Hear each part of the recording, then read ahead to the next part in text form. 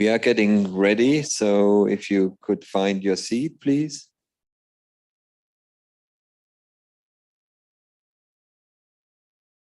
Just waiting for the shades to come down. I think that's the sign that we are ready. And here they come. Welcome, everybody. Good morning, good afternoon, good evening for those who are on live stream. Welcome to what will be a really exciting Earth Week.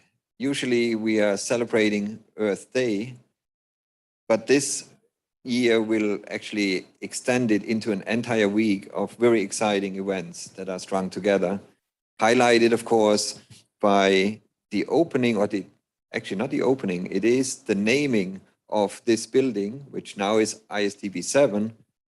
Tomorrow it will have a more meaningful name. So if we are thinking back, 2 years ago, we celebrated the 50th anniversary of Earth Day, and we contemplated, what does that mean? Why was it started? What did happen since then? What are the new challenges? And we concluded that quite a bit actually changed, but while we actually solved some of the problems that led to Earth Day, such as oil spills, rivers on fire, a lot of smog, etc., we actually slowly built up other challenges. Climate change more visible, pressure on the hydro system, water supply, etc., food system, but also we were contemplating about the shock, or these shocks. At the time we had the COVID-19 shock. We said, what does that mean? How is that different from the background increase of the pressures on the planet? By now we have actually two shocks. We are still in the COVID situation. We have not yet solved that. But on top of that, we got a shock to societal stability in form of the invasion of Ukraine by Russia. So we have to keep that in mind. And we also have to keep in mind, as we are going through this week and contemplate individual issues that we still have with sustainability, with the sustainable future of our planet, that we are now at a point where we see much more warning signs. If you follow the screens here, at some point you will see a screen that will say, hey, are you up? Or are you awake? Can we talk? And that is Earth talking to us. So we actually have gotten to the point where our planet, the life supporting systems of our planet, are sending warning signals to us. And they are coming more frequent. They are coming in more forms, at more locations, and at higher amplitude. So we better start to listen. And of course, that is part of our mission, that's the core of our mission, to figure out how can we respond to these warning signs that actually we have induced through overexploitation of the resources of the planet, actually stressing the life-supporting systems. It's often said, but we cannot repeat it enough, that planet Earth can live easily without us. We, civilization, humankind, cannot live without the life-supporting systems of our planet. So this week, as we are going through the individual days, we will deal with different aspects of that relationship with our planet. Starting today, we have a theme. So we have a theme for 3 of these days. Today, the theme is Cool Planet. On Wednesday, it will be our relationship with the planet. I prefer healthy planet, healthy people, but there are some reasons why we cannot use that, tagline. And then on Thursday, we will talk about deep blue to deep space. So we have 3 themes that will capture quite a bit of the exciting things that we are doing here. And then, of course, the day in between, tomorrow, will signify the naming of this physical home that is unique, I can say unique around the globe in terms of its design, its size, the purpose of it. There is no other place where minds from so many scientific, disciplinary backgrounds can come together to contemplate all these challenges that we are facing. But just a little bit about today, Cool Planet. So you can interpret that in many ways, and that was intentionally done so. What might come to mind immediately is, well, we have global warming, we are talking about climate change, so we are working here on how to take greenhouse gases, CO2, back out of the atmosphere to not overheat our planet. So that's part of this Cool Planet theme. And there are sessions that relate to that. But importantly, it also means that we are living actually in a cool space in the universe. This is a place where you can do a lot of things. You know, life can thrive. We can. This is a really cool place that we have been given, and that we now have to make sure that we are not wrecking.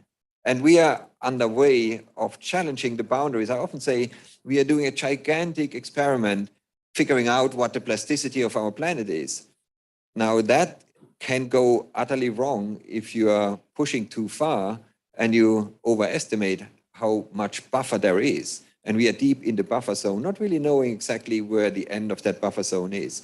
So we will focus on, besides the global warming theme, we will focus today also on how can we keep that place that we are all living on a cool place to live on.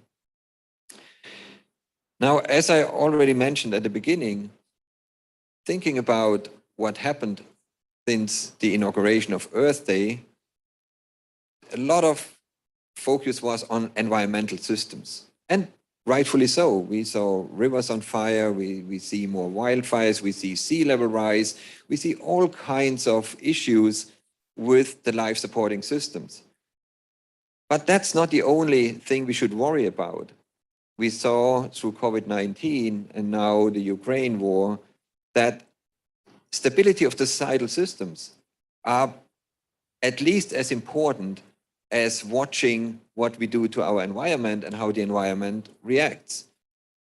So in view of that, and having seen how this seemingly local or regional conflict immediately has global consequences, we really have to pay more attention, and this is part of the mission of the Global Futures Laboratory, of course, to look at all the aspects, society, environment, and the interplay between the two. And we are driving quite a bit of that. So society has to be stable in order to not put even more pressure on the environment than we already did. With that in mind, it is actually a great pleasure to me to introduce somebody from Ukraine, specifically Zoya Litvin. Zoya is the founder of the NGO Osvitoria and Ukraine's top innovative Novopeshka school. She's a member of the supervisory board of the UN Global Compact in Ukraine. She is a Ukrainian educator, public activist, reformer, and impact entrepreneur. Her work focuses on improving education in Ukraine by enhancing access to quality education, training, and by inspiring teachers. In 2019, Zoya was honored by the WE Empower UN Sustainable Development Goal Challenge Women Entrepreneur of the Year for Eastern Europe. Zoya has also helped Ukraine's government build the country's first online education platform used for COVID-19 and now for the Russian-Ukrainian war. She has 2 master's degrees, one in pedagogical sciences and one in economics. There's no better person to introduce us into this week than Zoya, given the fact that we are watching real time a horrific tragedy play out in Eastern Europe. And that really should make us think about what does that mean? for this area. We are seeing all the suffering, but also what does it mean for the globe and our responsibility to participate or to react, to respond positively to this tragedy that is playing out there. So I would like to ask Zoya to come to the podium and give us her remarks.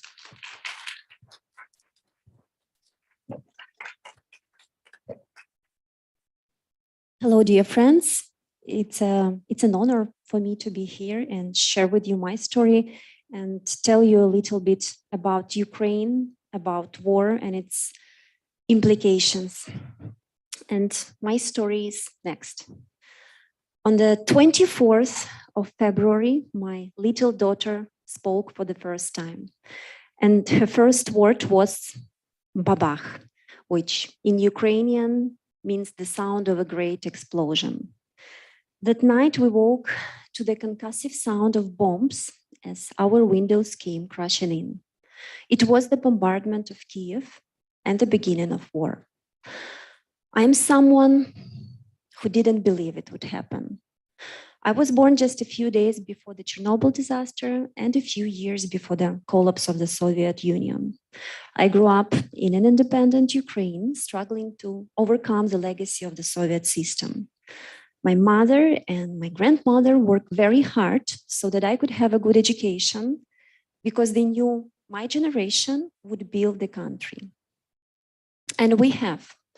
Until 6 weeks ago, Ukraine was on an upward path, becoming more prosperous, more fair, more free. In 2004 and 2013, we marched for democracy and we defeated autocracy. It was Orange Revolution and Revolution of Dignity. So I was completely stunned when our windows crashed in. I froze, speechless, motionless, absolutely helpless. And it was my first lesson of war. What you cherish can be taken from you in a moment, even your peace of mind. On a third day of war, I fled with my kids to the west of Ukraine and then over the border to Slovakia. My husband and my parents remain in Kiev, helping our country. For 40 million people in my country and for billions around the globe, February 24th is the day Russians invaded Ukraine. For 7 million Ukrainian children, it is also the day Russia tried to take their future. 200 children have been killed by Russian bombs. Hundreds more have been wounded. 10 years ago, I dedicated myself to building world-class schools for the children of Ukraine. I believe that education is the most powerful tool for improving the economy, the environment, and human well-being. War very quickly destroys all three. So far, more than 1,000 educational institutions in Ukraine have been critically damaged. 120 are completely destroyed, including kindergartens, schools, and some universities. And yet, education in Ukraine goes on.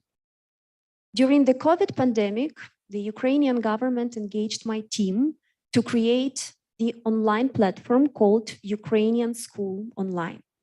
For the last 2 years, it has delivered school to kids wherever they were. Students in remote areas had access to teachers and lessons they wouldn't have otherwise. This platform covers the entire secondary school curriculum and puts every student in front of our very best teachers. And we never imagined that our non-profit project would be needed in a situation even more horrible than COVID. But today, more than 400,000 children, they learn on this platform. They connect from within Ukraine and from more than 120 countries where they are refugees at the moment. And for all of them, those couple of hours a day is not just a safe environment where they learn something new, where they keep having their pre-war routines.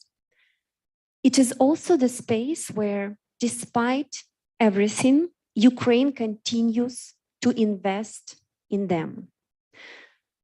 And that was my second lesson of war. Putin can take a lot from us. Our homes, our jobs, our loved ones, our peace. But he cannot undo education. Knowledge and curiosity are unassailable treasures. And as long as our children and students keep learning and our teachers keep teaching, even while they are starving in shelters under bombardment, even in refugee camps, we are undefeated. In this war, every Ukrainian has his own front. Our soldiers, our doctors, our mothers, and yes, even our students and teachers. By continuing to learn, our students and their teachers are also fighting for our future. And this fight is about so much more than borders. Ukrainians now fighting for freedom. We are fighting for our right to imagine and build our future in our own way. Our people stand heroically, but against the second largest army of the world, we cannot stand alone. To end this war, we need you. We need every citizen in every nation to demand that it stop. And actually, that was my third lesson of war. My freedom is connected to yours. I mentioned that my daughter's first word was the sound of destruction. But as she grows, I know that she and the rest of her generation will build Ukraine again. We will rehabilitate our schools, our hospitals, our houses and people. Fueled by knowledge and curiosity, we will walk again the path to become a prosperous, free nation, especially if you stand with us. So please don't watch from the side. Don't wait and see. Everybody can help now, and every help matters. So please stand up for democracy, stand up for freedom, and stand up for Ukraine. We need you. Thank you.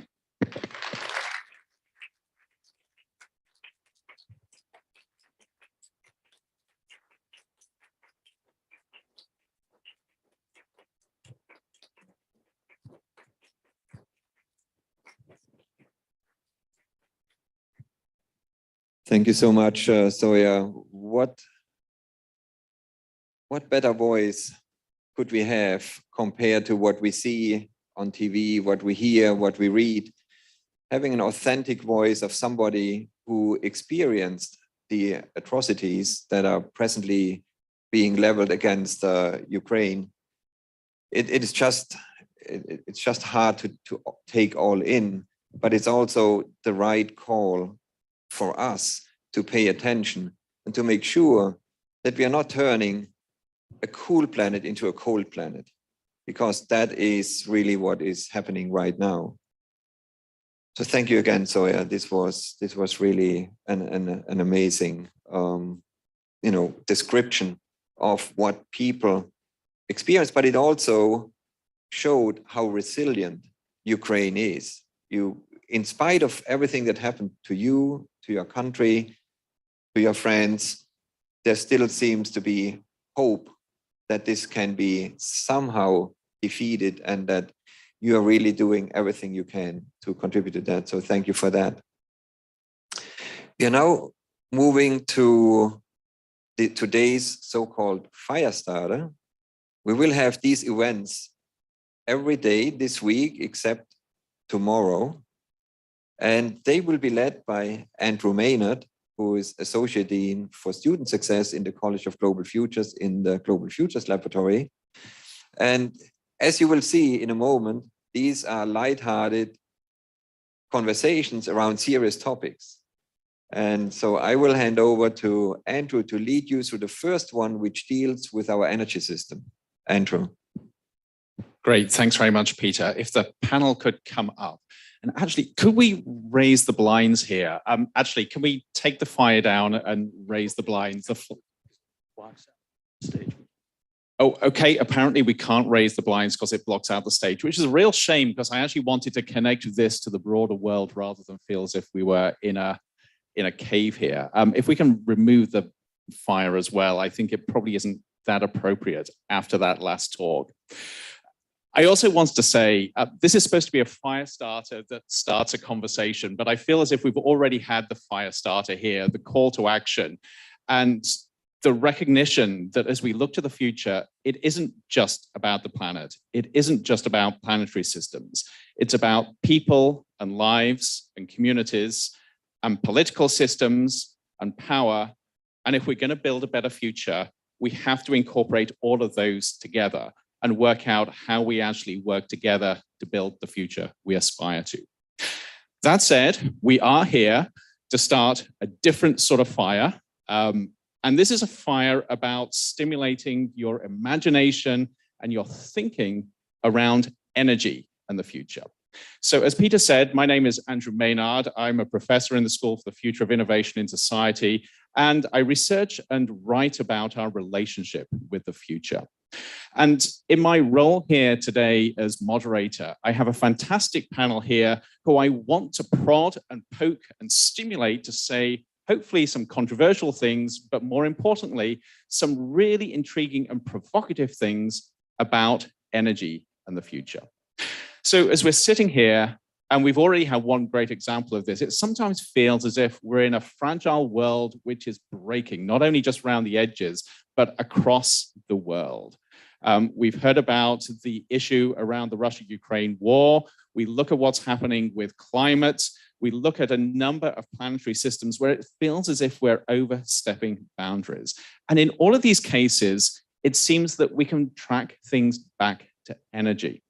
We're a species that thrives on energy. If you go back 10,000 years, when we first started using fire and started using the power of animals, we have built innovation upon innovation on energy. Fast forward to when we started harnessing the power of water and steam, and electricity and nuclear power, and look at the things that have come from that. Light so that we can learn after dark, the internet so that we have information available to more people than ever before, transportation. Energy has transformed our world, but not always for good. And many of the places where we see fragility in the world are also associated with our use and abuse of energy. So then the question for this Firestarter is, can we fix the future by fixing energy? And of course, I'm sure some people are sitting there thinking, this is a crazy, naive question. Of course, it's more complex than that. And the answer is, yes, it is. But I just wanted to get those provocative, crazy juices going. So to see whether we really can fix the future by fixing energy, I have a fantastic panel of people here. And I'm going to start from my far left with Gary. So we have Gary Dirks, and Gary is the Senior Director within the Global Futures Laboratory and within Lightworks, which is an ASU initiative that capitalizes on ASU's strengths in solar energy and other light-inspired research. Prior to joining ASU in 2009, Gary was president of BP Asia Pacific and the president of BP China. Next to Gary, we have Manfred Labichler. Manfred is a Global Futures Professor and President's Professor of Theoretical Biology and History of Biology. He's also the director of the School of Complex Adaptive Systems in the College of Global Futures. And he's an external professor at the Santa Fe Institute and vice chair of the Global Climate Forum. Next down the line, we have Diane Pataki. Diane is a foundation professor and director of the director of the School of Global Sustainability. I was almost wiping the school out there for you. Director of the School of Global Sustainability in the College of Global Futures. Her research on urban sustainability has focused on urban greenhouse emissions, patterns of water consumption, and the role of nature and green space in urban socio-ecology. And then sitting right next to me, I have Jen Richter. Jen is an assistant professor in the School for the Future of Innovation in Society and the School of Social Transformation at ASU. Her research focuses on energy justice, specifically in relation to the cultural, political, and environmental issues that come with large energy transitions. So with that, I'm going to dive right in. And actually, I'm going to start with you, Gary, seeing that you had the misfortune of sitting right at the end of the row. So let me ask you this straight. Can we fix the future by fixing energy? Well, in the spirit of optimism and can do, I'm going to say a deeply qualified yes. Oh, good. I'm glad we got somebody who's provocative here. And the reason I'm going to say that is that, number one, the energy system is enormous, and it's pretty much everywhere. So there is both scope and scale. And in addition to that, there is a broad consensus, in my opinion, pretty much all around the world, that what we have needs to change. Now, the question always comes down then to is, well, exactly how does it need to change? Right. And how do we meet goals beyond just simply having a cleaner energy system?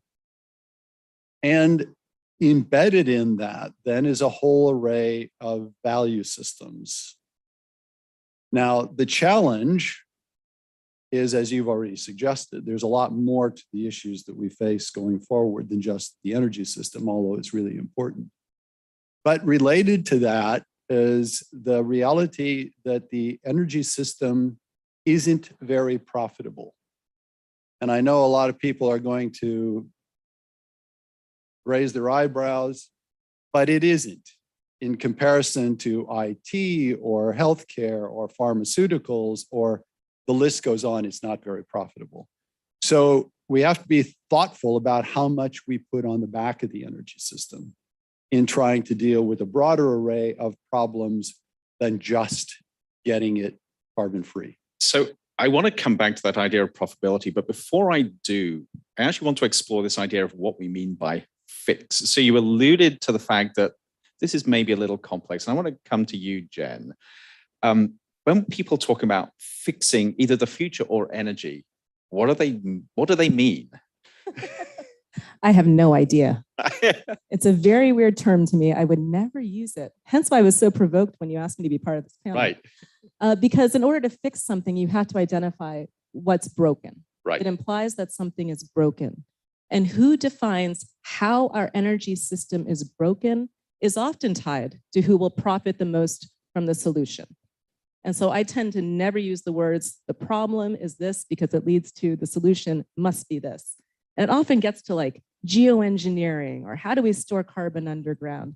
And I come from nuclear waste policy. Like, there's not a great way to deal with that yet, partly because the process to address that problem hasn't been well defined. So how should we be defining the problem or the issue? Who actually needs to be at the table? Right. I feel very strongly that those who have been most negatively affected by those systems, those who have benefited the least, that have borne the greatest burden in producing the energy that drives modern society, have to have first dibs. For instance, if we don't create a system where racial justice and the legacies of colonialism and imperialism are addressed through our energy system, we won't fix anything. We'll just create more problems. So actually, I'm going to go down the line to Diane. So that seems incredibly important, especially in this day and age, that we've got to think about social and environmental justice. And yet at the same time, you've got really practical challenges about how we generate energy, how we get it to people, and how that in turn affects society. Diane, either from your work or just from your perspectives, from a sustainability perspective, how do we navigate that? How important is social justice and environmental justice in this whole mix? Well, the thing about energy is that it's everywhere and it's tied to every other system. I mean, what's broken about energy is that we view it in isolation. But I mean, hindsight is 2020, but it was inevitable that unleashing a massive explosion of stored energy from ecological systems would disrupt every organism on this planet, certainly human social systems. And so, thinking about how to fix this problem, we have to understand the human relationship with all of the other systems on this planet. And energy is central. And the fact that we use so much energy is inexplicable. I mean, it's inextricably tied to justice and equity. It's not just the source of energy. It's not just that fossil fuels are non-renewable, but we're unleashing a force on this planet that's going to redistribute materials, redistribute wealth, redistribute pollution. And if we understand those interrelationships, we can fix the future. So do you think it's inevitable that we're always energy hungry? I mean, it seems like we have an insatiable appetite for energy. I mean, is that just the human condition, or can we change that? I don't. And others feel free to jump in. Well, I personally don't think it's the human condition. And I think there's a lot of interesting scholarship right now about how human well-being is tied to our consumption of both energy and materials. It doesn't take that much actually to sustain healthy communities. So, we tapped on an unexpected source. We discovered fossil fuels and we unleashed this force, but it doesn't have to be that way. Okay. Manfred, I've got to bring you in here because I'm sure you're going to say that it's complex because that's what you do. No, I'm actually saying it's simple and we can fix the energy system. Oh, great. We can all go home. So I think Diane put her finger to what the problem is, that our current energy system or use of energy is connected to all other systems, and the relationship of those connections is not pretty. And so to understand that, let's go back 10,000 years to the Neolithic where you started. 10,000 years ago, we humans behaved like any bipedal naked primate should. We fit right onto the metabolic scaling curve, which basically describes the relationship between energy use and body size. And we were right between the mouse and the elephant. Then something happened. What happened is that we crossed the critical population threshold, which allowed us to become smart, which allowed us to actually obtain more energy from the environment, first through agriculture and then through many subsequent innovations. And 10,000 years ago, every one of us used about 80 watts per day. Now, every one of us uses, and that's globally and doesn't even account for the injustices, uses over 11,000 watts. That's more than 100-fold increase. Now, where does all this energy go? Well, it goes into our infrastructure because ultimately we consume only about 2 to 3 times as many calories as our ancestors 10,000 years ago, which is a problem with obesity and everything else. But the majority of the energy goes into our infrastructure. You mean like buildings? Now, the people have tried to estimate how much infrastructure humanity has built over the last 10,000 years. And it's a gigantic number that doesn't mean anything because it's so big. So let me bring it down to you. Every one of you carries about 30,000 tons of infrastructure per capita. So every one of you in that room plus 30,000 tons of roads, buildings, airports, you name it. So can I actually just unpack this a little bit? Because very naively, I look around and I see where visible energy is being used. And it seems to be in things like our computers, our super large TV screens, our phones, our electronics, our heating and cooling systems. But from what you're saying, that's icing on the cake compared to the actual stuff that we build. Yeah. And the problem is fixing this, and this is where I disagree with Diane, even though I think we agree ultimately, is that yes, we can imagine a human life where we have a very good and life full of well-being that uses less energy, but we can't get rid of the legacy energy that we have put into the system. Right. And so that's why it's so difficult to change the energy system. So we have to try to figure out how we can change the relations of the energy systems to all those other systems. So just tell me a little bit more about what you mean about the legacy system. Are you talking about how we utilize energy, or are you talking about the infrastructure that we've built and how we rely on that pathway that we've started going forward on? So we actually, since we are pretend to be scientists some of these days, so we've actually calculated this in form of a growth equation. This wasn't a setup, by the way. I had no idea he had already calculated it. It's basically, you can describe the last 10,000 years as a continuous growth process where you define not just the number, where we not increase just the number of people, but also the number of people plus their infrastructure. Mm-hmm. So it's sort of an extended individual, if you may look at it that way. Now, the problem with this is we could keep adding people, but it's not just keep adding biological people. Everyone that we add adds proportionally to our infrastructure. But the majority of the actual energy use is not the growth term, it's the maintenance term. So simply keeping everything going costs the majority of the energy. So I want to explore this further and go back to that idea of cost. So coming back to you, Gary, actually two questions. First of all, from your perspective, where you work around energy, and of course you've had a career in energy, does this make sense? Is Manfred actually talking sense, or is he talking out of the top of his head? This is really important to establish. And secondly, how does this relate to cost? Because this seems to me, if this is true, that actually it's possible to make money out of this if you've actually got to maintain a system by generating more energy. Well, first, let me say I would never say Manfred doesn't make sense. And in this particular case, I think he makes perfect sense.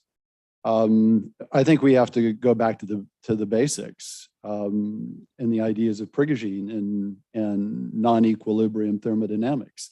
If you want to keep all of this going, it costs energy, because otherwise entropy kills you.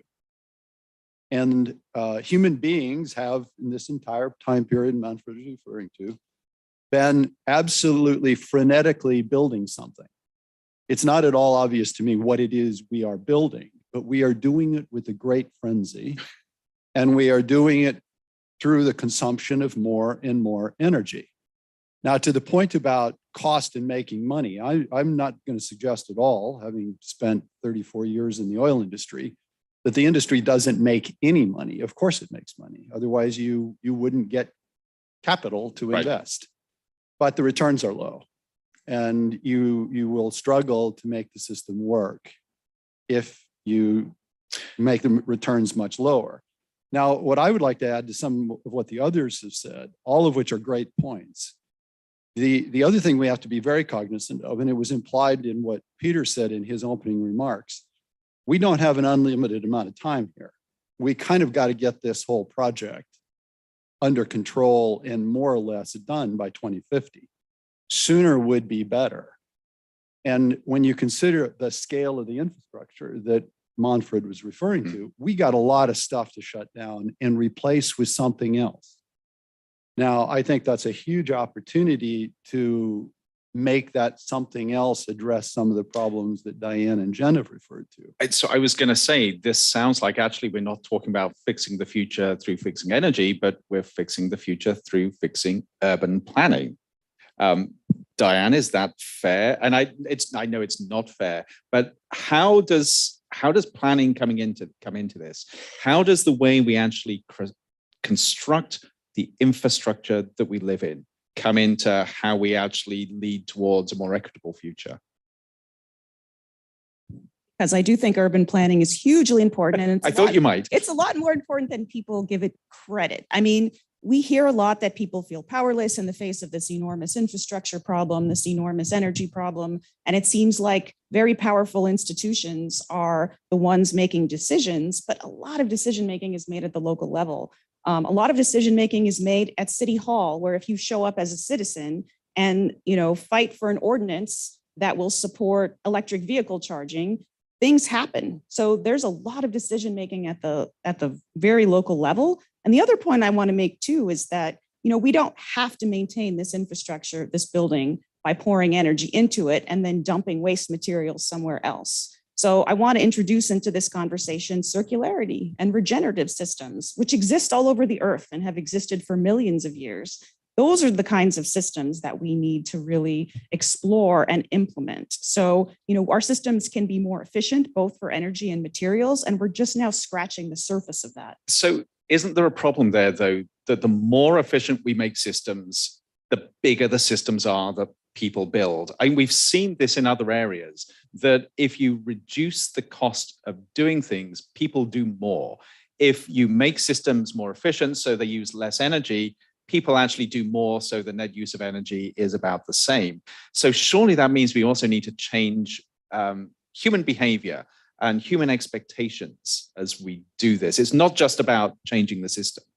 I think that it's the difference between conservation and circularity. Right. So it's not just about changing human behavior, but about changing our understanding of how we live in a system that can regenerate itself. Right.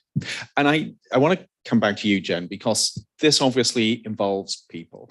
And it's nice to talk about circularity. And usually the people that talk about circularity are the people that actually have the time and the money and the ability to do this. Is there a problem that the people that really matter aren't part of the conversation, Jen? Yeah, I think one of the things that I'm always attentive to in this topic is when people use the word we, who exactly is the we? Because we've gone from like our species to, I think, the United States or developed Western countries to now the local, right? And it's like, we need to actually state who is the we in this conversation in order to understand where the benefits and the burdens of any conversion will happen. And to build on Diane's point about circularity, this isn't about, you use the word fixing the future, so I'm going to keep picking on that.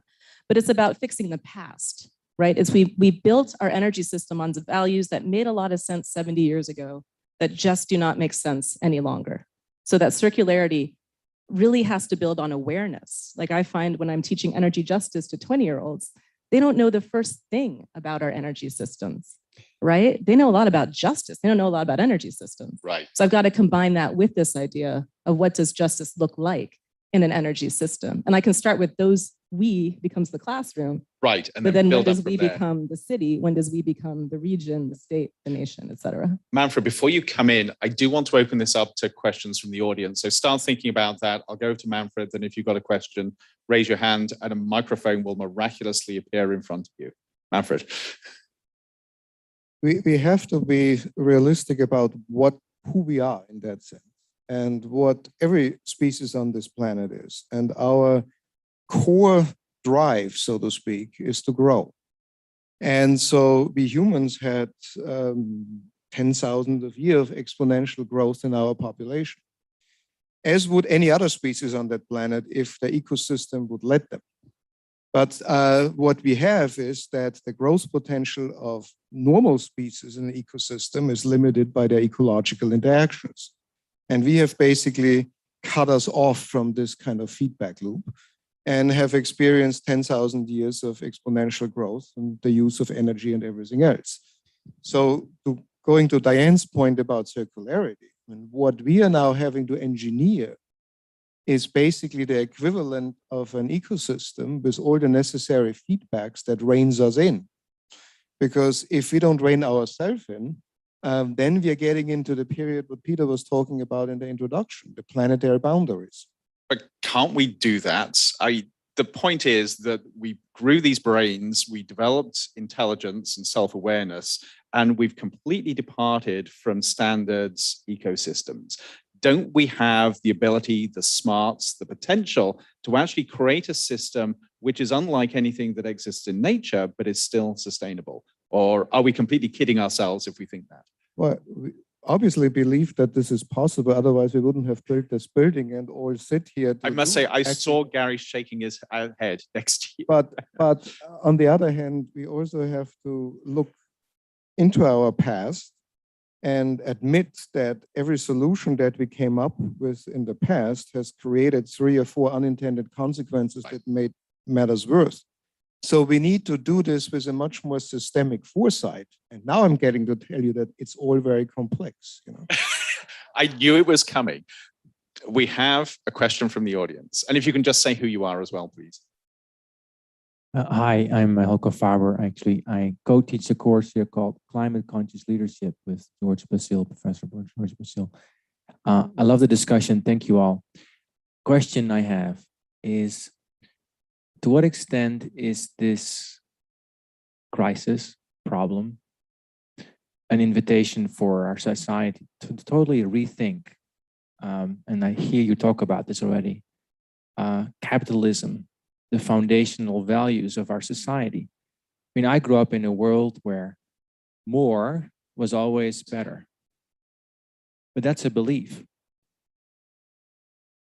And to what extent does this situation and invite us? And then the second question on that is, to what extent are we capable of going that deep and making a transition? I love the question. Who wants to start off with, are we stuck with capitalism, or do we need to think about a post-capitalism future? Jen, and I'm going to go to Gary. So I'm very intrigued by this term late stage capitalism, because it implies that we're nearing the end of something, and we are. But what I see as the crux of that issue is where the fulcrum of power is. Who has the power to decide how we're going to collectively envision a more desirable future, right? And where do we find nodes of people and then allow for that authority and capacity for decision-making on those local levels to actually grow? And I see so many hopeful examples just in Arizona alone. I'm thinking of the Coolidge power plant, right? And how that growth of that particular installation was stopped because of the concerns of the minority community that was nearby. So I see these signs, but then the other thing I would think about is, like, I'm sure every person in this room has tried in some way, by the fact that you're all here, to lessen your impact of your existence on the planet. And yet we're told again and again, it's worthless, it's pointless, there's no reason, the scale or issue is too big. But if you lose hope, then what's the point, right? So the question for me is, how do we constantly allow for this vision of like a dignified energy future? I keep thinking of that word dignity, and so I thank you for bringing that up. How do we think about humanity moving forward in a dignified process rather than through violence and incurring trauma over and over again, especially for intergenerational justice, right? And I think it starts very locally, because globally it's a little darker. Gary, do you want to jump in? Sure. So I'll go back to something I said earlier and was implied by both Diane and Jen. And that is that we are at a moment where really important decisions are being made about the energy system. And unlike the fossil fuel era, a system that's built on wind and solar and some storage can be far more distributed. And therefore, it's open to a lot more local decision making. And both Jen and Diane have pointed at that. But Montford's point about where this energy goes is unavoidable, at least unavoidable in the short term. We need money to go into building a system that can at least keep us going in some sense of the word. And now us here, we is all of humanity. If you allow for individual liberty and the right for people to own personal property, the odds are really, really high you're going to get some version of capitalism. So if we're going to change that, and I have no particular attachment to capitalism per se, if we're going to fix that, we have to have something else, and it has to be able to mobilize resources on the scale that we're talking about here, which is trillions of dollars. I don't know how to do that, but then I'm just an oil guy. You're not just an oil guy, but of course, this is why we're here. So Diane, then I actually have two more questions, and then we're going to get to wrap up. I'm going to build on that because I agree. And I feel like before we try and make a transition to what we feel like might be some superior economic system, that we do need to know more about what kind of systems support human well-being, human health, happiness. I mean, in the end, we all want that. And the disagreement is about what brings us closer to a goal of well-being, health, and happiness. And many of us were taught that the accumulation of wealth or consumption would get us to that place. But a lot of people are realizing now that that isn't true. So I feel like some of the most important work to do from a research and discovery perspective is understanding that, what are the different ways that the environment and social systems support health and well-being? And if we don't know the answer to that, and we'll never fully know, but if there's a huge question mark around those relationships, and it's pretty premature to think about another economic system, because that's why this one was created. And so I feel like from the perspective of what's going to happen in this building in terms of research and scholarship, this is a key question for us as the Global Futures Lab. Let's just go back to the audience, Dave, and then I'm going to come to Amanda. Okay, And Dave if you can White, thank you. Director of Global Institute of Sustainability and Innovation. Thank you. I want to connect 2 points, one that Manfred made and one that Jen made. Manfred, while I accept the sort of premise and the problematization of the increasing, essentially, population pressure, it risks, to Jen's point about the equity and justice issues of who has benefited from the construction of the material and energy system that we've created and who will pay the costs in the future. Too much emphasis on population pressure tends to place too much of the potential future costs on the growing parts of the world now versus the consumers and the people who have benefited currently. How do we talk about pressure on planetary systems without creating a situation where we're essentially demonizing people who are growing in population now, which tend to, of course, be the global south and the developing nations of the world? Manfred and then Jen.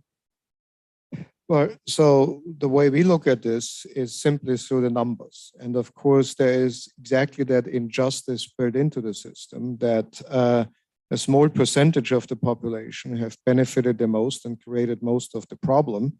And now we are at a point that the population question becomes urgent, particularly if you add justice demands onto it, which are totally legitimate, that you want to build some reasonable infrastructure in the global south so that you improve the quality of life. Unfortunately, sort of the energy and related numbers don't go away. So it makes this an even more urgent, but also more complex issue. And so tying it back to the previous question, I don't think whether capitalism is per se the issue. The issue is inequality. And you can have inequality in all kinds of societies. And we had inequality in all kinds of pre-capitalist societies. So I think the challenge that we face is to create an equitable and just solution, which is a surmountable challenge. But we have to do it because otherwise we don't get anywhere. Jen, is that possible? Well, here's a provocative statement for you. I tend to think that late-stage capitalism is coinciding with the end of the usefulness of the nation-state system. Like when you think about, you went back to 10,000 years, let's go back like 500 years when Europe was trying to portion out the world, right? And we're still living in a place where nations pit themselves against each other in a zero-sum game to gain control of as many resources as possible, as quickly as possible to secure their futures. That's just not going to work to address climate change. It can't be one nation against another nation. We're going to have to figure out a way to take this, look at this planet, right? It looks like the United States and Central America are just off by themselves. It's so bizarre to me. But I see the web of energy that connects us. And instead of seeing that as a source of competition, how do we see that as a source of cooperation? And that to me is really the next stage. I don't know how to get there. I hope it's peaceful, but I'm not really sure. I almost feel that we need a round of applause at that point. Okay, so you don't want to come in, in which case, yep, let's have an applause. So yeah, there's sort of a bit of a half ending. I'm going to wrap this up because that is such an important point to end on. Thank you for that, Jen. I also want to thank the whole panel. This has served its purpose in terms of being provocative, asking different questions, underlying the fact that we can't just fix the future by fixing energy. It is more complex than that, but also these are problems that require a lot of thought and a lot of working together, focused on what is really important to people to address them and find pathways forward. So with that, I hope that you've got some thoughts in your head that will not go away for the rest of the day. And the next of these fire starters is on Wednesday. I'll see you there. Thank you so much.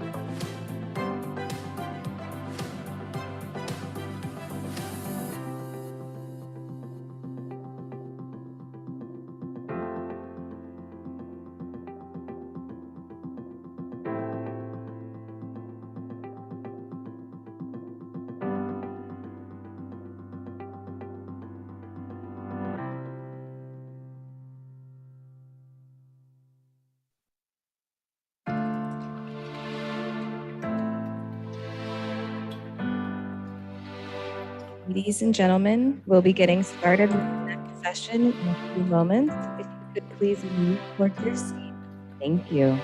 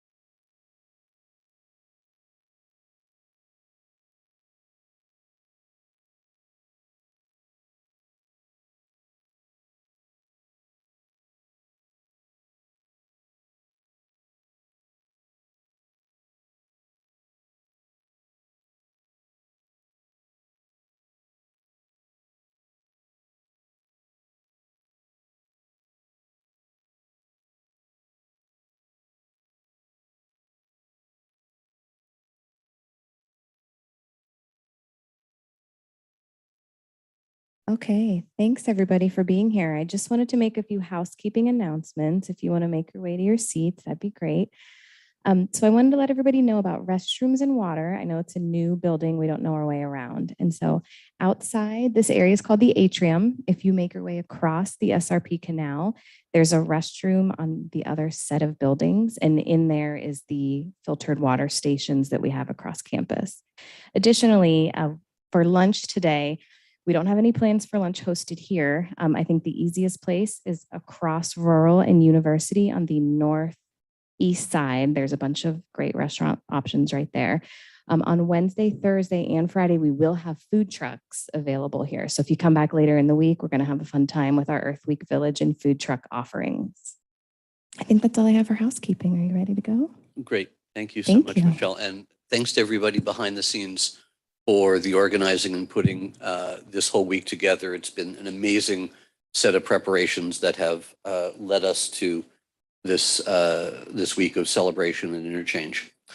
So I want to say good morning and welcome to this first day of the Earth Week celebration at ASU's Ann Wrigley Global Futures Laboratory. I'm Dave Guston. I'm the Associate Vice Provost for Discovery, Engagement, and Outcomes here in GFL.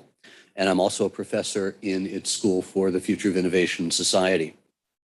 As we heard from Peter earlier this morning, our theme today is Cool Planet. And this panel will explore the insufficiency of the cool.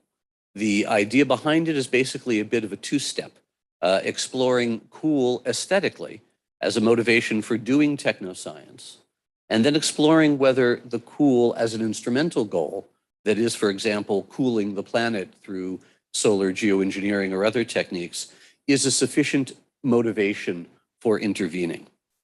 I've got three wonderful scholars here today. We were going to have four, but one has a late-breaking family emergency, Heather Douglas, and she will not be able to join us today. I'm going to hold off just a moment in introducing them and first give a slightly longer introduction to the topic, and then I'll get them involved in the conversation, and then hopefully get you all involved in the conversation too. So I want to start first with a brief little story.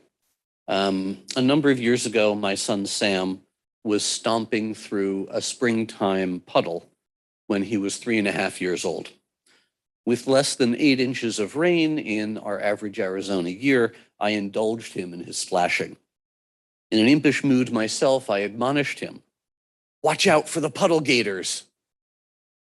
He looked up slightly startled, paused, and replied, "Daddy, there's no such thing as puddle gators." "Wouldn't it be cool," I said, "if there were?" "Yes." And he added a splashing boot stomp in emphasis. So as Sam and I continued to speculate on the natural history of our imagined puddle gators, I was nevertheless aware of the divide between our imaginations and the actual ability of anyone to literally create such a wee beastie. But I'm deeply ambivalent about the research agenda of synthetic biology, a field of research that could eventually make something like puddle gators a reality. Synthetic biology sees organisms as objects to be engineered. It sees biological parts, proteins, the metabolic pathways and systems that produce them, and the genes that encode them as building blocks that are interchangeable among organisms. One part of the agenda of synthetic biology is recreating, or in the jargon, de-extincting, life forms that are now gone from the world. Think passenger pigeons, Tasmanian tiger, even Neanderthal people. De-extincting at least some of these creatures might provide some measure of dispensation for our human role in their disappearance to begin with. But motivations are complex things. Science writer Carl Zimmer, writing in National Geographic about 10 years ago, explored some practical and ethical concerns about de-extinction. He closed his piece by quoting the Stanford University bioethicist Hank Greeley. Quote, "For Greeley, as for many others," Zimmer wrote, "the very fact that science has advanced to the point that such a spectacular feat is possible is a compelling reason to embrace de-extinction, not to shun it." And now him quoting Greeley, "What intrigues me is just that it's really cool," Greeley says. "A saber-toothed cat. It would be neat to see one of those." A decade ago or so ago, at the same time roughly, the synthetic biologist at Harvard, George Church, among others, started talking explicitly about the de-extinction agenda. When it began, the effort seemed to be governed by an aesthetic of penance, like I mentioned before, and the aesthetic of cool. Now, however, Church has created a company called Colossal, which has as of about a half a year ago, $15 million in startup capital to resurrect a woolly mammoth. And according to Nature Biotechnology, the purpose for resurrecting the woolly mammoth, for de-extincting it, is to assist in the fight against global warming by helping keep carbon bound in the steppe grassland ecosystem longer than it would be as it had been done when mammoths roamed the steppes. De-extincting mammoths, of course, are not the only kinds of feats of technoscience that we imagine to assist in the fight against climate change. But the mammoth example, among others, raises questions of that two-step that I introduced at the top of my remarks. First, is it okay to innovate and thus not only to create benefits, but also to create risks when the motivation is, oh, wouldn't that be cool? And second, are any and all innovations cool if they have in mind the purpose of cooling the planet? Now to the introductions. To help us explore these questions, we have from my left here, here live, and then we have one person who is virtual. First, we have Christy J. Well, who is an assistant professor of musicology in ASU School of Music, Dance, and Theater, and an affiliate at the Center for the Study of Race and Democracy. Their first book, Between Beats, The Jazz Tradition and Black Vernacular Dance, was published by Oxford University Press in 2021, and their research and writing has won awards from the Society of American Music, Christy J. Then to the far left, Michael Bennett, who is the Director of Student Experiential Learning Programs at Discovery Partners Institute of the University of Illinois, Chicago. Holding both a JD from Harvard and a PhD from RPI, Michael is a noted scholar of intellectual property law, art law, innovation policy, and Afrofuturism. While at ASU from 2015 to 2021, he was affiliated with the School for the Future of Innovation and Society and the Center for Science and Imagination. And again, we are unfortunately missing a wonderful philosopher of science, Heather Douglas. And then do we have an image of Holly? Yes, thank you, there she is. And then last, Holly Buck, who is an assistant professor in the Department of Environment and Sustainability at the University of Buffalo, where she focuses on science and environmental policy and governance issues. She is the author of the book After Geoengineering, a study of best and worst case scenarios for deliberately intervening in the Earth's climate. And I believe as of today, she also has a secondment to the Department of Energy. So that's Holly. So welcome to the three of you. Thank you for joining us. And Christy J, I'm going to start with you. You study the history of jazz. What can you tell us about the aesthetic of cool and, well, how the cool came to be cool? Okay, I'll do my best. Thank you very much for having me. Hi, everyone. It's very cool, I think, to be over on the side of campus, speaking with you all and digging the vibe over here. I think that I was thinking about this just now. My building, the music building, is geographically, I think, the farthest building from this building on the Tempe campus. So I'm glad that we can bridge that geographic arrangement through dialogue. And to answer your question, there are several ways that we could go about approaching this or approaching this idea. So I'll start just with cool in what we might call our current common American popular cultural understanding of it. That very clearly and very definitively, as does much of American popular culture, comes specifically from Black American culture and cultural innovation, and specifically the terminology and idea of cool, the way we think about it now. A lot of that comes from the jazz music scene after World War II, and from artists like the tenor saxophonist Lester Young and the trumpeter Miles Davis. There are critics who talk about cool jazz, and it gets described sometimes as softer or lighter or even more conservative, more restrained. And coolness may have that kind of nonchalance to it, but I think that to call it more reserved or softer is a misreading. I would say more that in that sense, music that's cool is expressive because it's selective.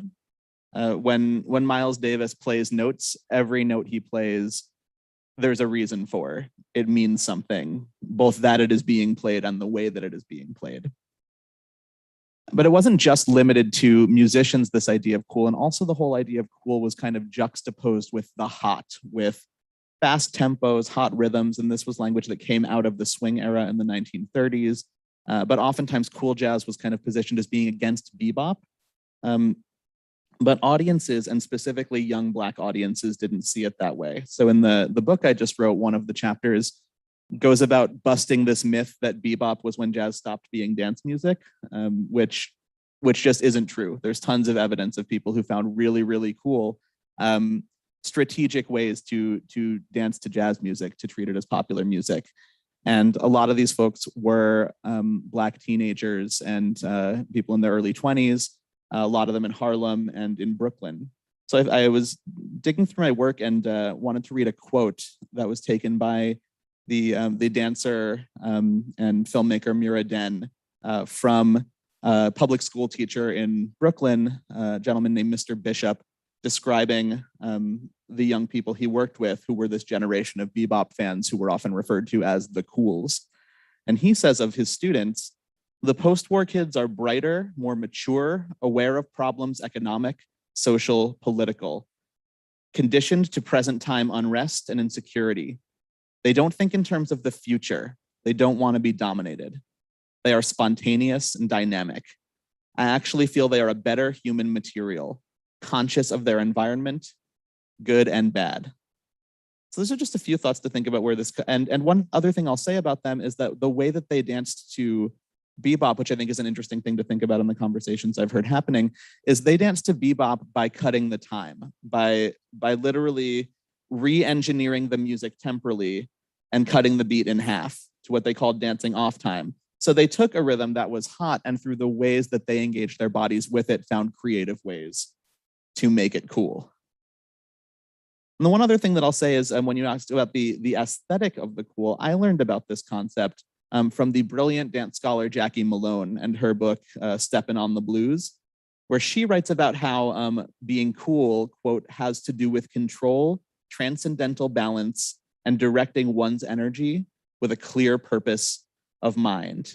And in that, she's building on Robert Farris Thompson's work in the 1970s, where he argued for this idea of an aesthetic of the cool, which he found cross-culturally in a number of West and Central African cultures.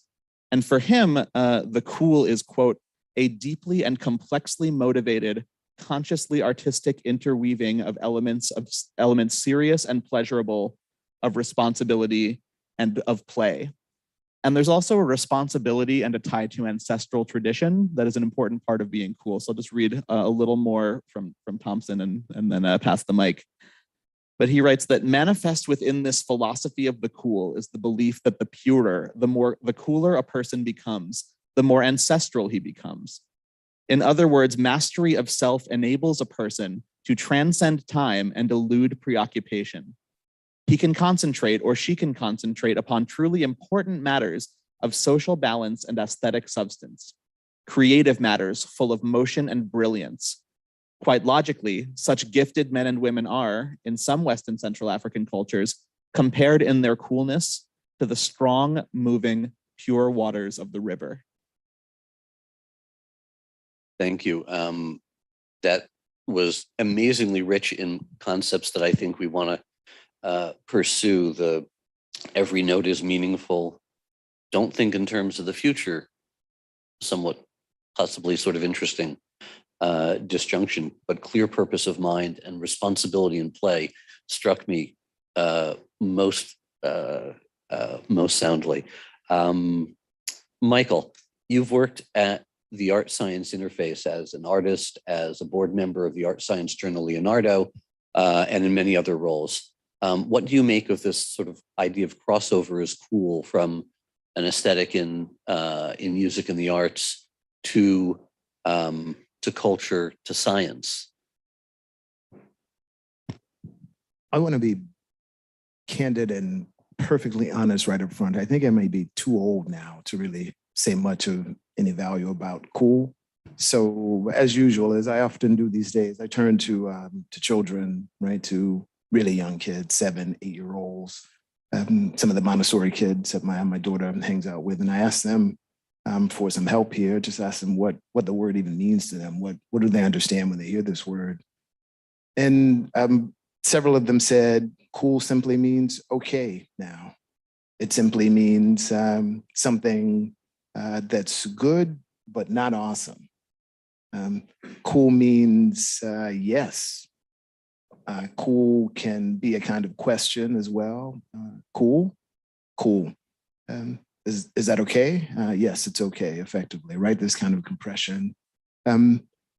She also, my daughter also, and her friends also said that cool means sweet, right? That it means something that is smooth to the touch, that is easy to engage with. They kind of mean by this. And so these were helpful indicators. These were helpful ways to start thinking about the etymological freight of the word these days. And they kind of triggered some notions. In some ways, these descriptions of the concept of the word are not so different from some of the understandings that I have around cool, both from artistic spaces and from techno-scientific spaces. And so I tried to frame my thoughts a bit more with that inspiration and impetus, and kind of gather up a few more of the, if you will, the old adult kind of concepts, right, that orbit cool now. So elegance, I think, is a part of what cool means in both those spaces. Something that is sweet to perceive, beauty presented in a way that is moving and compelling. It can also mean in both spaces efficient. It can mean something that happens with a relatively low input of energy. It can also mean, not in a derogatory kind of way often, I mean this in a good way, it can mean simple or simplistic. For those of us that have come through the natural sciences, if you're like me, I still think back to some of the earliest textbooks. So Halliday and Resnick, right, beautiful physics textbook, beautifully rendered, lets the equations speak for themselves. And I think that was an early test of folks' willingness, if you will, to make it through, say, a physics program or a chemistry program. If you didn't sense that simplicity as beauty, as power of math and science, you probably weren't going to make it through the textbook, much less, right, the program. I'm cool. I think in maybe a more provocative way, but also a more relevant way for what we're about this week. Also in both domains can mean something like approximating objective, approximating a kind of objectivity. In the sciences, I think it's fair enough to speak about many of them grossly, so I will continue to say the sciences. Objectivity is kind of a check on human passions and delusions and projections getting in the way of what nature or a particular experimental context is attempting to show us as researchers, right? A way to reduce the likelihood of contaminating understanding by, right, reducing the amount of personhood, personal dispositions,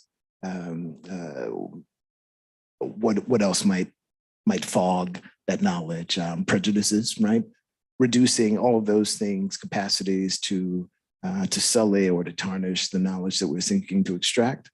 And then also, something similar in artistic spaces, and especially in jazz spaces, early 20th century and late 20th century jazz spaces in particular, because so many of those figures, including Miles Davis, it was certainly about the performance, the music, right, the narratives that came out of the horns and out of the instrumentations that he put together, these incredible musicians that he gathered around himself, certainly about that. But it was also reactive, right? It was a response to a context in which they were operating. These were people who were some of the greatest artists of their days, and many of them couldn't, right, stay in the hotels in the cities in which they were hired to perform because of the color of their skin. And so they had a few options. They could explode. Sometimes Thelonious did explode, right? He was a volatile person, but we remember most the cool response, right? Miles talked regularly about how much energy it took to prevent himself from slapping the bleep out of people who disrespected him before and during and after a performance in New York City, or maybe in his home turf, right in the Midwest somewhere. And when you get to hang with him for just a second, when you get to Miles in the 80s, he's literally turning his back to the audience, right? Sometimes you could go to a Miles Davis concert and you might not see his face. He would play an entire concert or the bulk of it without even facing the audience. And again, a kind of shielding of oneself, a kind of constrained response to, in many instances, a horrific broader context, right? So objectivity in that sense, I'm twisting that concept a bit, but I think there's some neighborliness there as well. Aloofness, I think too. There's a bit of elitism sprinkled on top in both spaces as well. And so we can certainly get into, and I hope we will, because I think Christy is going to have a lot to say about this, and I'd love to kind of improvise with you around this, right? I think there's a lot we can say about the history of the exchanges between those places, right? How you get cool in the context of, say, nuclear experimentation. I think it's not a coincidence that epicenters of the cool in the mid 20th century, right? New York, upper Atlantic seaboard, eastern seaboard, and out west as well. You think about what was happening in the late 50s and the 60s, beat culture, right? The very late 60s, Haight-Ashbury. It's no coincidence that so much of the research that enables everything that's around us right now came out of, Columbia, MIT, close proximity to that New York scene, as well as Caltech and the California scene and the Bay Area, et cetera, et cetera. So I hope we can get into that too. Well, Michael, thank you. That would have been a brilliant transition to Heather had she been able to be here. And just let me fill in for that for half a second for the audience. So Heather Douglas is a philosopher of science, and she has written about what she calls the bitter aftertaste of technological sweetness. And we heard sweetness come up as a partial synonym for some aspects of the cool. And in the writing that Heather has done, she identifies the enthusiasm that many of the atomic scientists had for pursuing their work along the lines of their sense in which the work was so sweet, it was so simple, it was so elegant that it had to be done, that it provided, that sweetness provided the motivating force for getting work done that was not just work that was inquiry, but work that was constructing weapons as well. And thus the term sort of technoscience, of putting the science together with technology. And the sweetness was something that compelled that. And she would have gone on for a good 5 minutes, brilliantly articulating this, this connection. Before we get back to this improvisation, which I definitely want to follow up on, I want to get Holly into the group. And Holly, particularly now sort of moving, and we'll come back perhaps to the mammoth example, but you can feel free to bring it in as well. But a group of prominent social scientists recently issued what they called a non-use agreement for a particular set of technologies called solar and geoengineering. And Holly, I wanted to have you, sort of excavate that a little bit, if you would. Could you tell us a little bit about the solar geoengineering and why this attempt to cool the planet may or may not be cool, if you would, from their perspective, and then from your perspective? Sure. Very happy to be there with you, even though I'm not actually with you. So solar geoengineering is an umbrella term for techniques that would reflect some amount of incoming sunlight, maybe 1 or 2% or less, back into space to cool the planet. And I think that even though there's some varying ideas about how to do this, you could make marine clouds brighter, you could build a space reflector. Most people, when they talk about solar geoengineering, are talking about something called stratospheric aerosol injections. So putting some amount of aerosol precursor into the stratosphere, which I'll just say is not a very cool idea. If by cool you mean kind of future oriented or technically sweet, because what it would practically involve is engineering a specially designed aircraft that could fly in the stratosphere and carry some payload, and having a whole bunch of these planes, maybe on the order of like a small airline amount, flying each day to put some substance, probably sulfur, maybe calcite or another substance. And so those particles would circle around the globe for a year or so and then come down. So this would be an ongoing operation. And I say it's not cool because it's very, to me, 20th century. It's not some amazing innovation with a really new technology. It's kind of putting together things that have been known for a long time. And so the social scientists and others that put together this non-use agreement, really it's a repetition of very old arguments, which I recommend you read if you have a chance, a piece by Steve Rayner in the Handbook of Ignorance Studies called A Note on Ignorance as a Rhetorical Resource in Geoengineering Debates, because he breaks down kind of how this has been going. And that's from 2015. So supporters think that the idea deserves serious consideration alongside mitigation and adaptation. The reason for this is that modeling shows that this approach would cool the planet. And so climate impacts that are linked with temperatures, like extreme weather or heat waves, could be mitigated. So there's a real humanitarian case for doing research on this to see what it would involve. Opponents think that this could be catastrophic, that it would be inevitably inequitable, and ultimately ungovernable. And so Rayner in his piece talks about this through the lens of three concepts: undone science, forbidden knowledge, and post-normal science. And the forbidden knowledge one was the one that stuck out for me with this most recent development of the non-use proposal. So forbidden knowledge is prohibited by religious, moral, or secular authority. Very prominent in Western myth, think the Tree of Knowledge, Pandora's Box, Prometheus.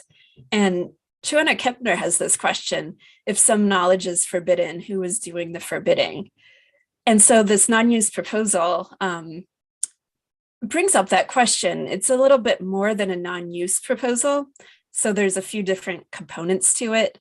One is that nations that signed on would prohibit national funding agencies from supporting the development of technologies for solar geoengineering.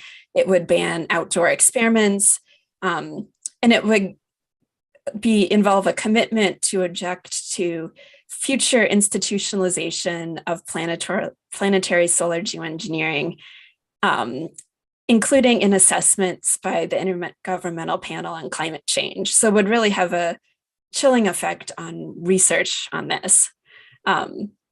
So, my take is that it's not really the right approach. I think that more research is warranted because of the potential humanitarian implications of this approach. I definitely understand the concerns with it, but I think that we can navigate some ways through those concerns with a transparent, publicly funded research program. So I look forward to discussing this more.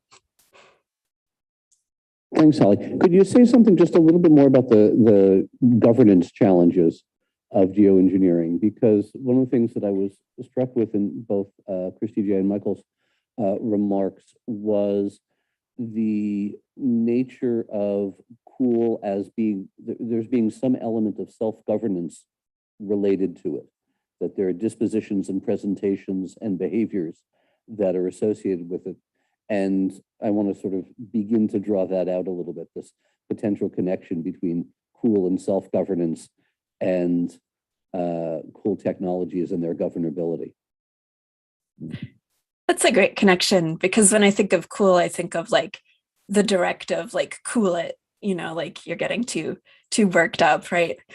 So there's a governance dimension there. I think that the people who are concerned about this see that it is somehow exceptional in its ungovernability. The proposal says that it's impossible to govern fairly and effectively in the current international political system under assumptions of effective global participation, inclusiveness, and justice. And so I think that it's a huge international challenge, but I'm not sure it's unique, considering things like the phase out of fossil fuels is also really hard to govern under this international system that we have. And I think there's more to say there too about participation and who has a voice, and the ways in which the cool can be oppressive that maybe we can delve into a bit more. Great, thank you. Now, back to you guys for a minute. So I grew up in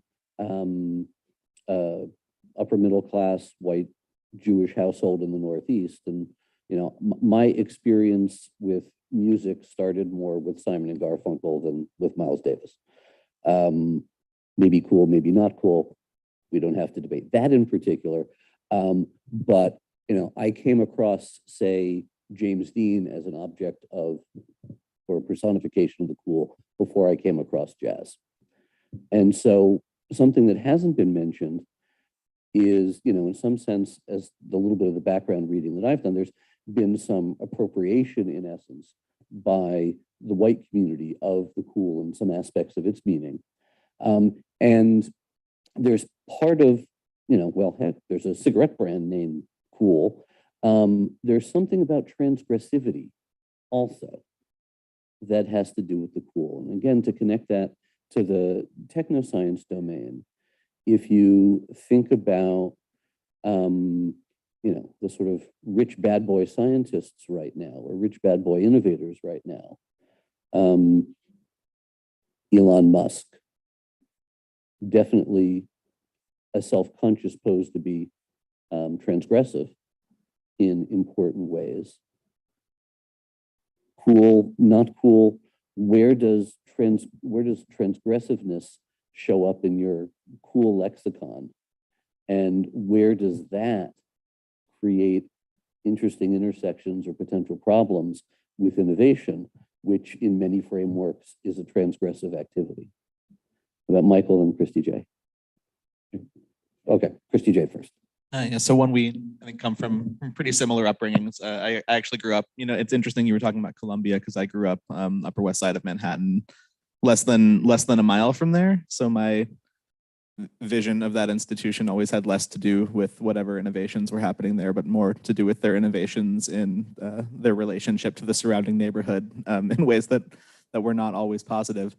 But to your question, David, I mean, well, first, and I'll just say you can, I was watching a TED talk on the history of cool by Joel Dinerstein last night, and and Paul Simon specifically came up crediting a lot of what inspired him to Elvis. Elvis, whose we would gently say influence and harshly say appropriation of Black American culture is incredibly well known and incredibly well documented. And so, my colleague Latasha Barnes and I were teaching a dance class just about the history of swing music and swing dances. And I think the phrase that she used was talking about the moment of white awareness as when of when this pattern of appropriation continues to cycle itself. But one way that jazz musicians combated this, and Michael, I think with your intellectual property background, you may have more to elaborate on this, but there's a way in which a lot of behavior we might call cool is also about, it's transgressive in that it is a protection of resources that are assumed to be exploitable. And I think part of American anti-Blackness is a cultural assumption that Black bodies and Black labor are fundamentally always available and exploitable, and that Miles Davis, in not giving us all of himself in a way that we might expect, is being transgressively protective of resources. Similarly, the first, what we call the first jazz record may have come from the original Dixieland Jazz Band, an all-white ensemble. Freddie Keppard, a black trumpet player, had an opportunity to record before that and rejected the opportunity, which made economic sense for him at the time because he made his money touring. He would often play with a handkerchief over his hand to protect his fingerings from anyone who might want to rip them off. And I think that he, now doesn't have the distinction of being the first recorded jazz musician, but he knew the marketplace and he knew the economics of that at the time. And if you take a look at the beboppers who would take the chord structures of Tin Pan Alley tunes and write these contrafacts that had different melodies and different titles, and often more complex melodic melodies followed by vastly more complex virtuosic solos, part of that was a safeguarding against appropriation through virtuosity. That essentially was the challenge of, if you're going to take this, you need to come up to a level we don't think you're at right now. And then on top of that, Black musicians started getting wise to the exploitive nature of how intellectual property worked with song ownership, where it was just the lead sheet of the title, the chords, and the melody and the lyrics that the songwriter got credit for. So in creating these contrafacts, suddenly they were the authors, they were the songwriters, and they had access to royalties that previous generations didn't have. So those are just a few thoughts there. Transgression, I think, resonates just like the concept cool in both of the spaces, right? And for those that have come in the last few minutes, by both of the spaces, I just mean, on the one hand, spaces that are art, that are aesthetically focused or centric, and spaces, on the other hand, that are techno-scientific, and they overlap. They have traffics between them. And transgression, I think, again, resonates in both spaces, and in a common way in some instances. And so, in some senses, transgression is an after effect of being exposed to rarefied knowledge, to being exposed to a threshold, having crossed a threshold of capacity, right? Mastering one's instrument. Sometimes in both domains, those states are achieved. They were in the mid-20th century, in the late 20th century, and right on into our moment. Those states are achieved sometimes by, not solely, but sometimes by psychotropic adjuncts. So the use of various types of drugs, psychotropic drugs, common to both spaces. And I think you can see the need or the desire, the sense to tap into these accelerants, if you will, to be one of the ways that the two spaces have linked up, one of the things that they've had in common. And Holly, I wonder if we could rope you in a little bit, because one of the things that is kind of implicit in what you were saying about stratospheric aerosol injections as a mode of geoengineering is that across the menu of options in that space, it's relatively inexpensive, right? As you say, it's not, it may not be super elegant, but sulfur is not that expensive, right? And you could have a fleet of planes, like you said, but you could also just get a bunch of balloons, right? We've got at least one company in this state right here that specializes in producing really inexpensive stratospheric balloons that can hold a 15,000 kilogram payload within a one cubic kilometer box for something like, if I recall correctly, something like 5 months at a cost of less than $100,000 per balloon, right? So you could do something like this relatively inexpensively. And I'm coming around to something that I hope you can help me and the others in this room understand a bit more, this concept of, I think it's called termination shock, right? That gets us to this first mover problem. So imagine, or if you don't want to imagine, just buy Neil Stephenson's most recent novel by the same name, Termination Shock. Imagine a country or even a private actor, extremely wealthy, right? But not even necessarily the wealthiest person on the planet, that decides to initiate a program like this.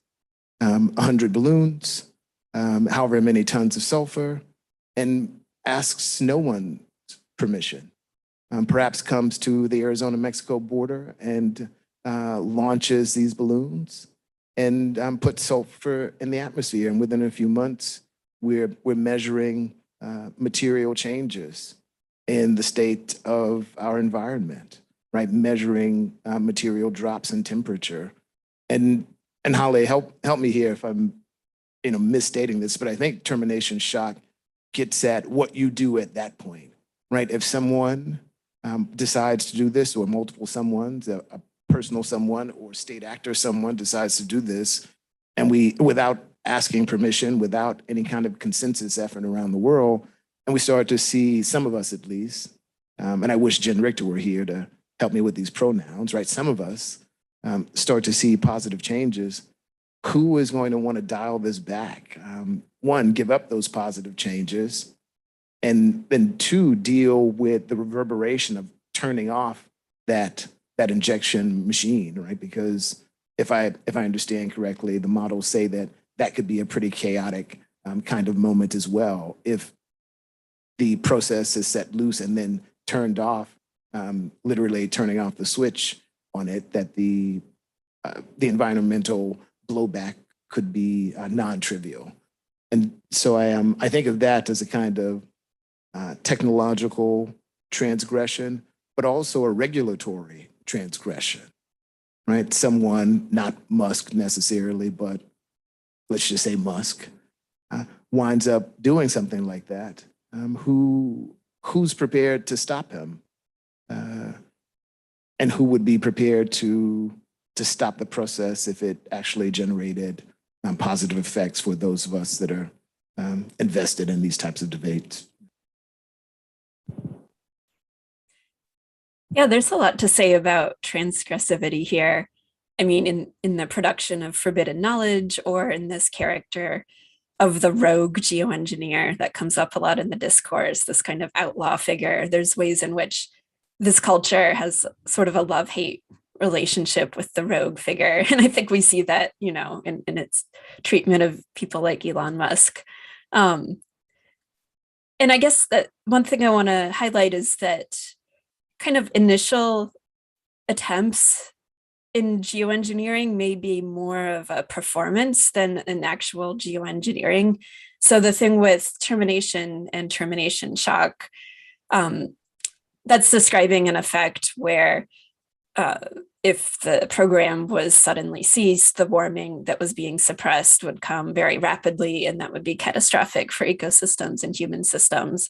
And so that's very clear in the models. But in order to get that effect, the world would have to be doing this program for a number of years for there to be a catastrophic termination shock. So one would imagine that in these initial years, there's a governance regime that is managing this program.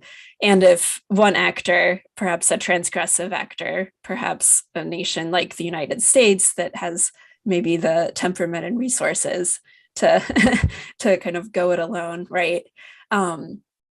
Stopped this program, another actor may choose to pick it up. So there's debates about whether the scenario of termination shock is really that feasible, because it would be catastrophic and kind of the whole world would have to agree to stop it and reap those consequences.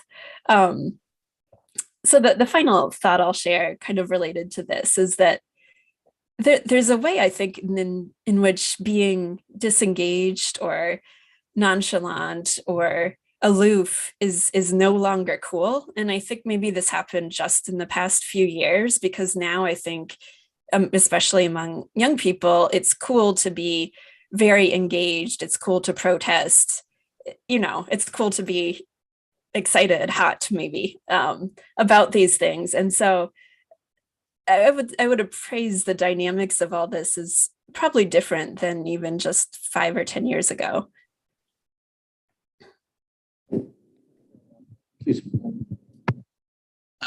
To that last thing you just said, and this goes back to that quote from the high school teacher. I read before. I wanted to read the quote in full, but I was even thinking about this phrase, they don't think in terms of the future, that I know struck you, David, as well in that quotation. And I was thinking, do I just put some convenient ellipses there? So, if I'm on a futures panel, I can't, I don't want to like fart in church or something, but no, I thought to read this quote in full and honor it, but I've been thinking about it and thinking about what it means. And I think that even at that time period, I think that the Black youth who were the cools in the 40s and 50s were invested in and cared deeply about the future. I think clearly by all of the political activist work that happened and that followed that period. But there's a way of thinking about there's a kind of luxurious way of thinking about the future that's predicated on a present state of comfort and security. And there's a way of thinking about the future that comes from the urgency of fixing the present. And I think that that's more, when they say they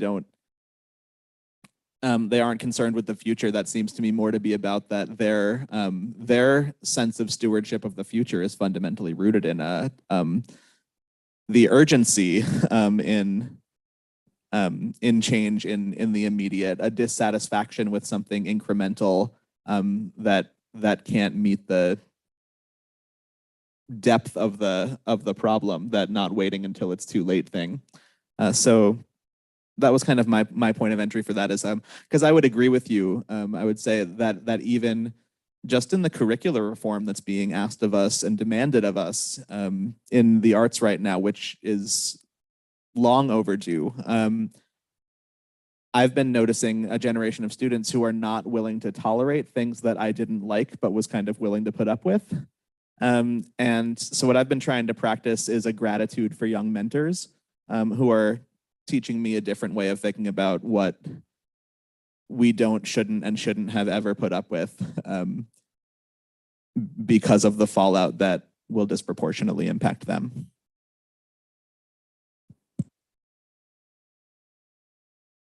So, I want to get one more quick turn through and then get to some audience participation too, but I do want to draw back to the example of de-extincting the mammoth for a couple of reasons. One, because Christy J, thank you for the introduction of the economic aspect here, because of course George Church has created a company to do this, and that's one of the differences between his doing it now and his initial attempts to do it a decade ago, and this is being funded through private venture. We also have here, it's not solar geoengineering, but it is another form of dealing with global warming. Here at ASU, there is the MechanicalTree that's outside, and if you stay with us for the week, you'll be introduced to the MechanicalTree and hear a lot about it. That is a unique kind of public-private partnership that is conceived of as necessary because of the scale of change that is required in a world where we may need to draw carbon out of the atmosphere in order to achieve the climate goals that are set by the IPCC. So the economic aspects here play very importantly, and Holly, even in the solar geoengineering world, if I recall properly, that very first experiment in the UK, the SPICE experiment, was in part sidetracked because there was some undisclosed IP that the people designing the experiment had that caused them some problems once there was some scrutiny of the experiment through some other ways. So this is something that is, the economic interests are things that help confuse some of the motivations that we see. And, when we have actors like Musk who get to promote things in particular ways, not just through their person, but through their cross ownership and so on and so forth, that what the aesthetic value and therefore what the purpose of some of these interventions is becomes perhaps even more challengingly confused. But the simple question, taking Andrew Maynard's provocations earlier this morning to his panel in mind, De-extincting mammoths for the purpose of combating climate change. We'll go from Holly on that. Cool or not cool?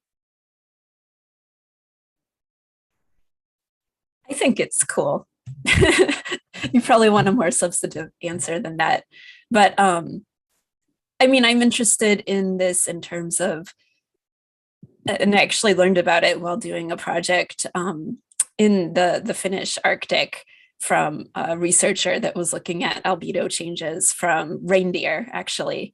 The idea of thinking about not just the climate, but ecosystem restoration and management, and how these can work together, to me is very interesting. Michael. Not cool. So as a grad student, I lived for a year in Charlottesville, Virginia. So I was at the University of Virginia there, working with some nano science scholars. And I lived in a small cabin on a farm about 1.5 miles south of the university. And just beautiful, cows waking me up, and there were roosters and cows waking me up in the morning. It was delightful until one day I returned to this cabin, and it was overrun with ladybugs, thousands of ladybugs. And I lived with these ladybugs, stepping on them, smelling their horrid innards after I squished them for weeks. And once I recovered from this, I looked into this a bit, and they'd been introduced to the area to deal with some kind of other organism less desirable, and had dealt with that other organism somewhat effectively, but then exploded in population. And now they're a scourge, or they were at that time. And I just wonder about projects like this that sound technically sweet to me, right? The baby scientist inside is like, oh, that would be awesome. I'd love to see that. But the lawyer in me is much more tragically oriented, right? That this sounds like a bad Hollywood movie, and we've all seen this movie before, right? Many times. One of the things that a small subset of legal scholars and practitioners have been trying to get the broader legal community and regulatory community to think about is what I'd call, for lack of a better phrase, a harmonic governance, right? So abandoning the notion that a technological fix on its own can get you to where you want to be, delta-wise, the change that it'll induce the change that you want, or that a sole legal intervention or regulatory intervention can do it. These folks are coming out of what we sometimes call an anti-mastery tradition. Understanding that one of the oldest lessons of human cultures is that sometimes with the best intentions we act and horrendous things follow. And taking lessons from regulatory experiments over the last 100 years or so, this subset of the regulatory community, Anglo-American for the most part, says we need, again, a harmonic mix of technological intervention that's harmonized with legal intervention, that's harmonized with economic intervention, that's harmonized with normative or even imaginary interventions. And through this process, you'll still have tragic outcomes ultimately, but you might actually have a better chance of arriving at the target that you have in mind. The results of that, who knows? But a technological intervention largely on its own for such a large problem as this, seems unwise. Thank you. And Christy J, just let me say that you kindly allowed me to use you as the example of not science, a person who's not versed in a lot of these things. So I really want you to have the last word here, because in my normative framework that that it's there's a necessary non-expert involvement, non-expert decision-making that goes along here. And there's a theorist, actually, Michael was in part trained by him, Langdon Winner, who created a identity in his mind for us to consider between legislation and technology. And he said that it's not an analogy, it's an identity. These are two aspects of the same thing where we collectively create structures and forms that allow us to live our lives and pursue what we think is good. And that if we think that we have a certain allegiance to, say, democratic forms of decision-making and culture with respect to technology, then we might seriously want to consider what democratic forms and cultures we have with respect to decision-making about technology. And I take that as, that is sort of where I am core normative perspective with respect to decision-making around scientific and technological issues. So you allowed me to put you in that position. Well, with that preamble, we might be for today deeply dissatisfied with my answer, because we're going to end in a tie, because my answer is I don't know, like cool or not cool. I don't know because I haven't done the work to know. And I'm not going to presume at first glance to opine on something that I haven't been involved in and that I haven't done the work to understand. So in terms of democratic norms, like, yes, I have a voice and I get a vote, but I would love to reinforce the idea that, democracy works when we practice the good citizenship of doing the work to have an opinion that comes from an informed and researched place, which I absolutely do not have on this issue. But it was making me think, in thinking about my not feeling entitled to opine on this, I was thinking of another quote I actually pulled up from Jackie Malone about coolness in Black dance, where she says, contrary to popular opinion, Black idiomatic dancers always improvise with intent. They compose on the spot with the success of improvisations depending on the mastery of the nuances and the elements of craft called for by the idiom. Within the context of vernacular dance performance, the aesthetic of the cool functions to help create an appearance of control and idiomatic effortlessness.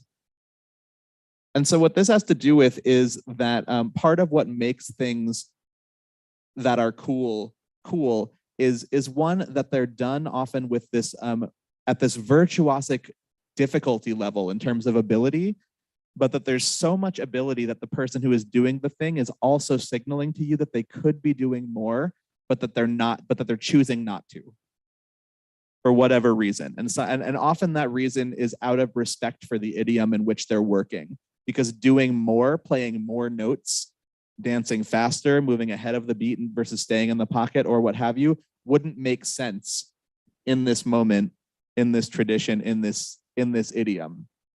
And so there's an element of coolness that's about respect for the space in which you're working versus virtuosic cultural knowledge of what you're doing, what it means, what it implies, and what it creates, and not doing too much just because you can. So to, what you were saying about, outlaw billionaires with tons of money to invest in tech, maybe what would be cool for them to do is practice a similar air of restraint out of deference to expertise in the traditions in which they presume to work. What a great final note. Now, audience, please. Questions, comments, statements for the panel.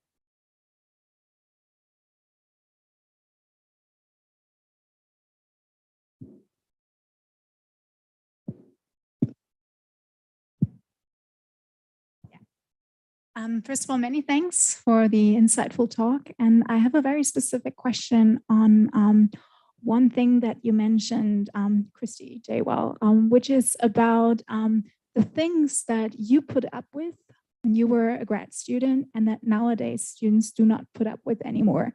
So what are the things that these students do not put up with anymore or do not tolerate anymore? And what do you take from this for your own activities at the university? And thank you.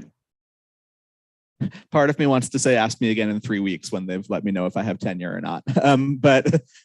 No, another part of me will say, well, one thing is I thought about ways kind of to be transgressive within a Western classical music focused Eurocentric music curriculum.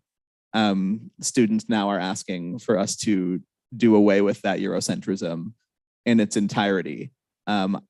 I thought about reasons why a comprehensive exam structure that, you know, to me in school was in some ways useful, but in some ways a kind of like form of psychological hazing based on tradition, you know, was rough, was you know, something that I needed to get through. And now the question is being asked of, do we actually need this structure?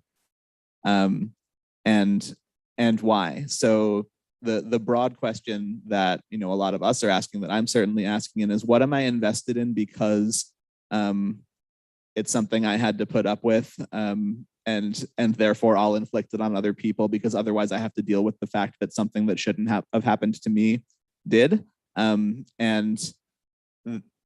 versus what are we invested in that we can let go of and need to let go of because it isn't serving us now and arguably never was.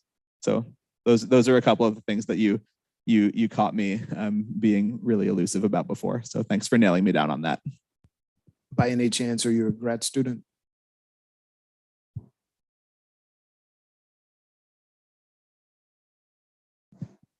Keep pushing us hard to be who you want and need us to be, please.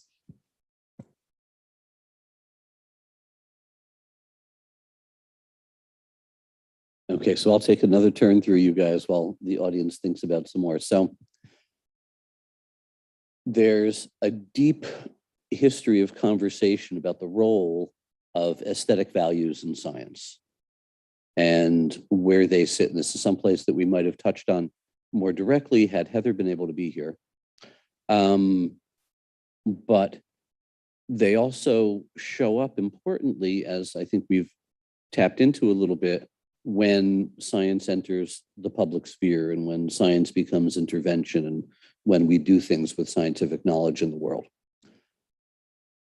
A recent exploration of that dynamic happened, again, about perhaps it was a decade ago or so. You might be familiar with perhaps Michael more than the other two, but the bioethicist Leon Kass, who was chairing a presidential bioethics committee, started talking in terms of what he and his colleagues called the ick factor, that there were certain lines in biotechnology and bioengineering that we might not want to cross because it just creeped us out.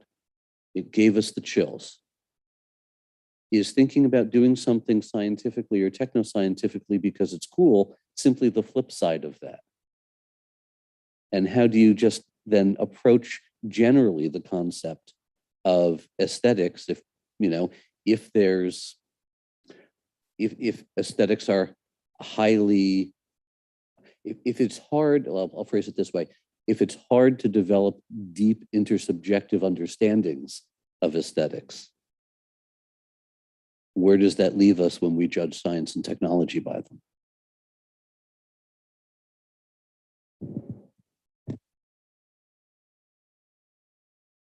Classic Latin phrase, right? De gustibus non est disputandum, right? They dealt with it in that way. Our old Roman friends. There's no point in debating taste. They oftentimes fail to find other metrics by which to have sensible conversations, but they were pretty sensible about that. And then in this moment, right, and as we go further into the 21st century, another thing we could have done an entire hour just on the half-life of cool, right? Not just intersubjectivity, but the rate at which the cool dies off, mutates, moves, right, from location A to B, or simply disappears. It certainly seems to be shrinking. pick your domain. Even in science studies, right? Even in science studies, fashions come and go. Literally in fashion, fast fashion, right? I think we could expand that as a kind of metaphor for this dynamic right now. It really does shift very quickly.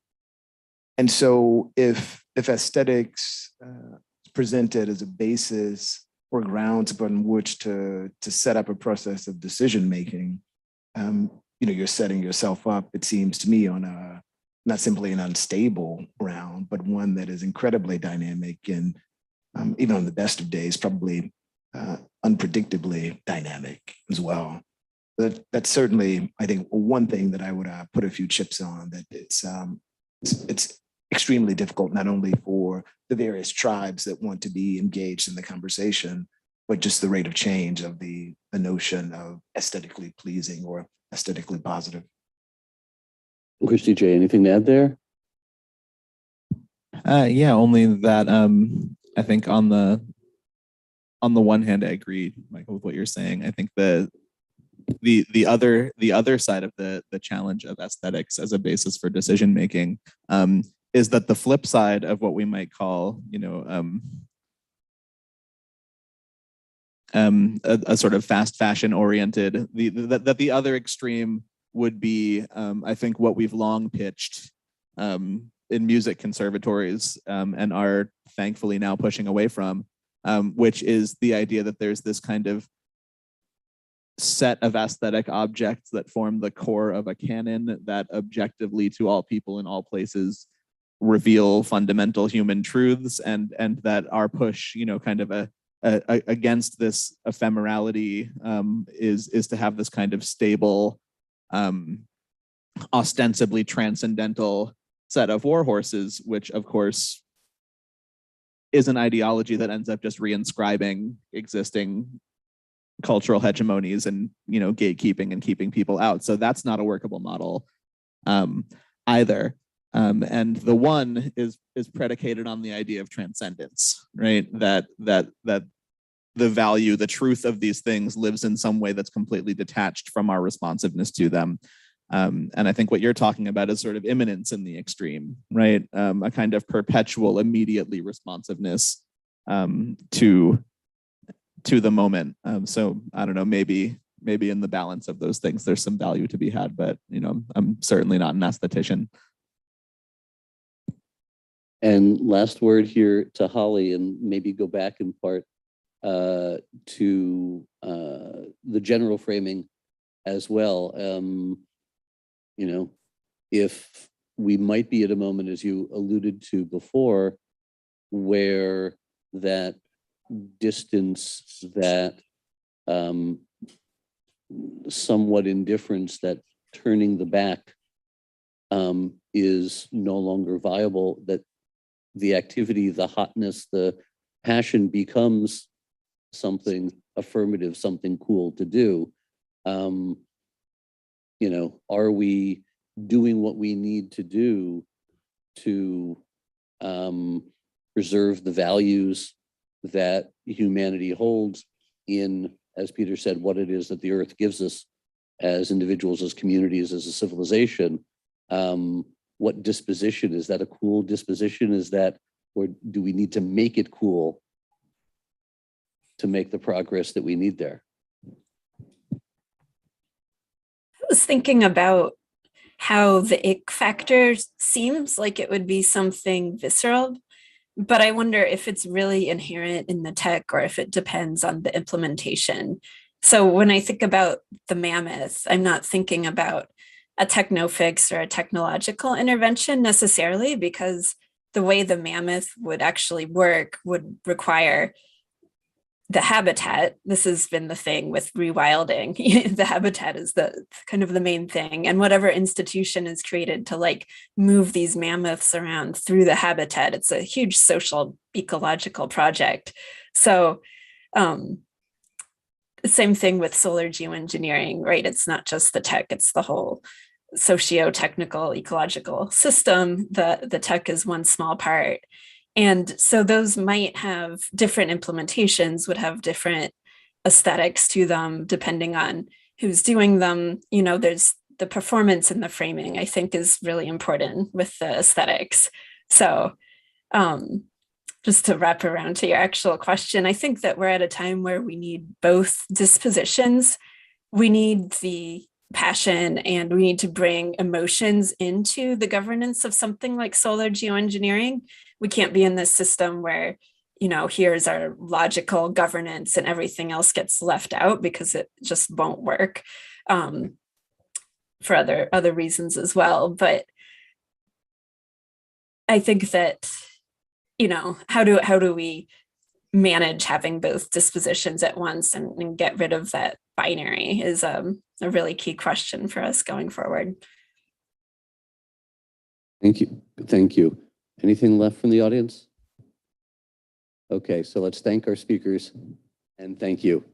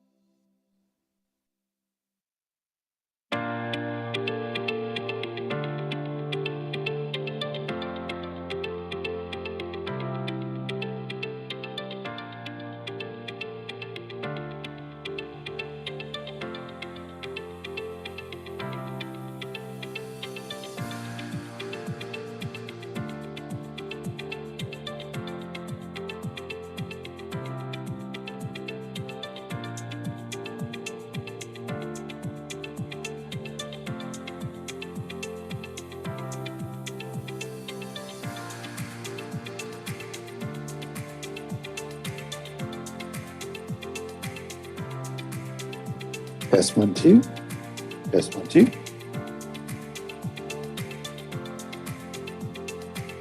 Check, check, check.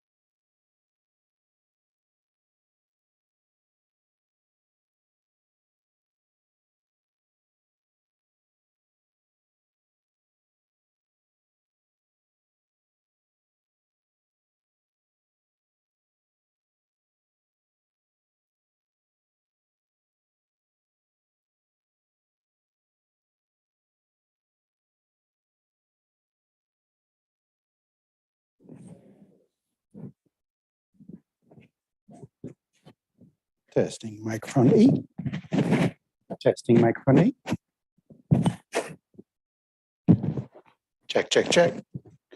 Microphone 8. All right.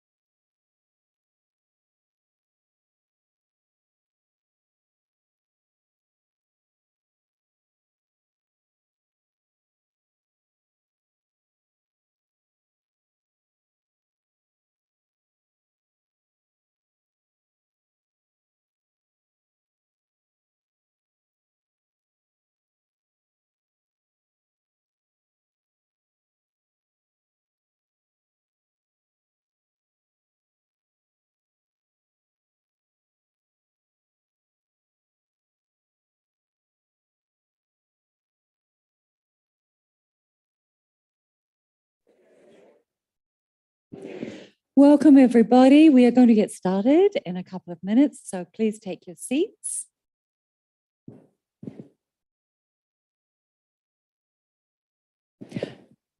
Can everybody hear me? Fantastic. Enga mana, enga reo, enga rangatiratanga. Tēnā koutou, tēnā koutou, tēnā koutou katoa. I have just greeted you in Māori, the Indigenous language of Aotearoa, New Zealand, my home island. And I would like to acknowledge through this greeting the mana, the leadership, and the wisdom that resides in this room and in the incredible panel you are about to hear. I also respectfully acknowledge that ASU sits on lands which have been inhabited by a number of Indigenous peoples for centuries. We're very grateful to be here.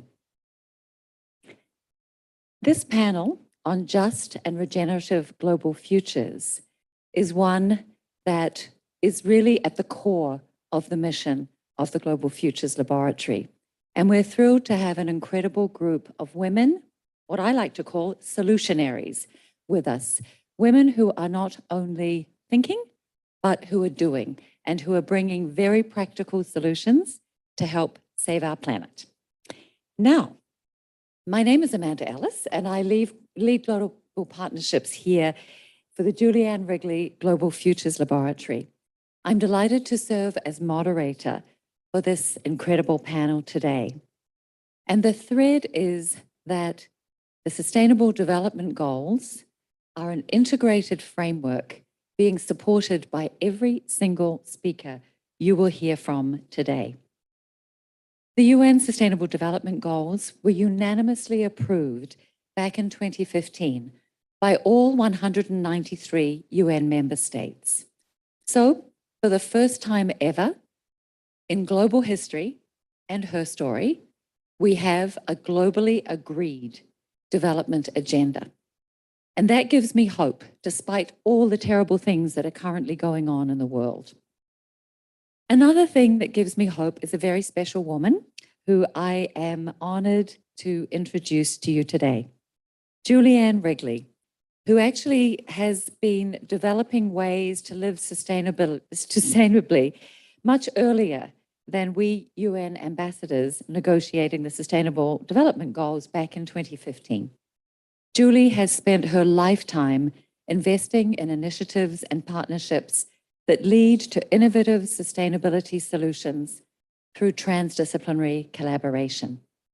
Julie's initial gift in 2004 established the Global Institute of Sustainability and the nation's first School of Sustainability here at ASU.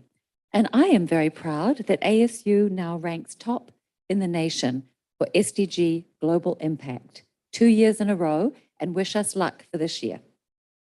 Julie is the founding benefactor of this exciting new ASU Ann Wrigley Global Futures Laboratory. She is the CEO of Wrigley Investments and co-chair of ASU's Global Institute of Sustainability and Innovation Board of Directors. Julie is a sustainability champion, a visionary, a change maker, a promoter of both Indigenous wisdom and cutting-edge technology to help shape just and regenerative global futures. And Julie has quite literally changed the trajectory of my life, as she has so many others.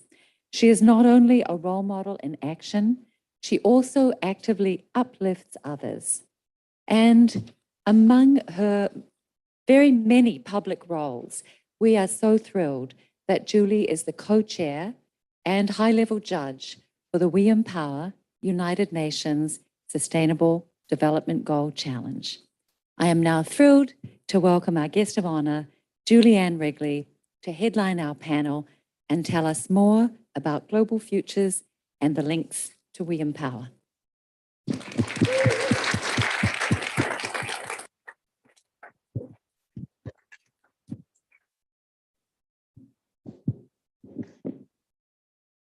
Well, first of all, let me know if you can all hear me well enough. Good. First of all, Amanda, thank you. And without you, we all wouldn't be here. You have been such an amazing addition and part of first GEOS and now Global Futures Laboratory as we sail to the future.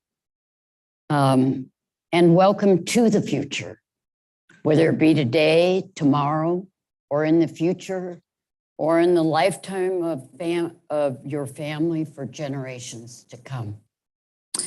You'll hear a lot more about Global Futures Laboratory and the innovative research and programming, and about this LEED Platinum amazing certified building at its dedication tomorrow. The name will not be revealed until then. I'm particularly delighted to introduce this panel. The WE Empower UN SDG Challenge is the first of its kind global competition for women entrepreneurs who are advancing the United Nations Sustainable Development Goals and supporting the Global Development Agenda. It is sobering to remember that not a single country has full gender equality, yet that not in a single country has full gender equality yet been achieved, and yet, against all the odds, women entrepreneurs are, as Amanda said, the real solutionaries. And remember that term, you'll hear a lot more about it. And they're also more likely to run business for both profit and purpose. Very important. And we'll see a lot more of it. Launched in 2018 by the UN Secretary General, the World Bank President, and the Council of Women Leaders at the 2018 UN General Assembly. WE Empower is a program that is dear to my heart, and as we know, very dear to Amanda's heart. It aligns completely with the aims of the Ann Wrigley Global Futures Laboratory to create just and regenerative global futures for all. WE Empower has three goals: to honor, to invest, and to ignite. Number one, to honor innovative women entrepreneurs who are supporting and achieving the Sustainable Development Goals so others might be inspired and follow their lead. I'm thrilled that North American awardee Leah Lizarando, excuse me if I have destroyed your name, and European awardee Zoya Litvin, good, from Ukraine are joining us today. And I'm especially proud of the courageous way Zoya and your compatriots are standing up to the Russian aggression to advocate for peace and justice.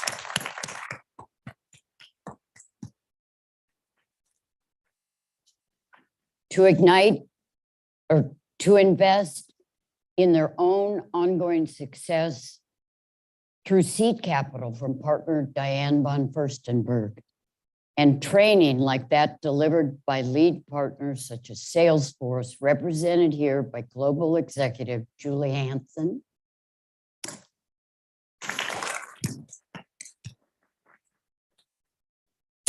And number three, to ignite positive change through creating awareness of the valuable contributions women entrepreneurs make to achieving the SDGs and obstacles they still face. The World Bank is a foundation partner and helps turn entrepreneurs into advocates through the Women, Business, and Law program, highlighting the legal discrimination women in business face in all but 12 countries in the world. We're delighted to welcome Taya Trumbich, who leads this program founded by our own Amanda Ellis. I'm especially thrilled that our students from Luminosity Lab have engaged in making this information available globally and creating a platform for action. More very soon. I'm delighted to turn it over to Amanda as our moderator of this tremendous panel. Everything you do. Oh, great. Love you. Love you too. Thank you.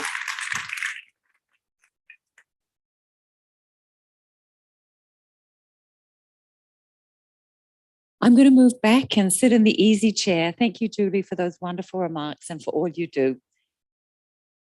I'm hoping if you can't hear me, please make a sign. So just thrilled to have this incredible panel of women solutionaries, as Julie said, with us today.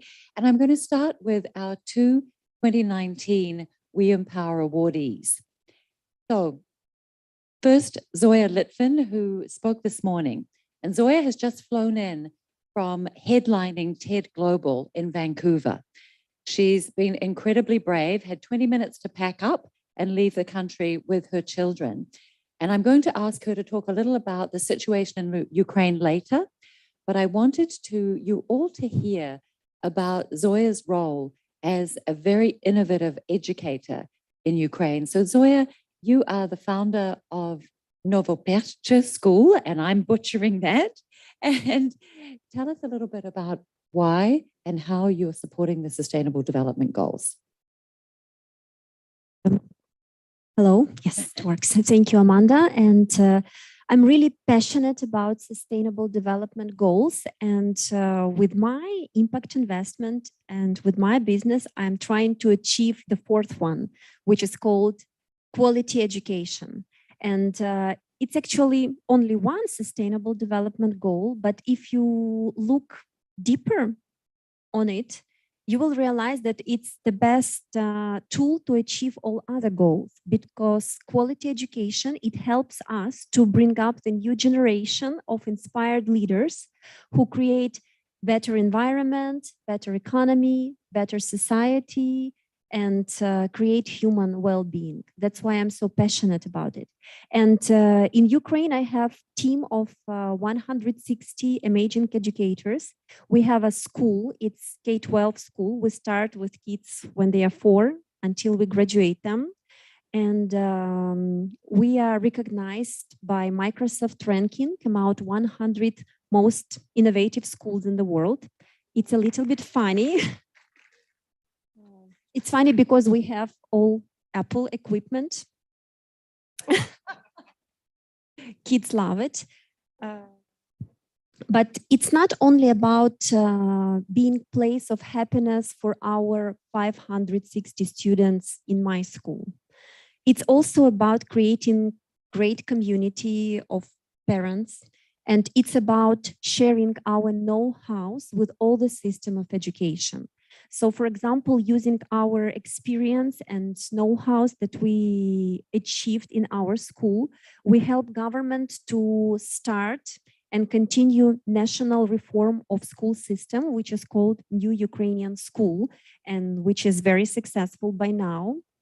It's on its 5th year, and I hope we will continue it from next year. And I also use profit from my school to reinvest in teachers' empowerment all over Ukraine, into scholarship program for kids from deprived areas. And again, using our school, our teachers, our experience. During the COVID pandemic, we created national platform, which is called Ukrainian School Online. And it helped so many kids during the last 2 years to continue their education, to have access to amazing teachers and lessons they wouldn't have otherwise. And now we have 400,000 students learning on this platform every day, and they connect from within 100 countries in the world where they are refugees at the moment. Just amazing. And I recall when we were speaking a couple of weeks ago, and you said to me that education is the one thing that Putin can't take away. And it is such a powerful tool for change. And at the time I was crying because Zoya was telling me about kids literally learning in bomb shelters. But what an incredible gift to have been able to pioneer the system through COVID, which was a dreadful pandemic, is a dreadful pandemic, but you were able to take that and turn it into something so positive and show that education is the one thing that can't be taken away. So thank you for the wonderful work that you're doing. And Leah, wonderful to welcome you, Leah Lizarondo, who is the founder of Food Rescue Hero. And Leah, wow, since we were all together in 2019 in New York, you have received global recognition, including the Fast Company's World Changing Ideas Award. You were most recently named in the 2022 GRIST 50, and you're also an Acumen Fellow. So you have been very busy. Tell us a little bit about the genesis of Food Rescue Hero, and then perhaps how you had to pivot through COVID. Great. So Food Rescue Hero, the genesis of it is really on SDG 12, specifically target 12.3. SDG 12 is responsible production and consumption. And target 12.3 is to have the global food waste by 2030. And so we started trying to understand how we can contribute to that. And so Food Rescue Hero is a food recovery technology platform that works with retailers, universities, hospitals to recover food surplus and redirect it to NGOs. And during COVID, we began to deliver directly to households when hunger doubled. And by intervening on 12.3, we also affect most immediately SDG 2, which is zero hunger, and then SDG 13, because food waste is one of the leading causes of greenhouse gas emissions. So that's how our work affects crosscuts across the 3 SDGs. The impressive statistic that you've been measuring the methane, which has been kept out of landfills, and something like 26 rocket trips to the moon return. I love that data point.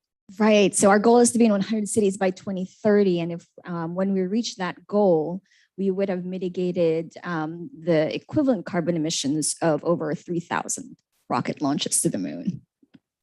Wow, amazing. And I love the way that you brought together this multiplicity of SDGs. We were just in the brilliant Kaiteki Center session, and the same way in which people are working together in a transdisciplinary connection.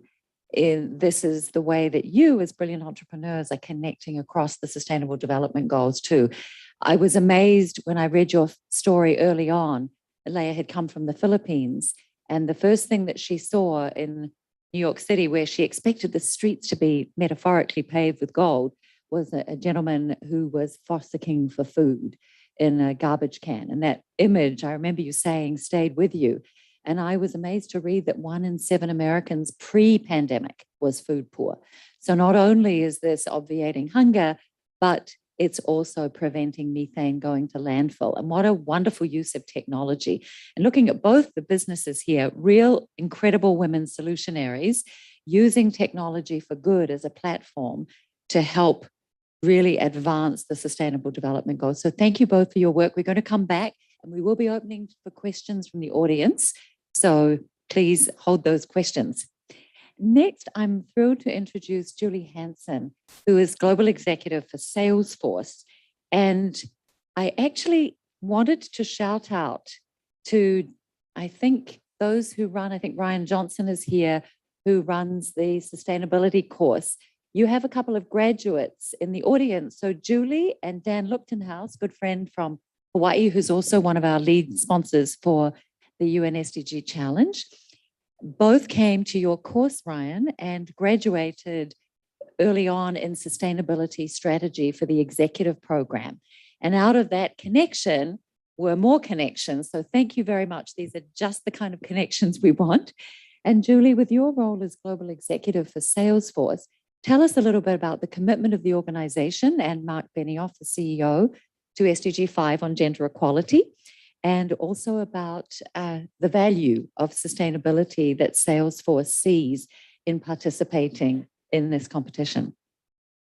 Thank you, Amanda, and hello. And I'm happy to be a part of the graduate program here at ASU and happy to be back. Being at Salesforce, I'm a 15-year veteran, and it's a software company that just loves to give back in many, many ways beyond software. One of the earliest things that we did was to make sure we have a philanthropic model to give back 1% of our time, our profit, and our revenue, our time, profit, and product back to the communities around us. And so we've been supporting NGOs and other communities through those three elements for many, many years. What we've done, or why we've done that, is we're an organization very, very committed to our values. Our values are trust, customer success, innovation, equality, and happy to announce this year we created a fifth value of sustainability specifically. Those values keep us very busy because they direct everything that we do from a strategic perspective as an organization. So when it comes to things like equality, Mark Benioff, as a visionary, is the first person to say, you know, we need to look at our own organization as part of what we do and support others in terms of equality. So when it comes to equal pay, Mark was one of the first to stand up to speak at the White House and to look inside of his own organization to say, are we paying genders the same? And so over the years, we've pay adjusted over $10 million. Actually, I think it's 13 now, because we look at this every year. But then outside of our own organization, when we look at equality and sustainability elsewhere, we have a lot of different initiatives that we choose to support. And the WE Empower UN SDG Challenge is one of those programs that was very important to us for a pile of reasons, including the fact that we believe that equality is a very important piece of solving a lot of the world's problems. And so Salesforce has an interesting side to it as well, where we have a ventures side called Salesforce Ventures. And we do a lot of investing, including having impact funds. And so when I started to get involved with the challenge back in 2018 with amazing figureheads, trailblazers like Julie Wrigley, I looked inside the organization and it was easy to find people who wanted to also support the WE Empower UN SDG Challenge. So the women of our Salesforce Ventures group mentors the winners and extended to all of the finalists in what to do when you're thinking through how to fund and raise additional money as you grow as an organization. So that was the easiest thing I've had to do in my job, is to get women like that, Salesforce Ventures, to be a part of supporting all of the winners every year to help guide them and to train them even further so they can grow their businesses. Fantastic. Thank you so much, Julie and Salesforce. And you can see that these are businesses that are on a very rapid growth trajectory, which is so exciting, and are both having global impact. So thank you for your work. It's now my real pleasure to introduce Taya Trombuch, who leads the Women, Business and the Law project at the World Bank. And as Julie mentioned, this was something that it's really dear to my heart, having started this way back when. And Taya and her team are doing such a fabulous job, have taken it to many new heights. One of the reasons that the bank is partnering with us on the SDG Challenge is that we want to raise awareness so that advocates are helping to create change in the 193 UN member countries. And as Julie said earlier, in not a single country in the world has full gender equality yet been achieved, despite the Universal Declaration of Human Rights back in 1947, despite the Millennium Challenge, despite CEDAW. And so now we have the Sustainable Development Goal 5, which focuses on this issue. And Taya and her team are doing an incredible job raising awareness of the very basic element of gender equality under the law. And again, as Julie said, only 12 countries yet even have gender equality under the law. So this is an element of the application that our WE Empower entrants go through. They have to look up their country, look at the ranking, and look at what still needs to be done to change. So Taya, over to you. And I think you have a short.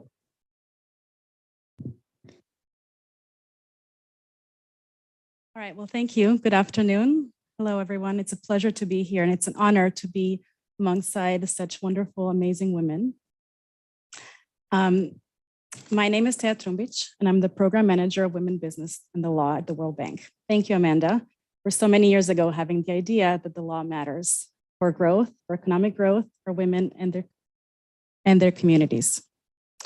I do hope that the women business and the law findings that I will share with you today will ignite change and positive change to close SDG 5. We've heard about a few SDGs today, but I wanted to talk about SDG 5 to close gender gaps and empower women and girls all around the world.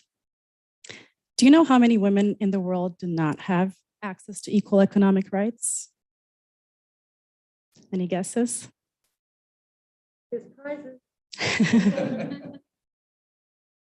Well, the answer will shock you, and it shocked me. More than 2 billion women, which is practically all women of working age, except for a few in 12 countries, do not have access to equal economic rights.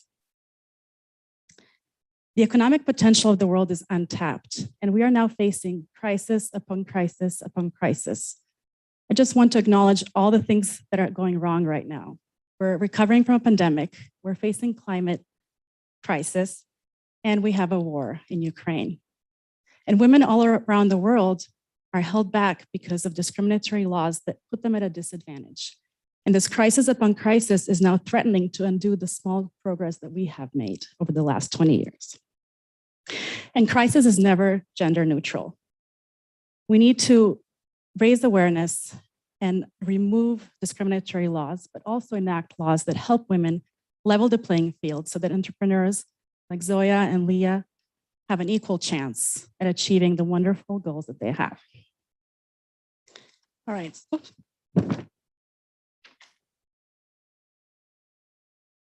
So you can use that code if you want to see our report. It came out on March 1st. But I wanted to give you a little bit of a background on what women business and the law measures.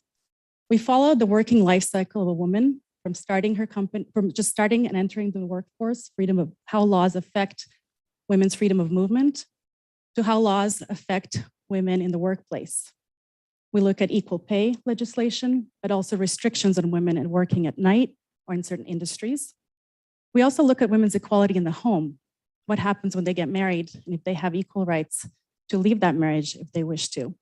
And then of course, many women choose to have children, and this often takes them out of the workforce. So we look at paid family leave, but also protection against discrimination against pregnant women. And then we look at whether women and men have equal rights to start and run companies, whether they can open bank accounts and sign contracts, whether there's protections against discrimination and access to credit. And we also look at women's inheritance rights and their right to own property, which in many countries they still don't have. And finally, at the end of a woman's working life, do they have the same ability to retire with the same amount of money? We find now that we have over 50 years of data, we have back calculated how laws changed since 1970. And we find that more equal laws lead to better jobs, higher wages, more women in businesses, and better representation in management. So equality in the law matters. It matters for women, it matters for their communities, and it matters for their countries. And it matters for the entire world. But where are we today? Globally, women have just 3/4 of the legal rights of men in 2022. That is shocking. There has been some progress, but it has been slow. Just 12 economies score 100, meaning that they have achieved equality in the law in the areas that we measure. The most persistent gaps remain in the areas of pay and parenthood. Now, we have to have equality both in the home and in the workplace to achieve the goals that we need to. In 95 countries, laws do not guarantee equal pay for equal work for women. In 84 countries, there's at least one restriction in the type of jobs and tasks that women can do. In 46 countries, women are not protected against sexual harassment in the workplace. And in 30 countries, there are no laws against domestic violence. These type of restrictions in the law really keep women from achieving their goals and contributing when crisis hit, and the pandemic was no different. Now, there's a lot more work left to be done. This is a regional representation of the scores, and each line is a country within that region. And what this tells us is that there's still a lot of work to be done, but in every single region, there are countries that are achieving or closer to achieving gender equality. So countries do not need to look to Sweden, they can look to neighbors and inspire others in their regions to reform. And every year, the Women, Business, and the Law report recognizes countries that are reforming. And even this last year, despite the challenges, 23 countries did choose to invest in women and change laws, and we recognize them every year. Now, we're very proud to have partnered with the Ann Wrigley Global Futures Laboratory for the last few years. Amanda's a great encouragement, and to create a tool that can really help ignite change and really make this more possible. So I'll pass it now to another great change maker, Erin, who helped us create a tool for parliamentarians and heads of government. Thank you so much, Taya. Just fantastic work. And the fact that this is transparent and is measured every year makes such a big difference. I wanted to acknowledge Erin Carr-Jordan, who is the head of social impact at Ed+. And Erin is one of the most innovative people I know. When I first came to ASU, we went snap on the SDGs and have been partnering ever since. And Erin is going to tell you about a tool that she has helped develop with a graduate student at the Luminosity Lab, which brings Taya and her team's work to life. So we're very grateful to you, Taya.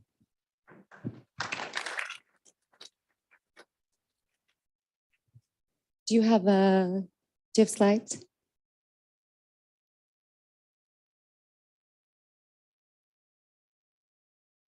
Thank you so much.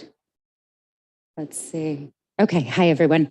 I have the distinct pleasure of introducing you to this tool. It's going to be a very, very brief introduction. And like Amanda said, we had the privilege of partnering with some incredible students over at the Luminosity Lab to bring this to life.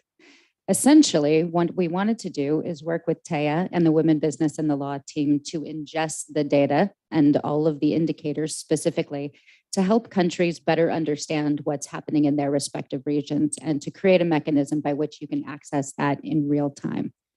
So once someone self-identifies as a point of contact, particularly heads of state and parliamentarians, they are taken to this tool where they can see country level data. You can hover over, and we wanted to have a demo. It's brand new tech here, so we're going to do it this way.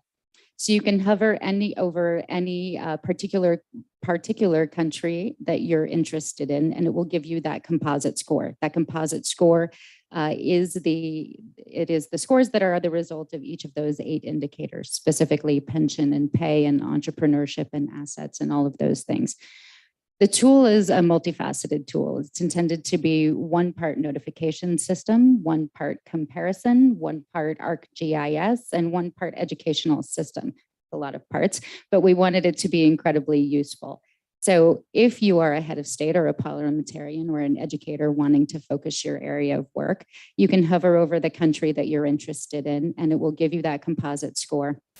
And then you can click on that score, and it opens up the data that Taya and her team have put together, where you can look at the specificity for each of those indicators. You can also look within those indicators to see the questions that were asked that generated those respective scores.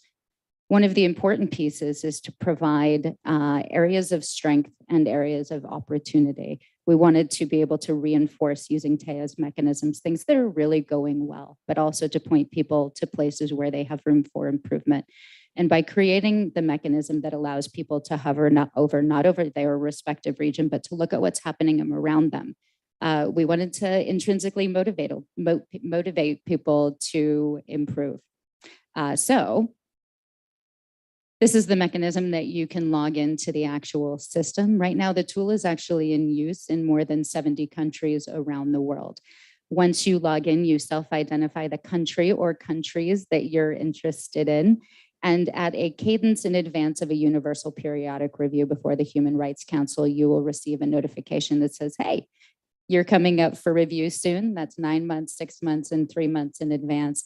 And it will give you the areas where you still have work to do, so that hopefully change will be made in a timely fashion, so that by the time you present before the Human Rights Council, you have made progress towards gender equality. Essentially, what we wanted to do was really leverage data to provide as much useful information as we could to help our global stakeholder partners make change towards gender equality.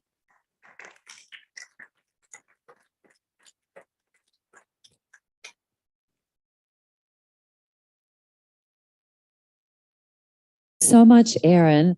And I think the other step to that, which is really exciting, is that the team at Ed Plus have developed a series of training videos around SDG 5 to help take that one more step. And we're now working on SDG 13 on climate. There are over 70 partners who come together to support the We Empower UN SDG challenge. But it's also a huge partnership within ASU. And I want to acknowledge a number of our ASU partners who are here. So please stand up. Kelly Kreiser from Thunderbird for Good. Kelly is the executive director and has been an incredible support to us. And she's going to tell us a little bit about the Dream Builder tool that is used by all of the winners and applicants. Thank you, Amanda. It's lovely to be here, and we've been so delighted to partner with the We Empower competition. As Amanda said, I work for Thunderbird School of Global Management here at ASU, and we do a lot of work supporting women entrepreneurs all around the world. And one of our programs is a program that's called Dream Builder, and it's through the generous support of Freeport-McMoran.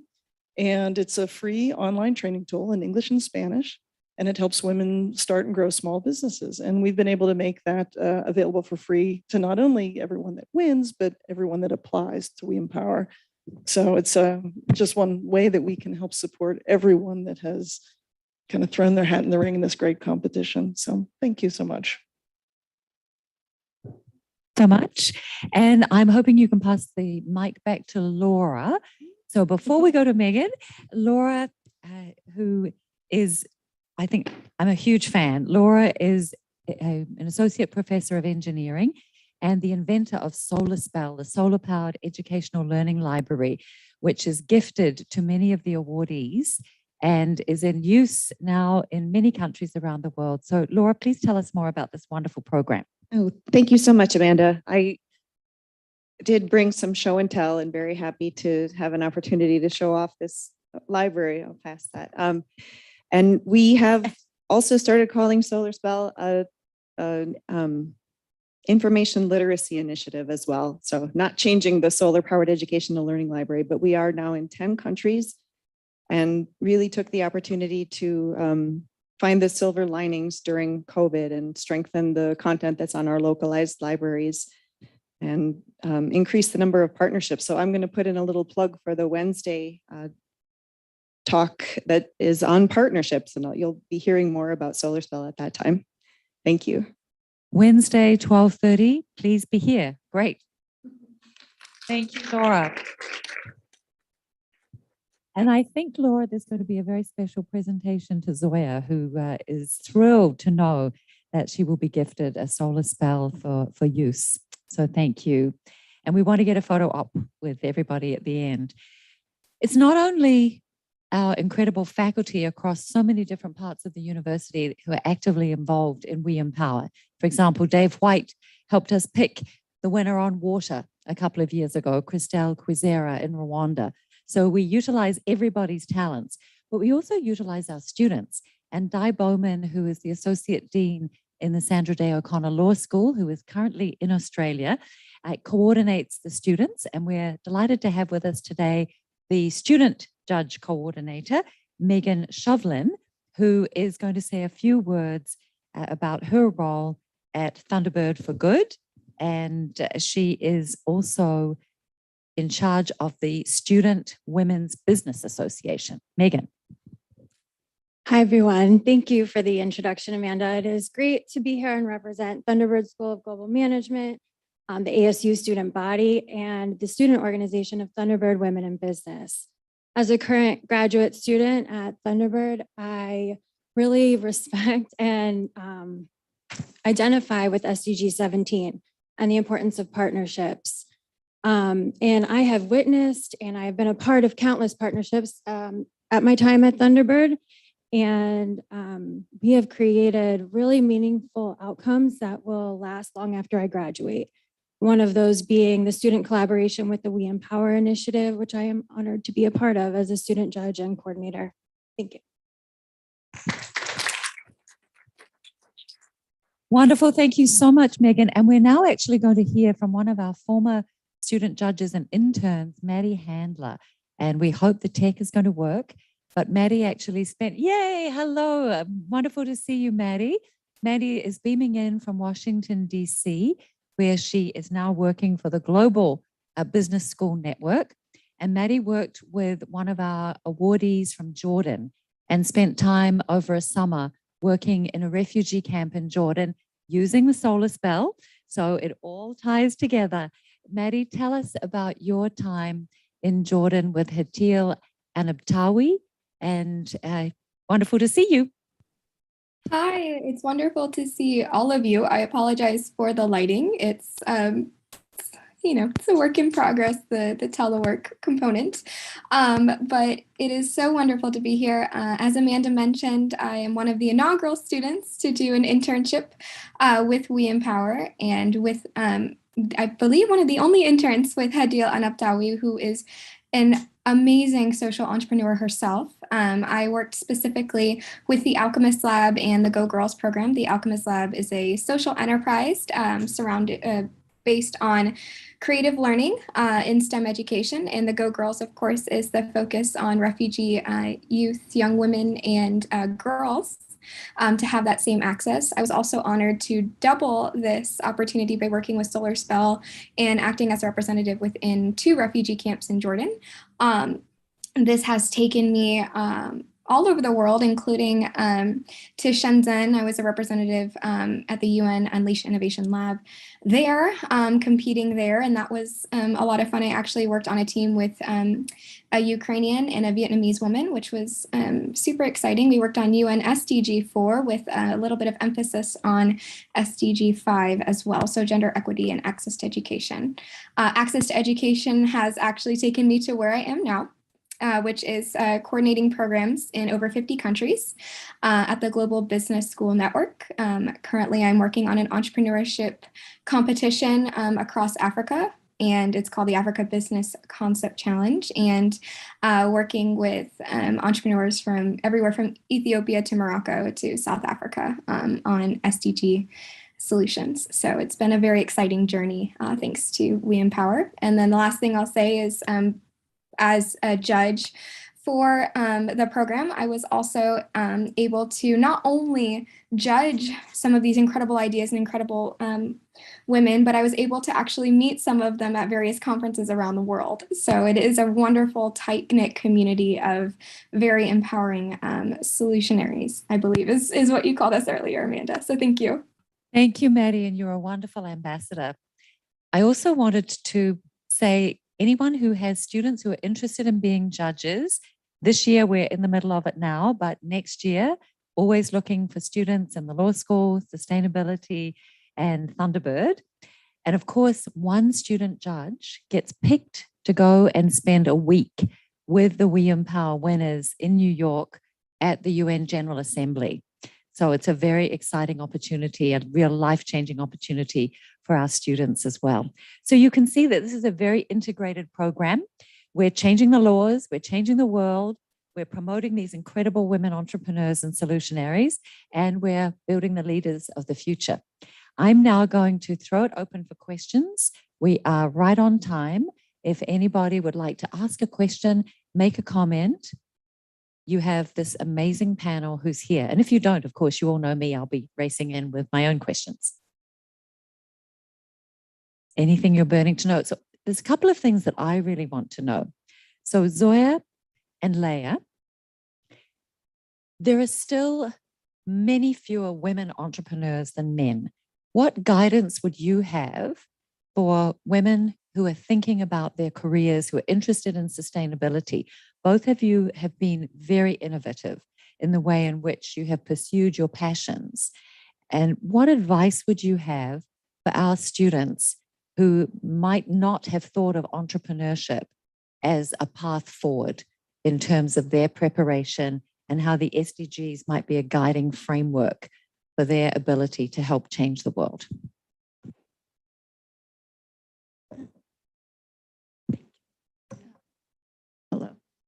Yes. So for students who might not be thinking of entrepreneurship at this juncture in their career, I mean, I think what I want to say is that's okay. Maybe later on you will think of it. And I came into entrepreneurship much later on in my career. I worked in corporate for a long time. And I think when you do get to that point, my biggest piece of advice is actually twofold. The first is, and I keep on trying to remind myself this, especially when I'm being timid about something or doubting if I should go for it. And that is, if you don't try, the default answer is no. So that makes me try. And then the second is, and Amanda knows a statistic, is that one statistic that I read many years ago is that men apply to jobs that they are 60% qualified for. And so that really stuck with me. And every time I see criteria and I don't qualify for 40, 50% of it, I apply anyway. And then that's the same for WE Empower. And that has netted me so much of the important touch points in my career. Leah just raises an important point that I forgot. So when we started this competition, we wanted it to be fully sustainable, and therefore we mandated for-profit businesses with at least $100,000 turnover, so it would be fair to businesses all around the world.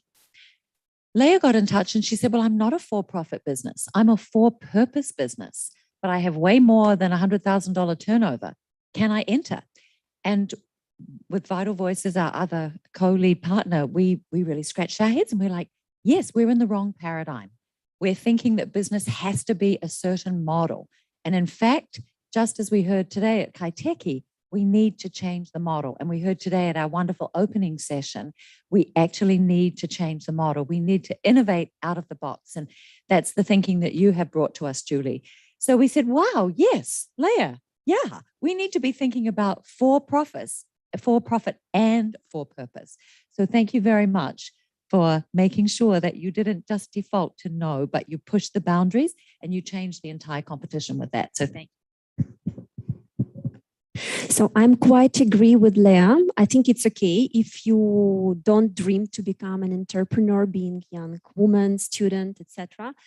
Because being an entrepreneur, it's not about, I'd like to have some profit. It's about, wow, I have an idea how to do things better, how to improve the world. Because good businesses, they always start with idea, disruptive idea, good idea. So when you will have one, you would definitely think of becoming an entrepreneur.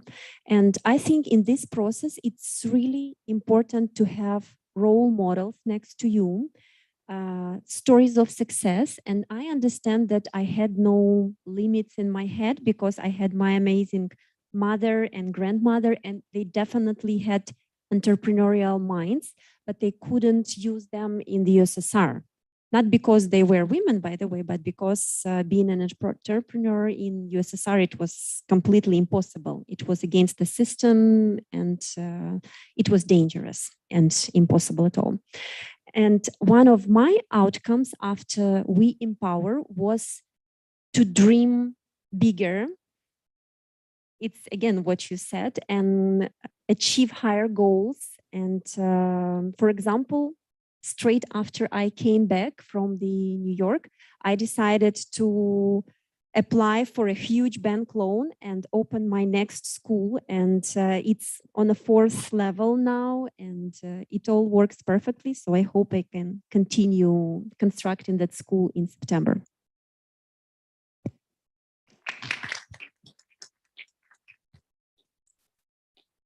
And I know you never dreamed that a couple of years ago, your platform would be actually helping Ukrainian children all around the world, including in bomb shelters in Ukraine. Zoya was telling me last night that they had 20 minutes to pack up their belongings. And her son took 11 books and 2 pairs of underpants. So you can tell his mom has been just a fantastic influence on what he knows cannot be taken away. I would love to invite Laura now to come up, and we're going to have a photograph with Julie and present the solar spell to Zoya. So you, Julie, yes. Thank you. I was just going to comment, following up on all your various comments, that the biggest thing I've learned over the years is spend your life thinking outside the envelope. I came about it later, and fortunately in time to do something about it. But that's what this is all about. Think outside the envelope. And we live in a time where that's encouraged, not discouraged. And that is a beautiful note on which to finish. Thank you. So, Zoya. Right. And Jess, may I ask you to take the photograph, please? Yes. And I wanted to give a big shout out to Jess Givens, who's always behind the scenes and has just done a tremendous job preparing for the week's panels. Jess, we could not have done this without you. You are awesome. Thank you. Oh.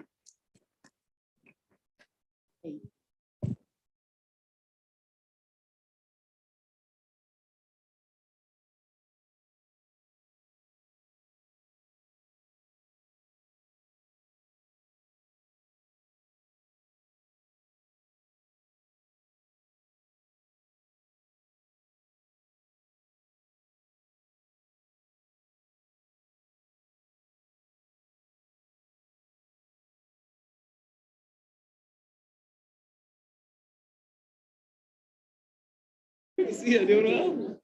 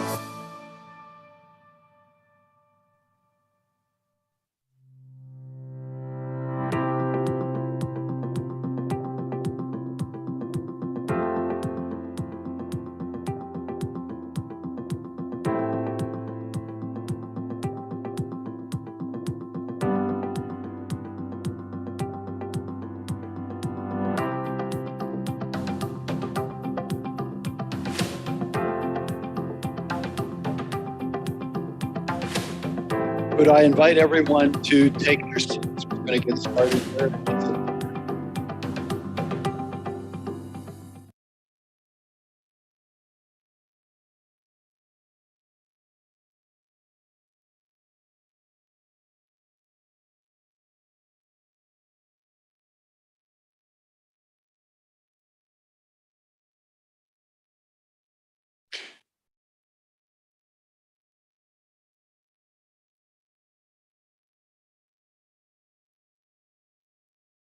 Well, welcome everybody. My name is Gary Dirks. I'm the Senior Director of the Ann Wrigley Global Futures Laboratory here at Arizona State University. And I would like to welcome you to this session on scaling innovation. Most all of you, I expect, since you are here for this session, are well aware of what the climate community has been saying about greenhouse gases and the climate issue.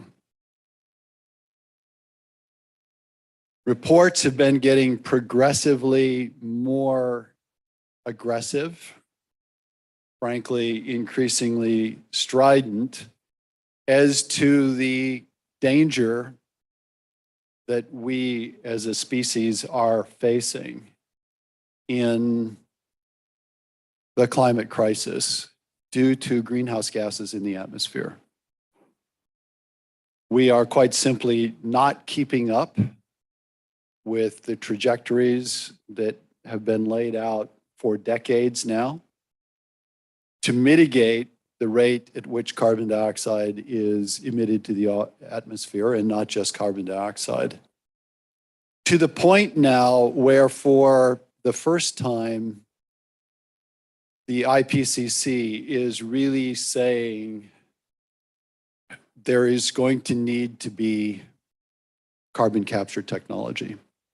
They have hinted at it, strongly hinted at it for a while, but this set of reports that have been coming out recently are increasingly clear that there is not a path to 1.5, and there is increasingly doubt about a path to 2.0 without carbon capture.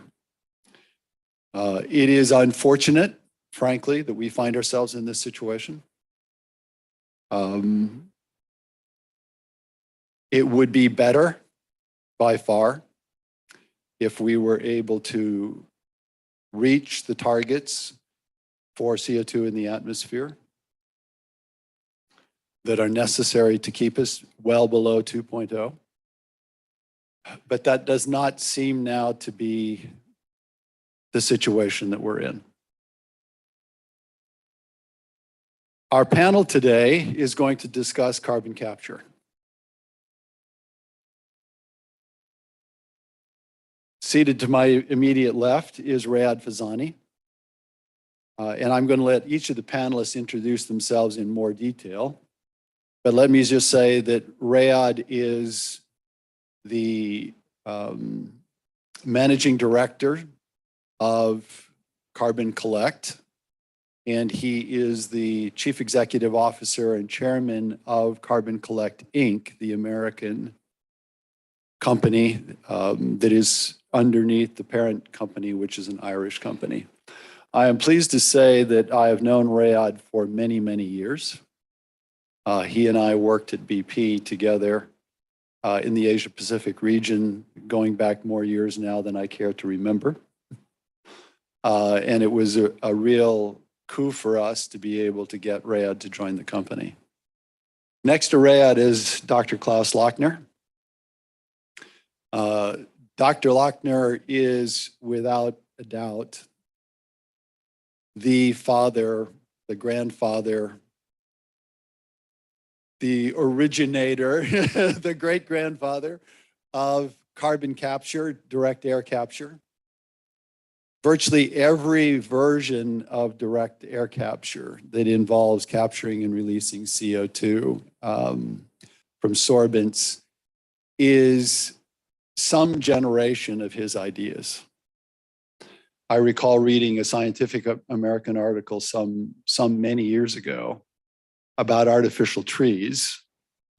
I was with BP at the time, and I remember thinking, wow, this is pretty wild stuff. Not crazy, but wild.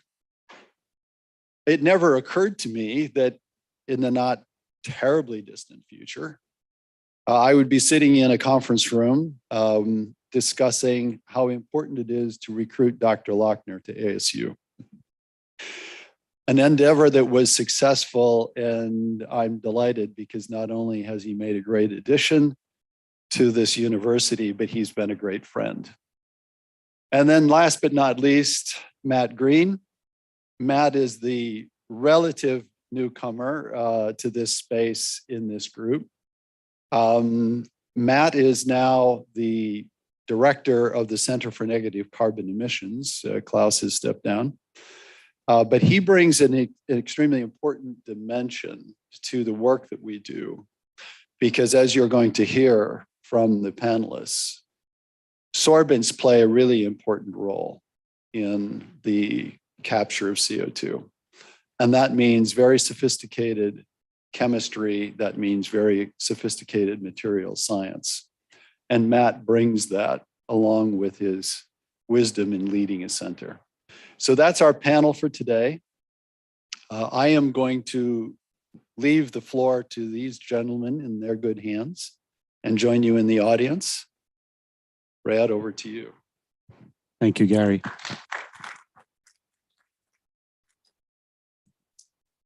Thank you, Gary. That was great. I have the great honor and pleasure to attempt to lead an organization that is going to commercialize this technology.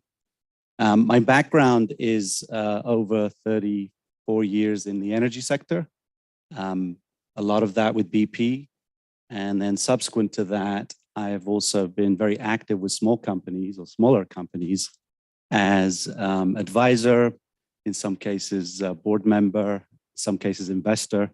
And I've learned a huge amount, frankly, seen the other side really of business, starting with nothing versus having a lot of long-term legacy challenges as we did in the oil industry. So in that sense, though, I did finish my career at BP, having run the global petrochemicals business, which has quite a few parallels with what we do today, but we have to be careful not to overextend those parallels, because then we fall back into doing things the traditional way, as well as running the global wind and solar business for BP, where again, there are some parallels in what to what we're going to be doing here in this endeavor, because we learned from scratch how to manufacture and globally manufacture solar panels and wind turbines, and ultimately built massive farms of those assets, learned how to organize and operate them effectively. And so as I talk about what we're going to be doing here in Carbon Collect, you'll probably sense some of the learning and some of the synergies that we might be able to harness from that learning. So Gary described my role. It's a really interesting role because we have a very small team. And we started off with a contract that we signed with Arizona State University and its relevant divisions to commercialize the technology that Klaus and the team developed and built. And we did that actually in January of 2019. So when I thought about that, I mean, it's an incredible amount of work that has been done and achieved since then. And we've learned a lot about our partnership, for sure.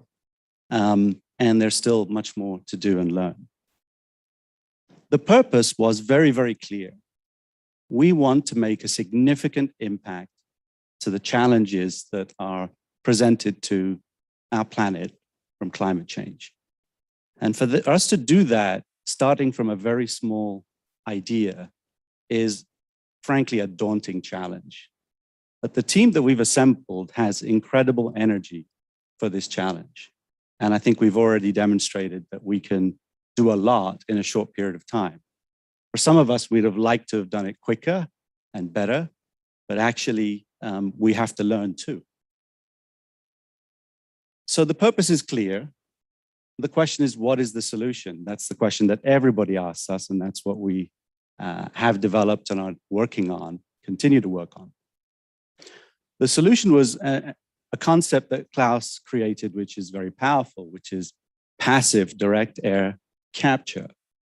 And with that, we have to consider that in the end, it's energy cost that drives the economics of carbon capture. Of course, we have to get the chemistry right. We have to get the process right. But if we do it at a too high a level of energy cost, then it doesn't become viable and it doesn't become scalable. So with that, I think the idea of not trying to manipulate air with fans and blowers was extraordinarily important in setting us up on the right track. And that's exactly what the design ended up being. And you'll see it this afternoon, and I hope you'll see it with a kind eye because it's still a new concept and we're still trying to figure out how to make it work. So the beauty, of course, of what we're trying to do, and we get this question all the time, is that it is 1,000 times more efficient than natural trees. And that's why we call our device the MechanicalTree. It is different because it is a very efficient machine. And so we did the measurement for that with Klaus's help. It's 0.5 ton for a tree to mitigate carbon dioxide in 15 years. It's 500 tons for our machine, assuming it has a 15-year life. We think it's going to have a much longer life. Fully scaled, we anticipate that we will go below $100 a ton in terms of cost.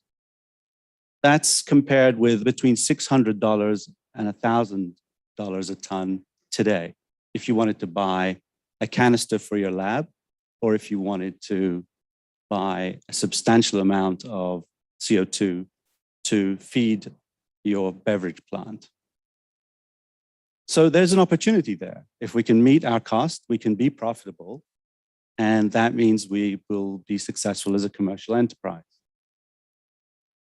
In terms of the market, and we're always asked about that, well, surely there aren't many markets for your product. I mean, it's restricted, it's limited, it's this, it's that. The truth is that there are a lot of markets, some of them very deep and very much available for the right price point and cost point.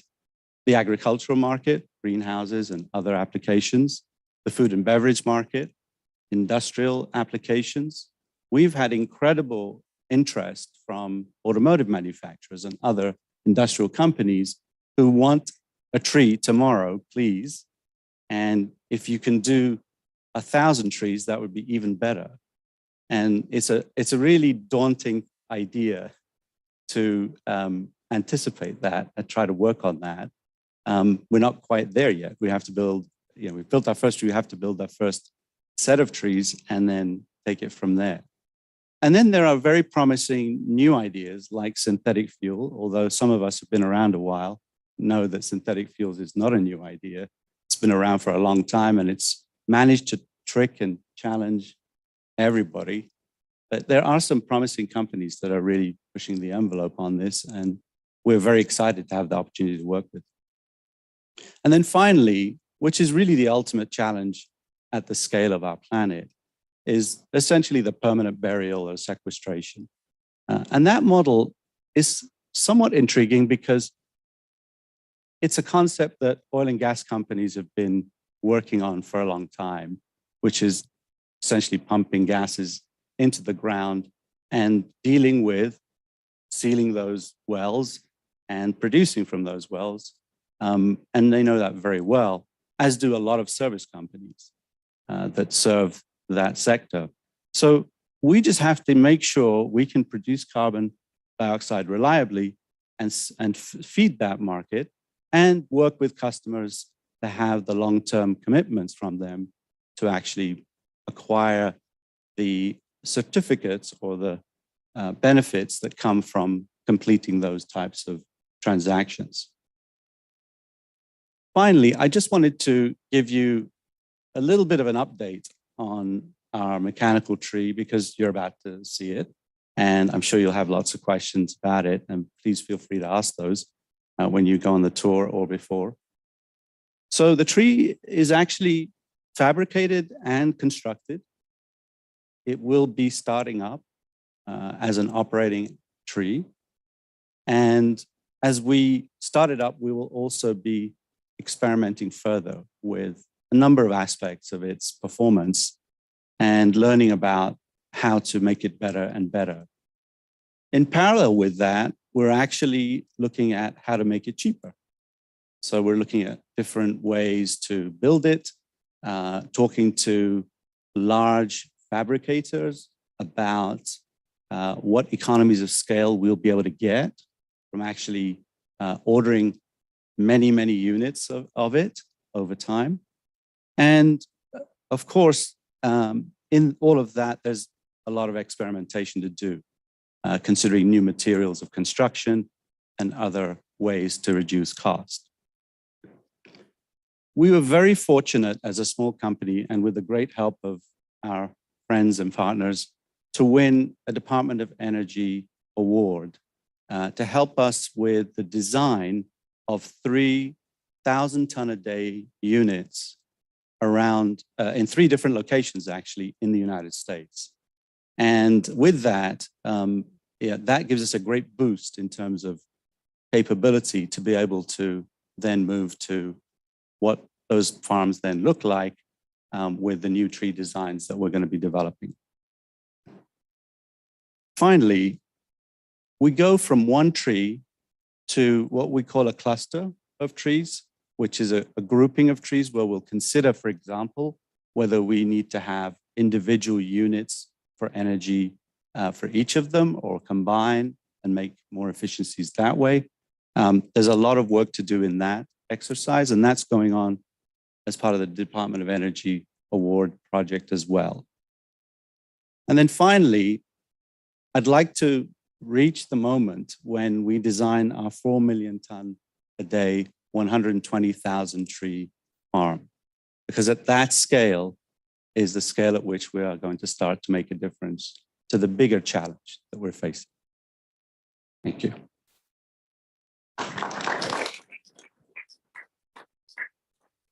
Klaus. See, does it work? Yes.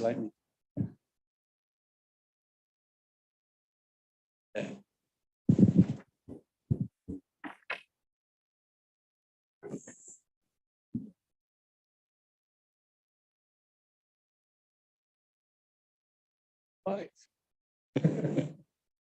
Okay.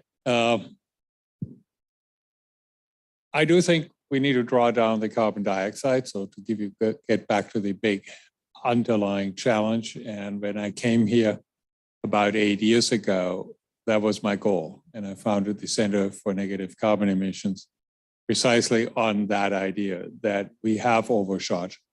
If you look at the world, we have a huge challenge in front of us now.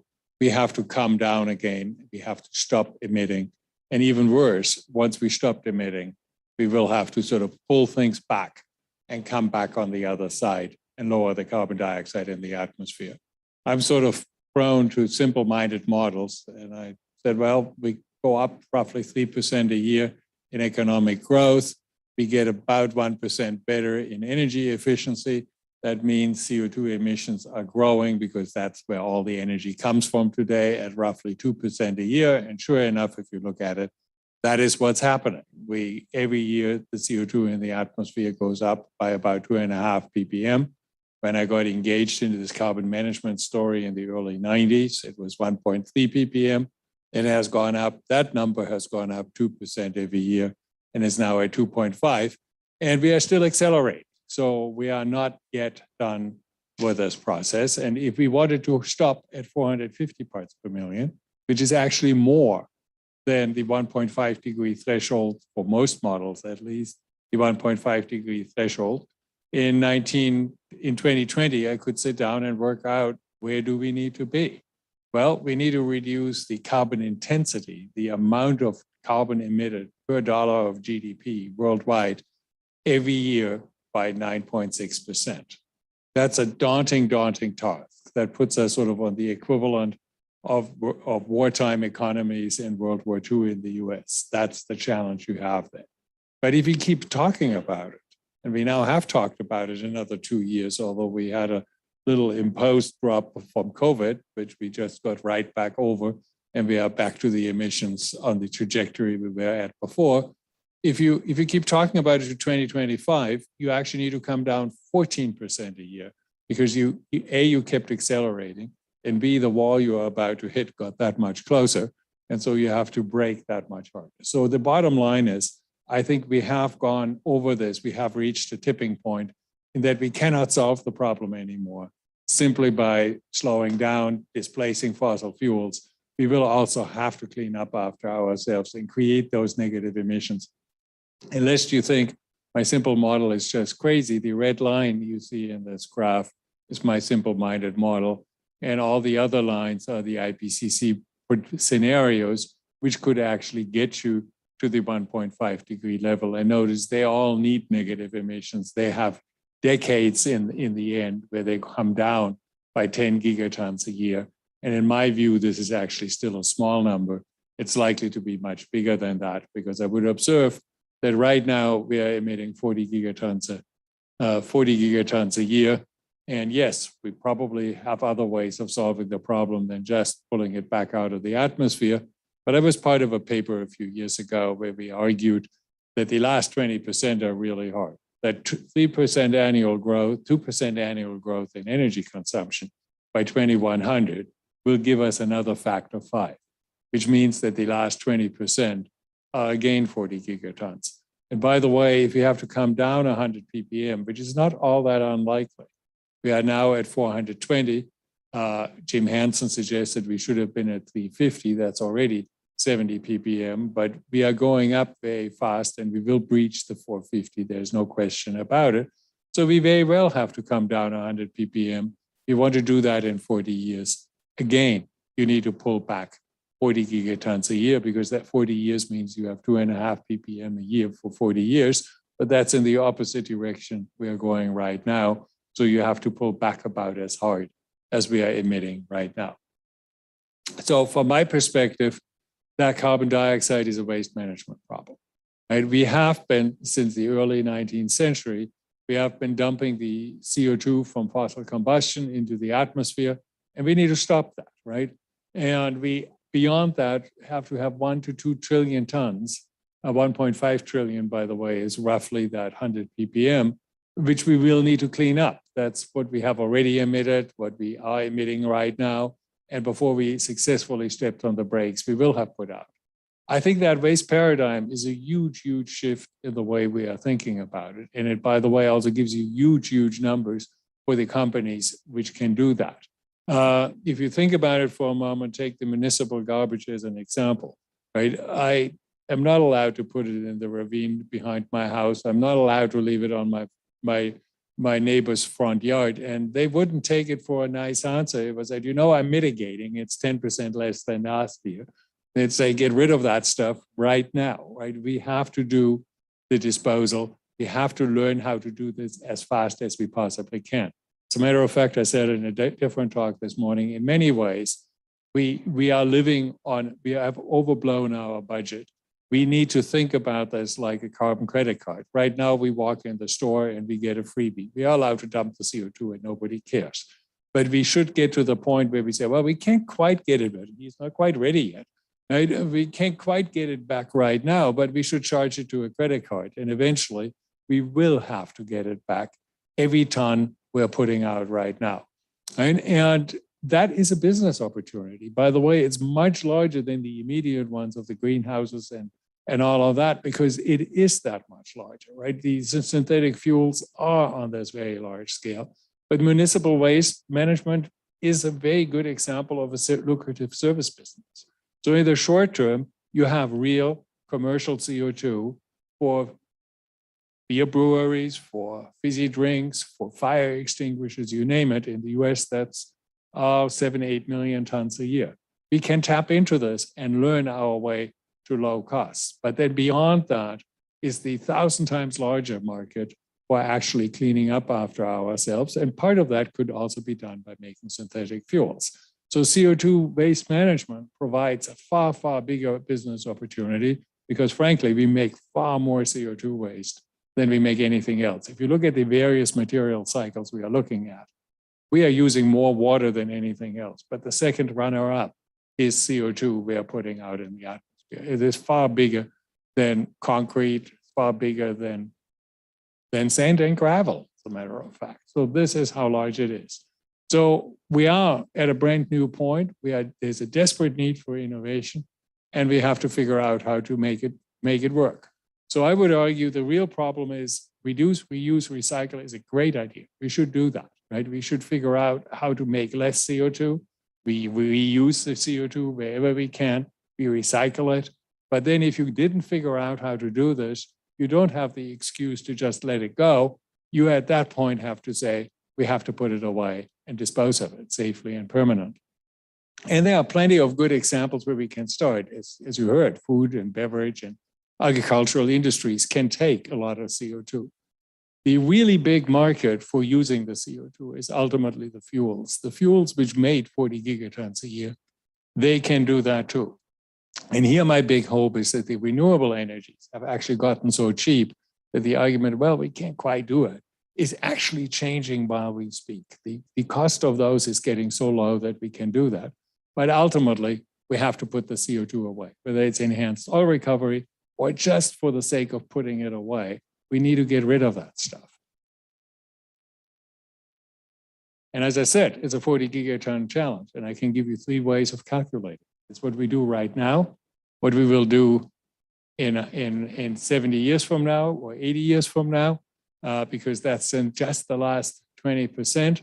And ultimately, if we want to get the CO2 back out of the atmosphere, we have this enormous project, right?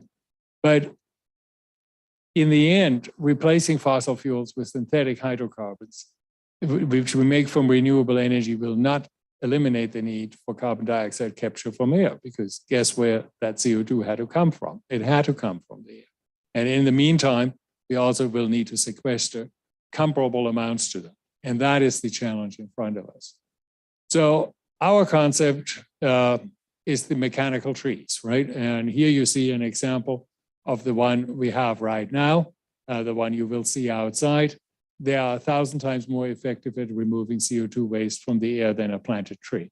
Because in a way, these discs you see, these flat sheets, you have these 1.5 meter, 5 feet diameter discs. They are the leaves of this tree where the CO2 sticks to. What got me thinking about this very early on was a comparison to windmills.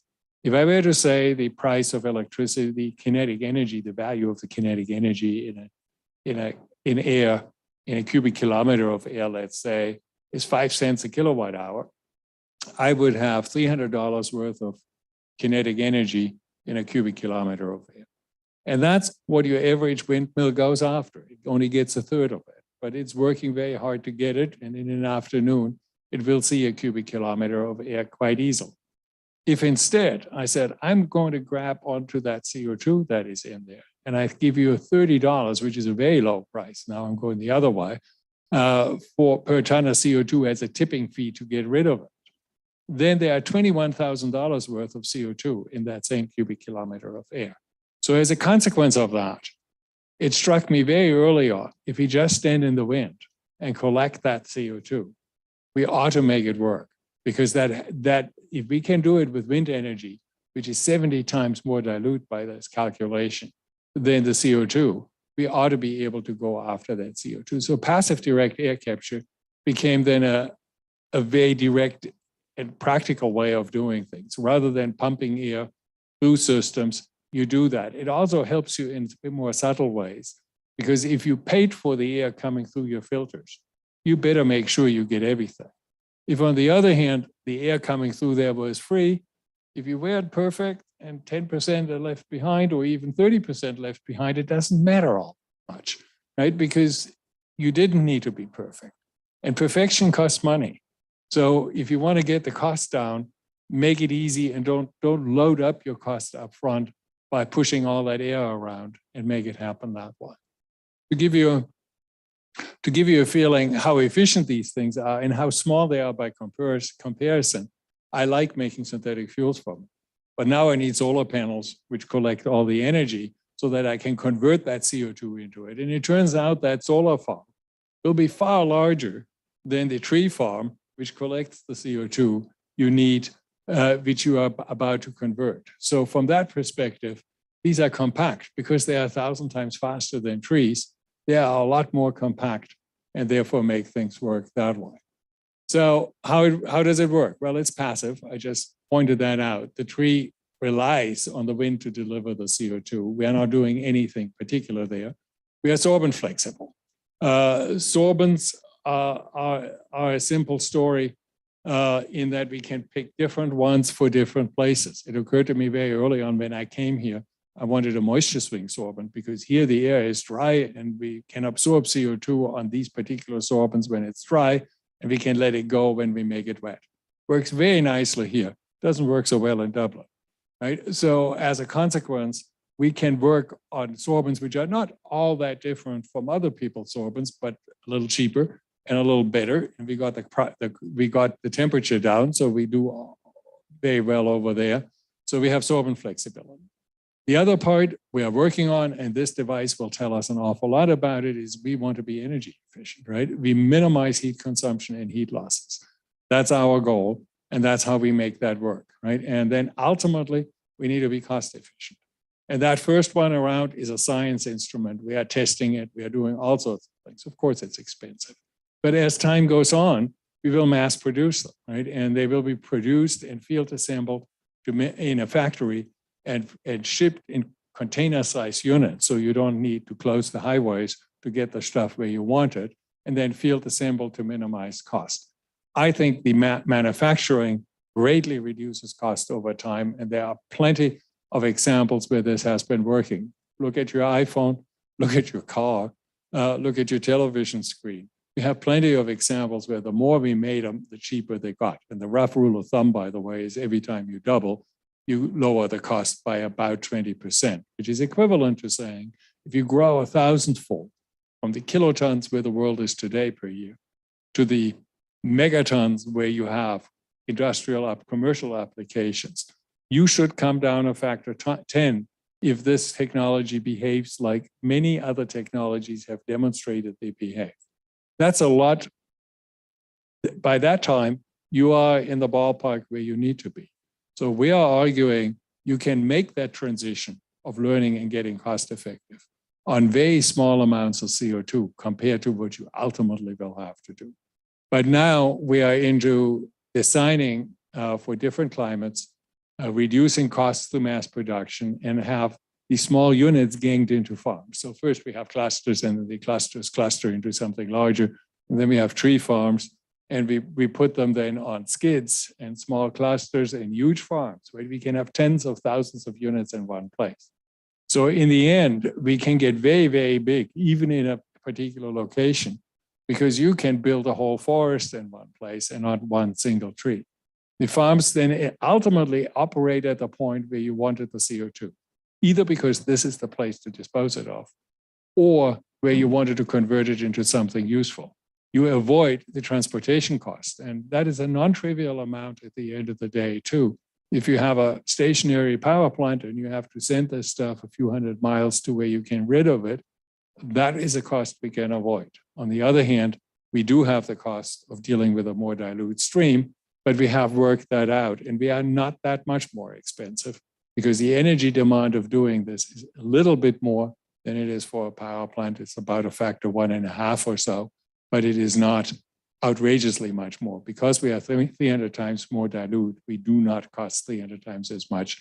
We are as well within a factor 2 to make that work. The IPCC, as I said, says the world is too late. So we have to scale up as fast as possible. The answer can't be, let's just sit there and debate it even longer because we are too late. yes, we are too late. We cannot, as I said in some examples, in a way, we are in a car going way too fast and there's a curve coming up. And at this point, I think we have to admit we'll tear the fender off this car. The question is, can we avoid rolling the car, right? And for that, we should get on the brake as hard as possible to get as slow as possible before we hit that curve, right? And you can do things fast. If you look at cars, if you look at a picture of New York in 1900, it's dumb luck if there's a car in the picture. If you look in the 1920s, they're everywhere, right? So it took about 2 decades to be from a few items to being ubiquitous. Jet airplanes, the first one got into service in 1951. By 1965, they dominated the fleets of the world. So there's another example where you could do that. Highway construction takes 2 or 3 decades. Look at what the Eisenhower plan here in the US did, or for that matter, look at China, how fast they built a fantastic highway system in no time. Once you set your mind to it, you can get to these scales. And these scales are, yes, they are large and they are expensive. If it costs $100 a ton of CO2 and you're talking about 40 billion tons, that's a lot of CO2 and that's a lot of money. At $30 a ton, it's still 1.2 trillion. But that is not so much that we couldn't afford it. As a matter of fact, it would make the industry smaller than the energy industry and sort of comparable to aviation and the automobile industries. So we are in a position to do it once we decided that the policies are in place. But for now, we need all hands on deck, and the more methods we have, the faster it will go and the better it will get. And I think one of my hopes here is, and what I know from what we are doing here, is that this technology may be brand new, but it has inherently removed a lot of cost items you can see in the competition. And so I think we will ultimately be cheaper. And ultimately, we have a lot of science to be done. And I think this whole carbon management area, direct air capture as a part of it, will become its own engineering field. By the way, this happened to airplanes, right? They were barnstorming in the 20s. And then the Guggenheims, not yet the foundation, that came later, started to say, well, we need some wind tunnels. We need to get some instrumentation and learn how to do flying without visual contact with the horizon. And all of these things then started airlines and all of this. So I do think there will be, maybe cybernetics is sort of the science of the cyber world, and carbonetics is the science of this, but we need to start it. And to close out on that, I would point out, I've pushed this now since the 1990s, and I see this going another 30 years. So I decided over the last year or two, we need people who can push it that much forward. Right now, I can help and mentor, but in the long term, there needs to be a younger generations which makes it work. And therefore, Matt is now the director of the center, so that we have a future which goes long past my retirement, because eventually that will come. Not this year, not next year, but it will come.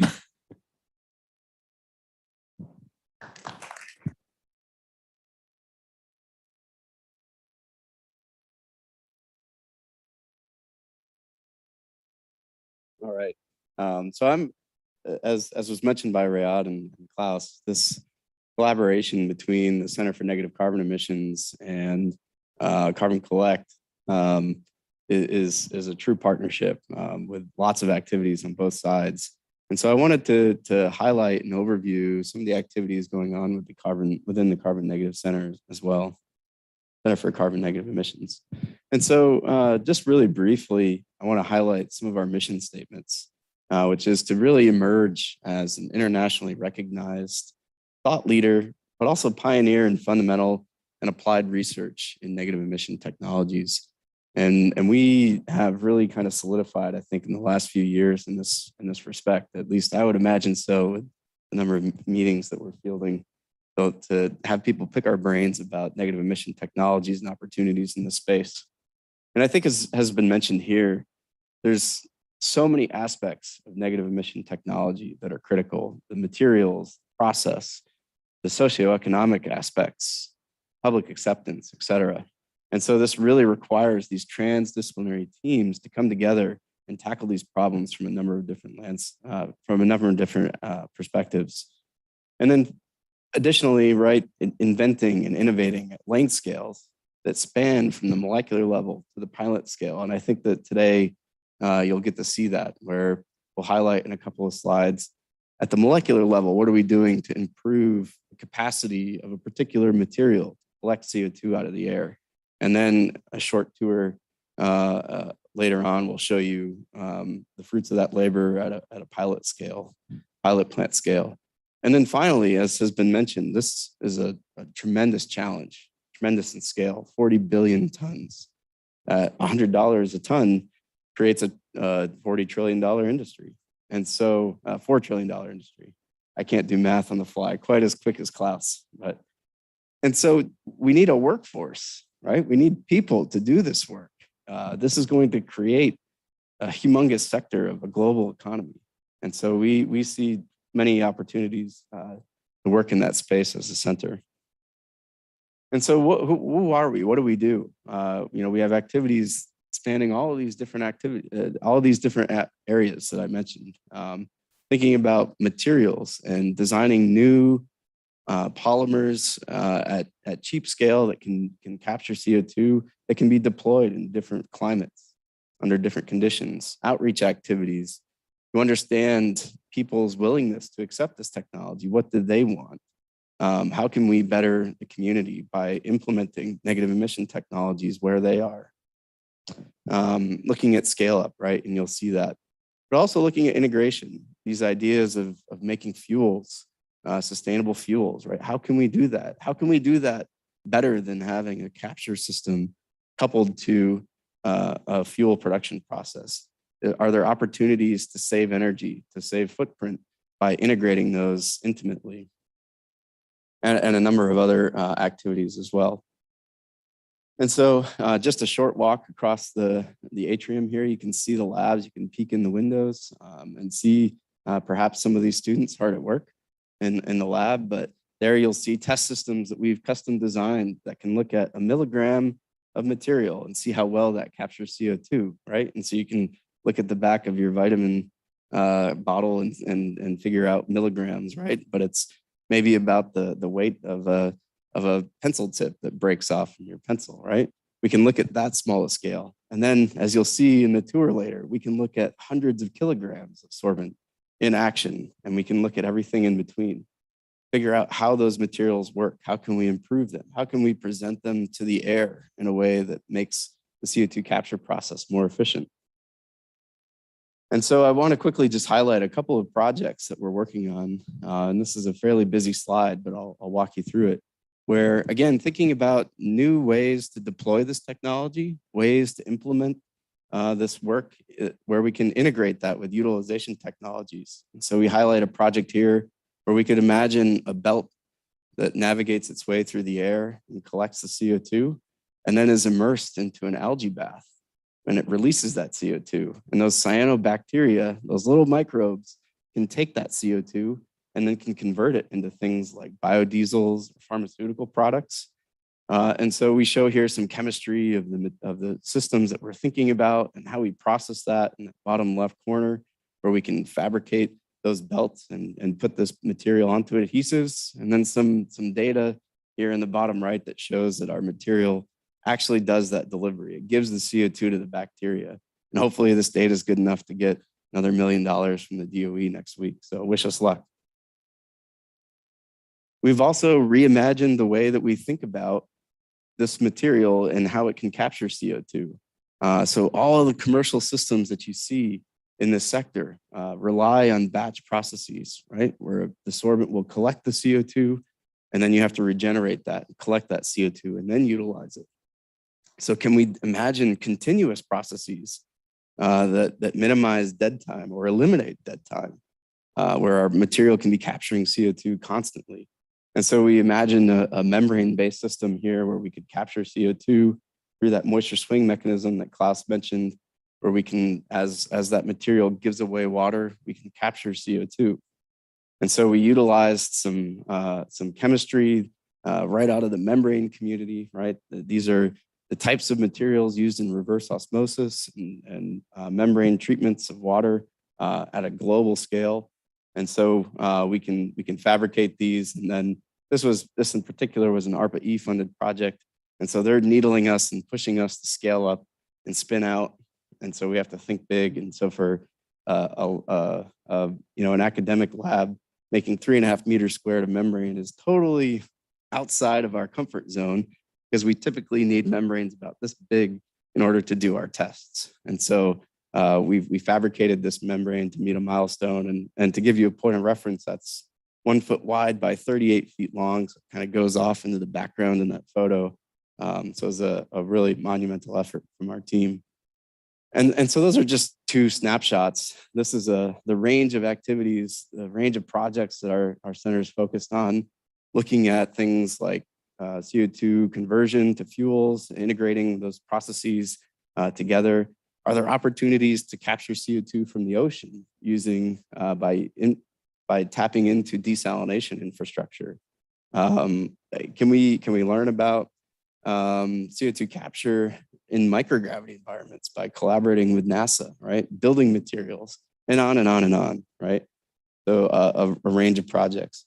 But really here, our partnership with Carbon Collect was really focused on how can we take this tree system and scale this up and find meaningful ways to perform this CO2 capture. And so there's a lot of information on this slide. And I think that's representative of a lot of work over the last 2 years to get to the point that you're about to see, where we can look at materials in different forms, ranging from foams and fibers and epoxies and dense structures, and looking at different ways to regenerate those materials, whether that's through changes in temperature, changes in pressure, changes in the moisture, or hybrid systems as well. And that has also culminated, as Riyadh was mentioning, in this other DOE funded project to look at how do we design this tree system, and then deploy it in different climates, right? So the material that you would use to perform this capture here in Phoenix would most likely not be the material that you would use in Dublin or Boston or the Pacific Northwest, right? So really doing a front-end engineering study to design this forest or tree farm, right, that collects 1,000 tons per day under a range of different conditions. And do you design those processes different? Do you use different materials? And so that, I think, was the conclusion of what I wanted to talk about. So hopefully you get a snapshot of the center and our range of activities and a really strong and close partnership with Carbon Collect. And so I think now we're going to invite you to join us and have a short walk. Just, I think probably the most efficient way is out this door and across the canal over this way to see the tree and get a presentation at the tree on the operation of that system. So thank you all for your attention.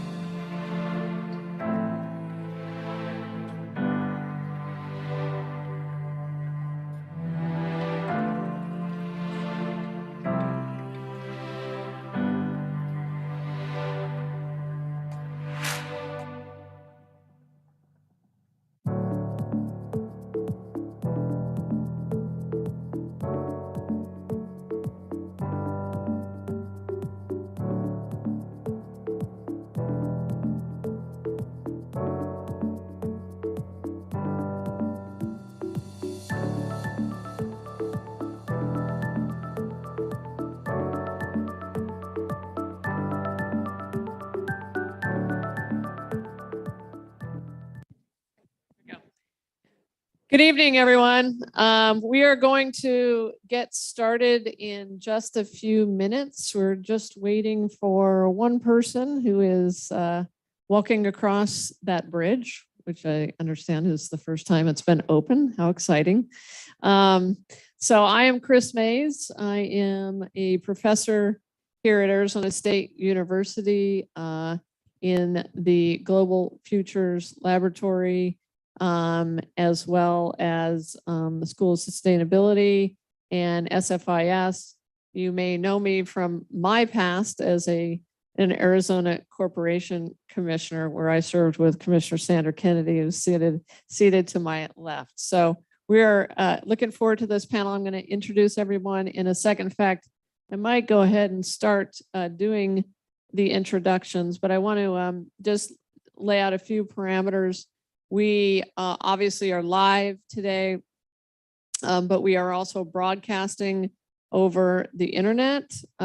So folks will be able to see obviously everything. I don't know if we have a function for Q&A to come in from the audience that's on. Oh, we do have a chat opportunity. Fabulous.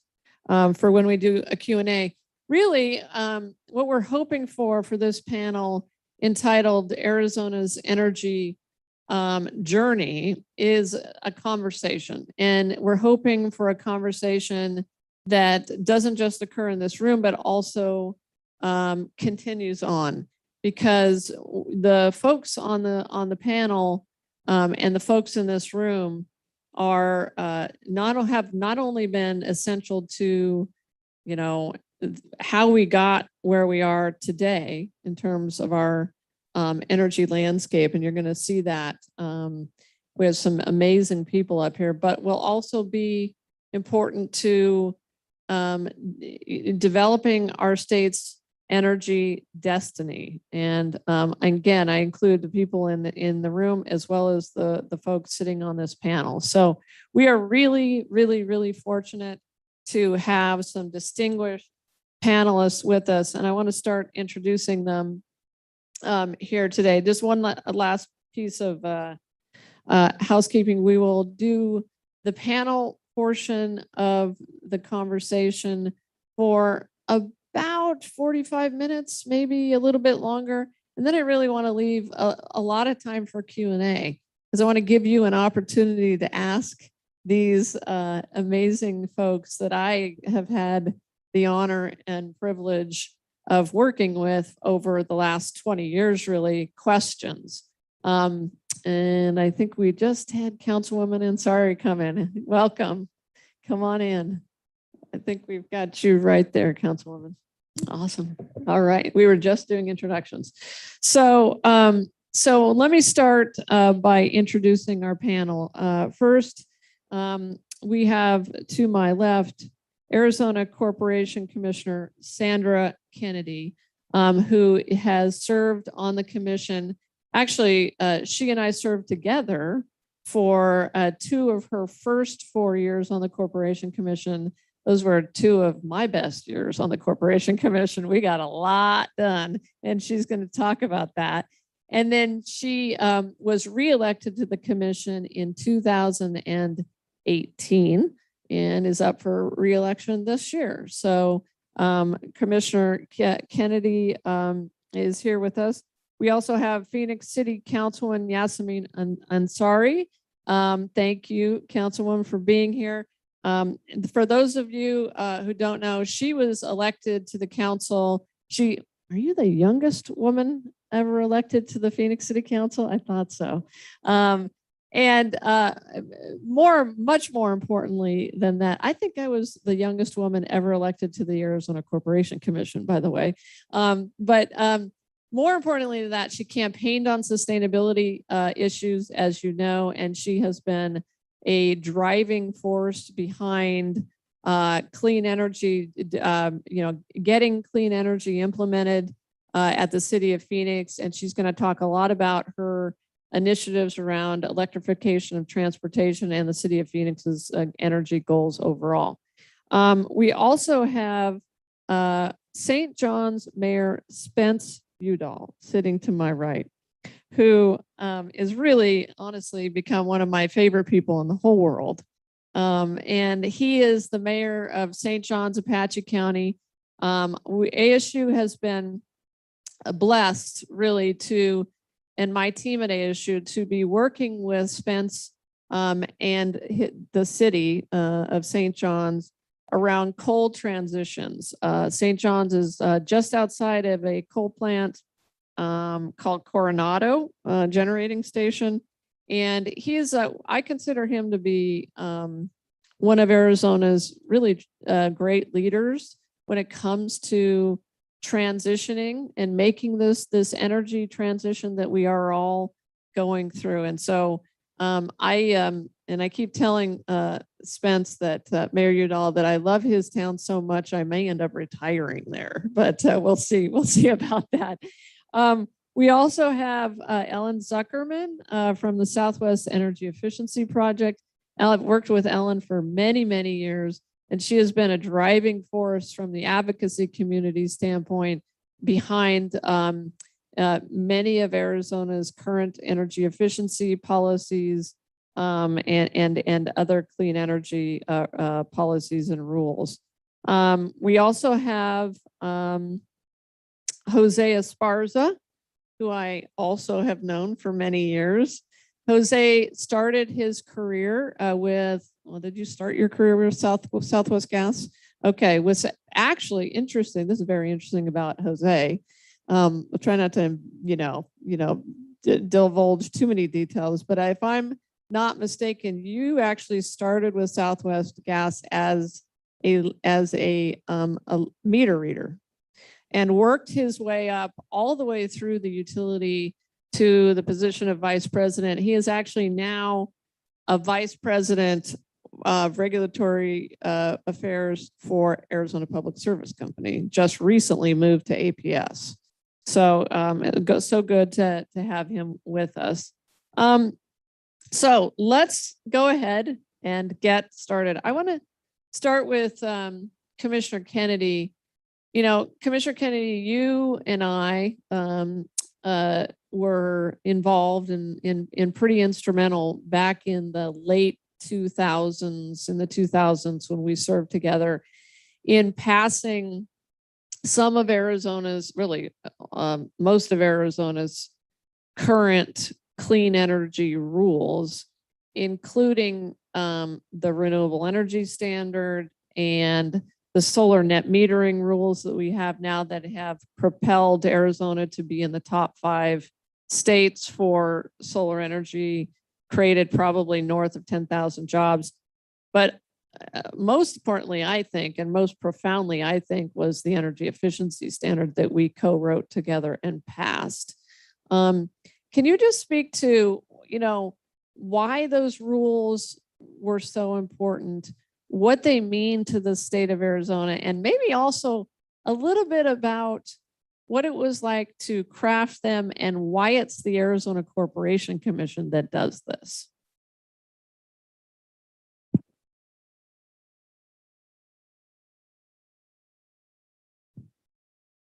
Hello. Thank you, Chris, for actually inviting me to participate today, this illustrious panel today. And I am actually excited to actually be here and in this new facility. I think what Chris is failing to tell everyone is that before we got to energy efficiency, it was 2006 when Commissioner Mays and Commissioner Mondale actually created the renewable energy standard. So without the standard, there would probably be no energy efficiency. And I have learned a tremendous amount. I had a great teacher, and Chris was my teacher. Energy efficiency was part of my learning process, and I found it to be the cheapest way a consumer could go when we're talking about making change. And I try to make it apples to apples, oranges to oranges, especially when I'm talking to smaller children. My kids, and I say kids, They are adults now, but they were in grade school going into high school. And they would come home and teach me about energy efficiency. And I'd say, well, that's not quite the way I understand it, because according to Commissioner Mays, if we are encouraging the utilities to become more active in energy efficiency, then we're going to get more customers to look at energy efficiency. It's important. It is an important measure if you are trying to save dollars. And that was how between my kids and you, and learning the process of how do we best change or make change to not just Arizona, but to air quality. If we're trying to make change to our bill, our monthly bill, and the savings was what was beneficial to the ratepayers. So I learned to kind of create a situation where, as I was out talking, I was trying to encourage people to talk about energy efficiency. You talk about energy efficiency, you talk about job creation. When you talk about job creation, you talk about moving from one segment of, I'm not going to say population, but one segment of the way people are used to doing things to another way of, doing things. So the commission played a huge role, and I'm getting to your answer, probably long-winded, but we played a huge role because if we weren't saying to the utilities that you have to do this, they would not have done it. So I think with you and myself and Commissioner Newman at the time, I think in pushing and bringing everybody to the table, making sure that there was a lot of conversation going on to make the changes, I don't think we would have ever gotten it done. Yeah, and I agree with that. And it was interesting because it really was the first time that our commission, the Corporation Commission, had really said, okay, we're going to require the utilities to do something that took them out of their comfort zone, but also kind of affected. I'm going to come to you, Jose, in a second on this because you can speak from the utilities perspective. That also, in this case of energy efficiency, which reduces the amount of energy that we use overall and reduces energy sales to the utilities, kind of hit their bottom line. So Ellen, can you kind of speak to this as well from the advocacy community standpoint? Why was it so important to adopt those standards in the 2000s? What was that like to get that done? Because I will tell you as a commissioner, definitely there was some pushback by the utilities. Definitely the utilities said there were a lot of, unknowns, and they said, commissioners, we can't get this done, especially with the renewable energy standard. People will not build solar projects. They will not put the solar on their rooftops. I think there was some lack of understanding of energy efficiency. So what were your impressions during that time? First of all, is this working? Great. So just taking a step back, as I reflect on the time that I've worked in Arizona and thinking through what's happened at the legislature, at the commission, and various policy forums, I just want to acknowledge both of you because I would argue that the energy efficiency standard and the renewable energy standard and tariff are possibly the most significant policies that this state has ever adopted in terms of beneficial outcomes for Arizonans across the board. Just to give you an example, the energy efficiency standard, which you all put in place in 2010 and now has been in effect for more than a decade, because of the energy savings that came from that policy, this state has avoided more than 14 gas plants, and it has saved Arizonans billions of dollars on their utility bills. That's money that they've got to put back into the local economy, going out to restaurants or into their businesses and stores, or saving that money for their families. And it's also created thousands of jobs. There are now more than 40,000 people who work in the energy efficiency sector across the state. That's incredible. A lot of those are small businesses. Many of them are veterans. And a large part of that is because of your leadership. So you truly deserve recognition for your vision and what you've been able to do for the state and what it's meant for all of our pocketbooks. I would just say personally, I got started in this work a little bit like Jose, except instead of being a gas meter reader, I used to be a home energy auditor. So I used to climb around in attics and assess HVAC systems and try to figure out what was wrong when someone gave me a utility bill and they couldn't figure out why they were spending so much money and not getting cooling or hot water. So for me personally, to see the commission work together in a bipartisan manner to set at its time one of the most ambitious energy efficiency policies in the entire country was just so meaningful, because I knew based on my personal experience how much energy efficiency could make a difference in the lives of individuals and families and community members.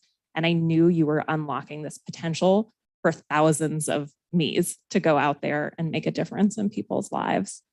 I will also just add, I have the opportunity to work in about half the states on energy policy.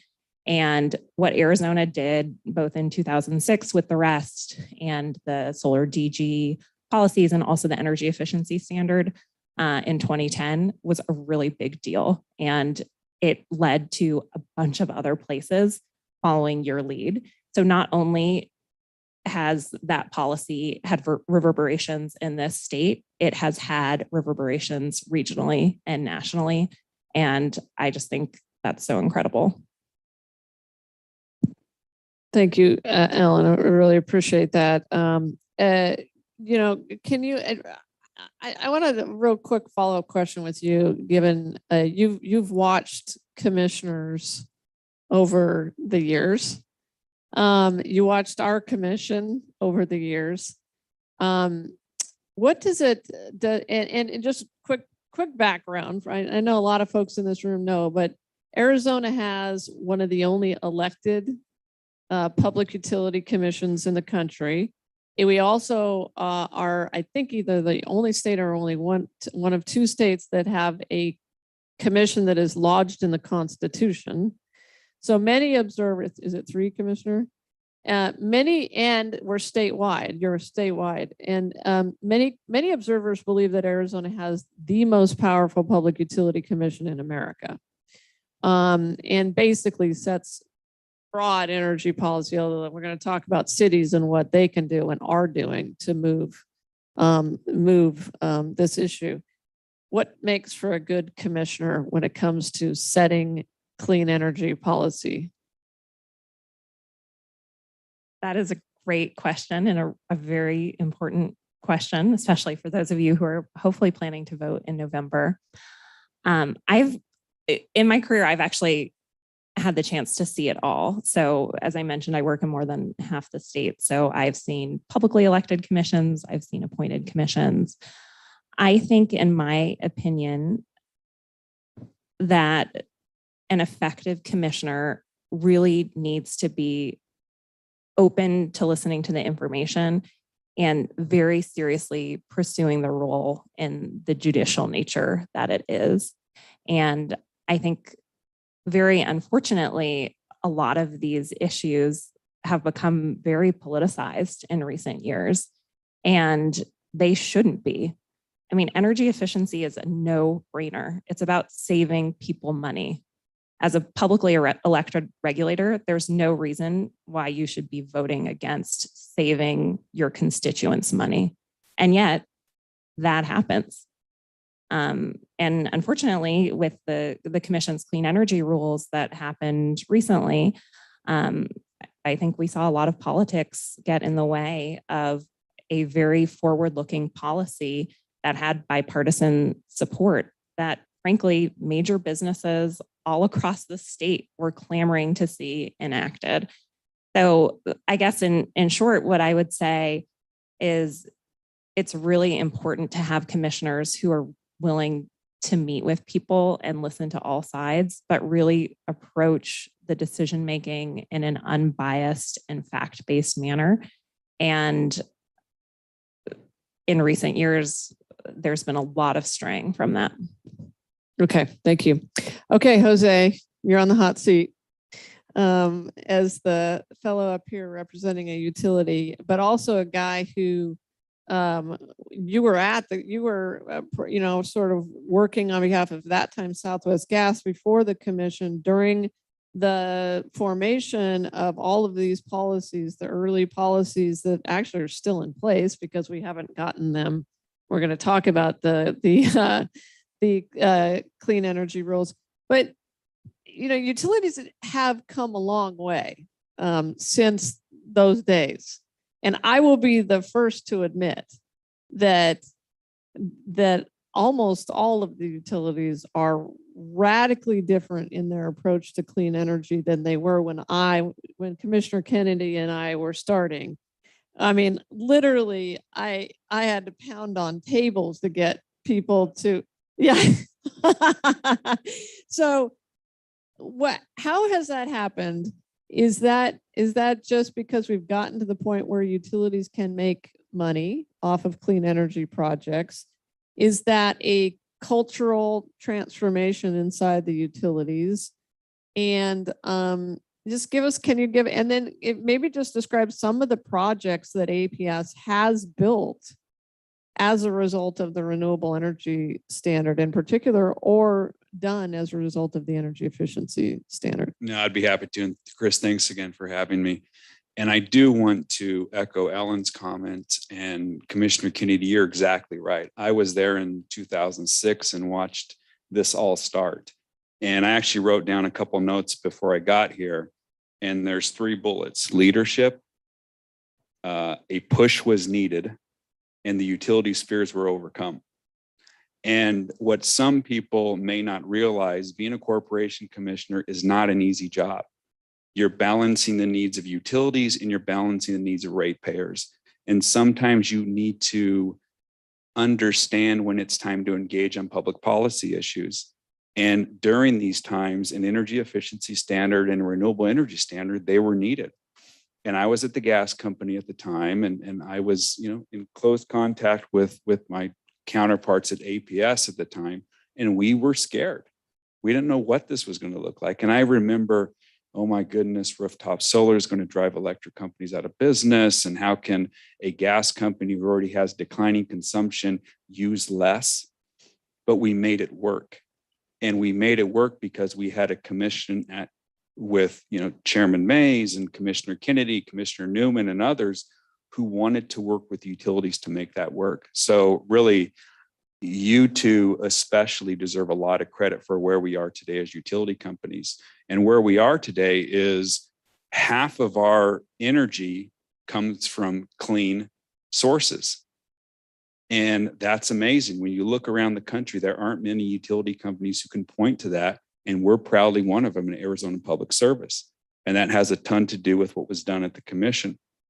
So when the rest was passed, we started to develop utility scale solar, small scale solar, community solar, which we need to do a better job of, admittedly, and we're going to work towards that, as well as putting solar photovoltaics on schools and government buildings. So it pushed us to be better, and we're going to continue to improve and continue to make this state a much better place. A couple other things, if I could. That was needed in 06 and 12. It was a policy-driven measure. Now what we're seeing is customers want this. Our residential customers want this. When TSMC came to town, when Microsoft comes to town, when Google comes to town, they want renewable energy. So the market is driving this bus now. And it's an exciting place to be as an electric company who can help electrify vehicles and make this a cleaner state. So really anxious and looking forward to working on those issues. Awesome. Thanks, Jose. Mayor Udall. You are both the mayor of St. John's, Arizona, population 4,000. Okay, 3,500. Okay. And in a really glorious part of our state in Apache County. Could you, and you have been mayor since, remind me, 3 years? Okay. Oh, well, okay, great. So, so you also actually work at the Coronado Generating Station, which is slated by SRP for closure around 2031, we think, 32. Okay, okay, we're not only going to talk about that. Can you tell us, you know, what it's been like for the community to learn that its biggest employer is planning to essentially leave town in about a decade? And some of the steps that you were already taking to try to achieve a just transition as you make this move from coal to the next thing. And I think from my standpoint, it is such an interesting situation and transition. And my view is, I'll just say this as a former commissioner,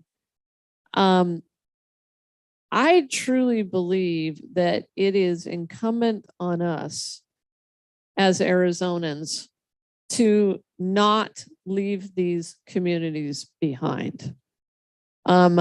This city that we are sitting in, this university, we are sitting in this beautiful hall, Tucson, Phoenix, would not be possible, would not exist in their current forms, would not be as prosperous, nearly as prosperous, were it not for the very, very cheap electricity produced by the coal plant that you work in.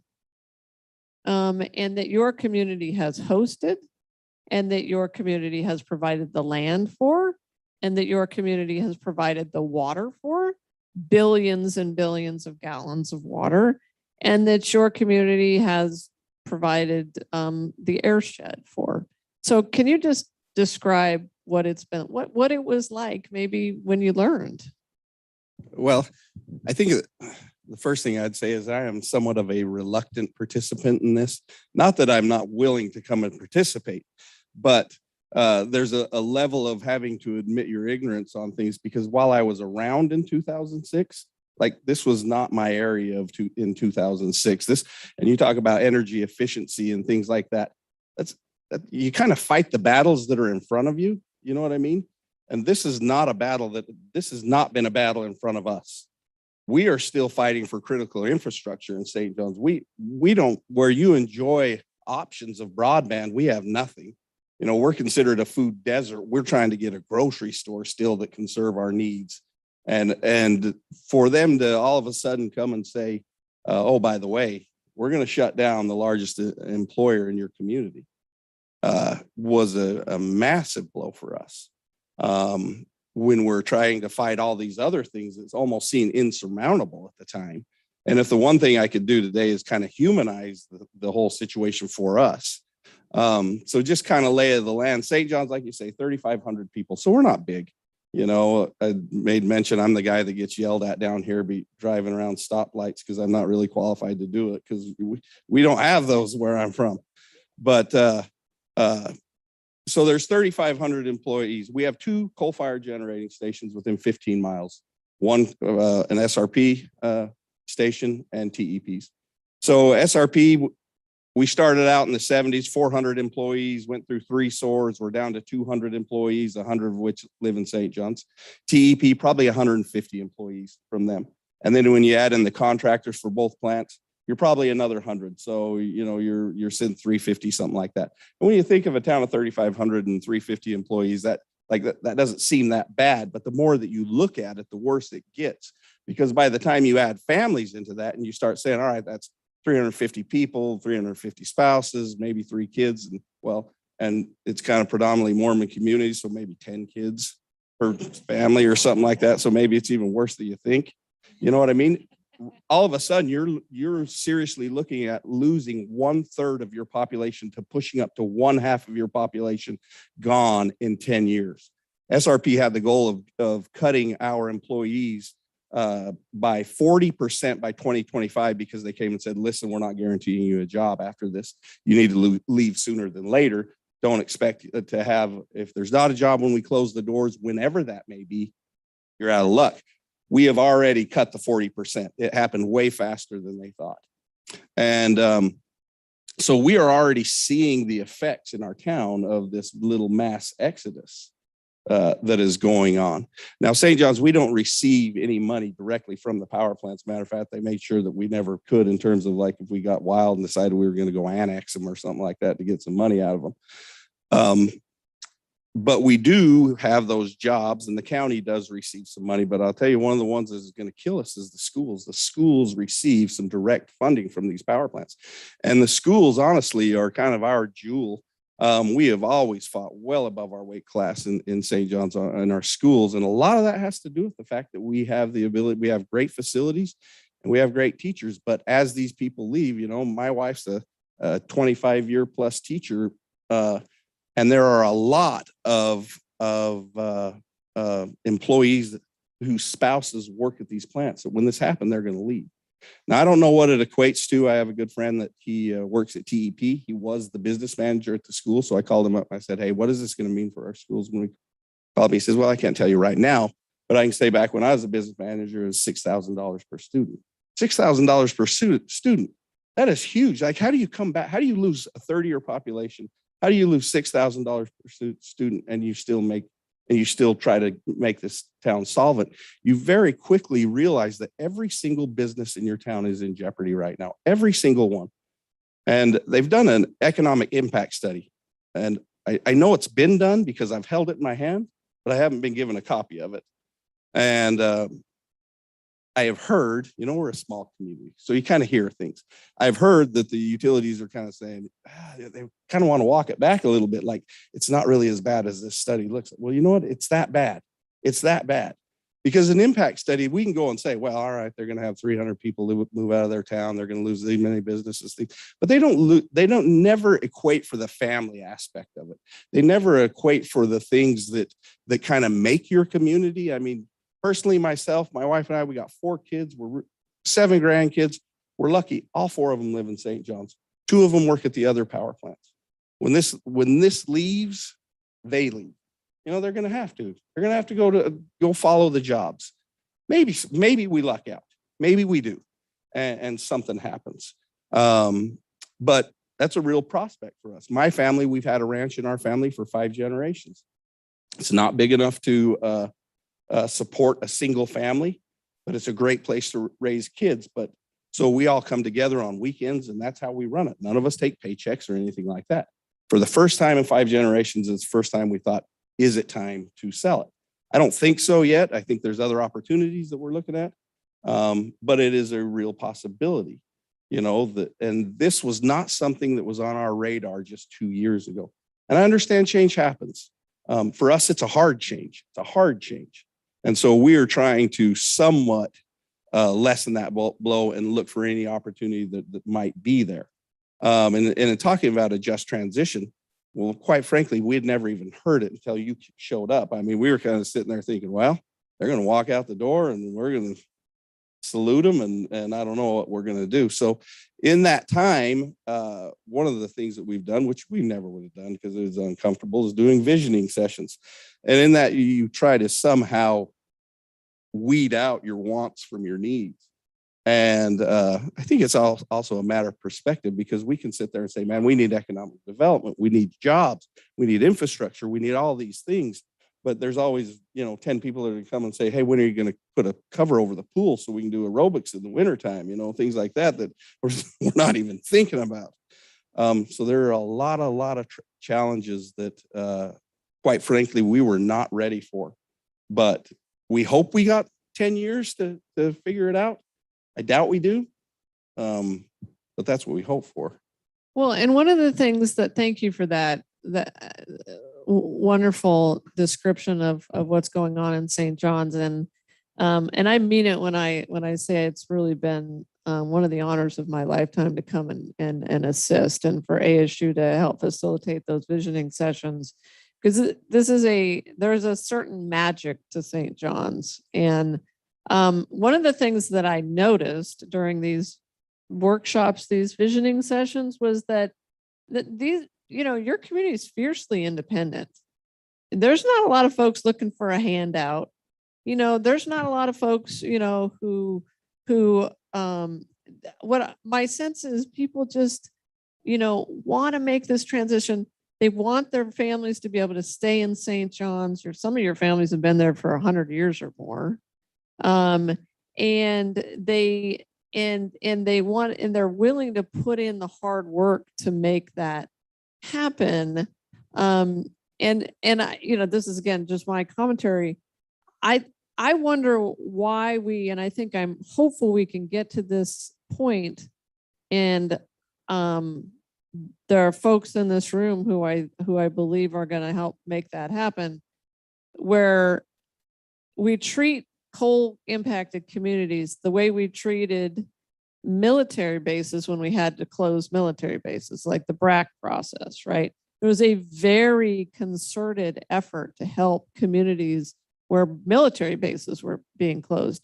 But we don't quite have that approach yet. So what are your thoughts on that, and sort of going forward? And you're not the only community in northeastern Arizona that's facing this, obviously. Yeah, no, I think one of the big things too is in this just transition, if somebody would have had the foresight 40 years ago to come and say, listen, we are going to be an integral part of building the 5th largest city in the United States of America. You are going to take a product that we make, and we're going to sacrifice a few things for it.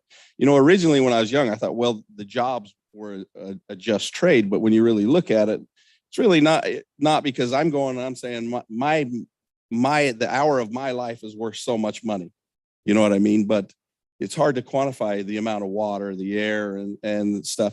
And I've been blessed. I have been blessed that I have a really, really good job in one of the poorest counties in the United States of America. But not everybody in my town can say that. Not everybody gets to do these jobs. And so these jobs that are in these power plants, they're $45 an hour jobs. So if I've got 300 of them in there, that means I've got to do 600 jobs at $20 an hour, or, to meet that economy. So if when we are doing these projects, we go in with the idea of helping these communities out on the front end, and the entire time that you were there would have been the correct thing to do. So now we're at the back end of it.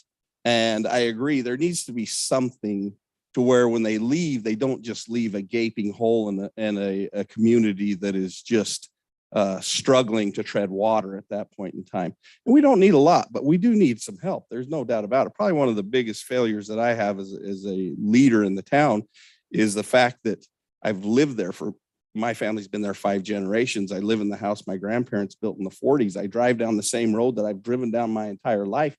And I'm pretty colorblind as to what the opportunities are, not because I don't want them, just because I see the same things every single day. And sometimes I need somebody to come and say, hey, you got a great opportunity here.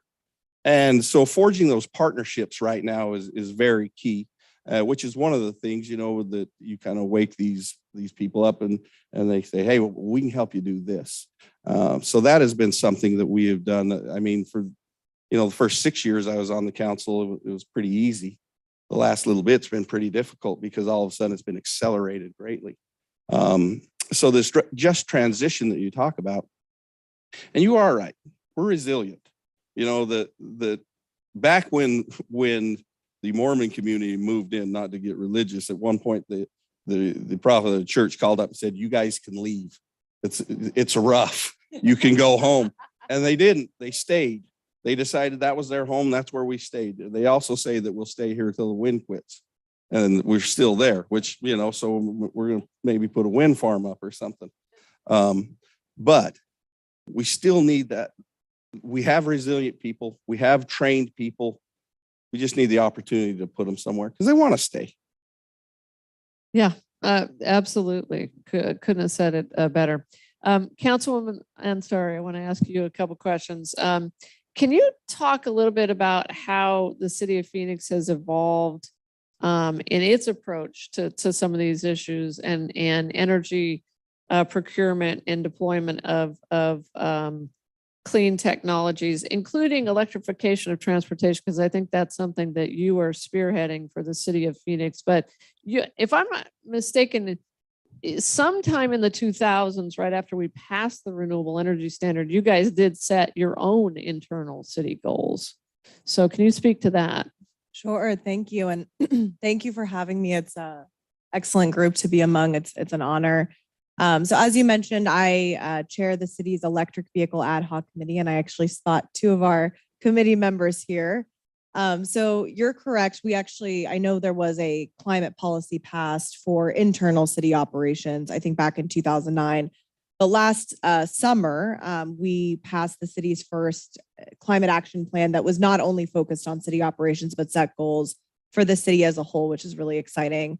I have been laser focused on transportation electrification since I began, just because of the numbers, really. When you look at statistics and data in Phoenix, the transportation sector makes up more than half of greenhouse gas emissions at this point, and also is the reason for the air pollution that we have. As we are the 5th largest, fastest growing city in the United States, but we also rank 5th nationwide for most unhealthy ozone pollution days by the American Lung Association. So this is a public health crisis, in my opinion, which is why, I am a huge proponent of public transportation, and that is number one. But at the end of the day, we are a sprawling city.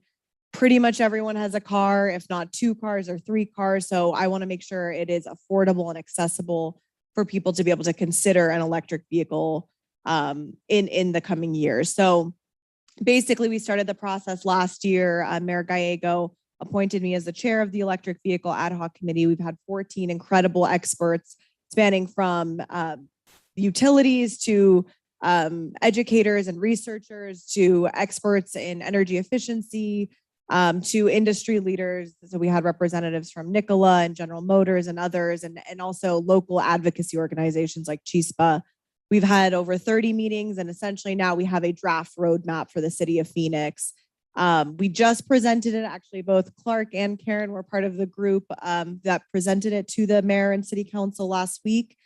And it is very robust. It is in line with what the federal administration is recommending in terms of number. So we said 280,000 cars, EVs on the roads in Phoenix by 2030, which also aligns with Biden's goal of 50% of car sales being electric by 2030.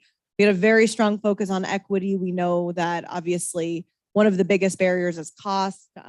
And so we're looking at how can we use city-owned properties to make charging infrastructure more accessible. So we've already started that process, but one of the goals in there is to install 500 public charging stations, whether it's at libraries or parks or city-owned buildings.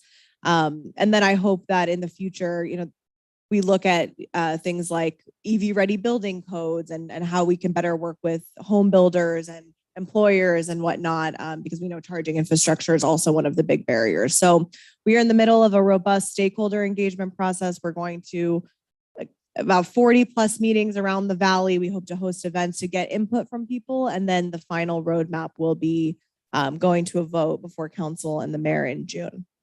What do you personally see as the biggest barrier? Like what keeps you up at night when you think about, can we get this thing done? Because I totally agree with you at this point. I think electrification of transportation is where it's at, especially in Phoenix with our ozone issue. If we're talking about tackling ozone and tackling pollution, really, it's about electrification of transportation. So two questions. What are the biggest barriers, do you think? And then what's your timeline for getting this done? You said 200,000 cars on the road? 280,000 by 280. 2030. Okay, by 2030. Mm-hmm. I think I definitely think infrastructure is a big barrier. We're like right now, even in downtown Phoenix, you barely have charging infrastructure, let alone when you look at West Phoenix or South Phoenix. So we started last year with a pilot program, thanks to some rebates from SRP. The city installed some public charging infrastructure at Cesar Chavez Library in Levine and Desert West Community Center in Maryville. So that's a starting point. But I also think, I know this is going to change with technology improving, but cost is obviously still a major barrier. So I would like the city to look at more rebates, more incentive programs for underserved communities. I also think we need to look at, in the subcommittee on equity, we talked a lot about models like EV car share programs in an underserved community. It's not, you don't necessarily need to go out and buy a car, but how can we make it easier for you to choose that option? I think also we're still obviously in the midst of a lot of misinformation around electric vehicles.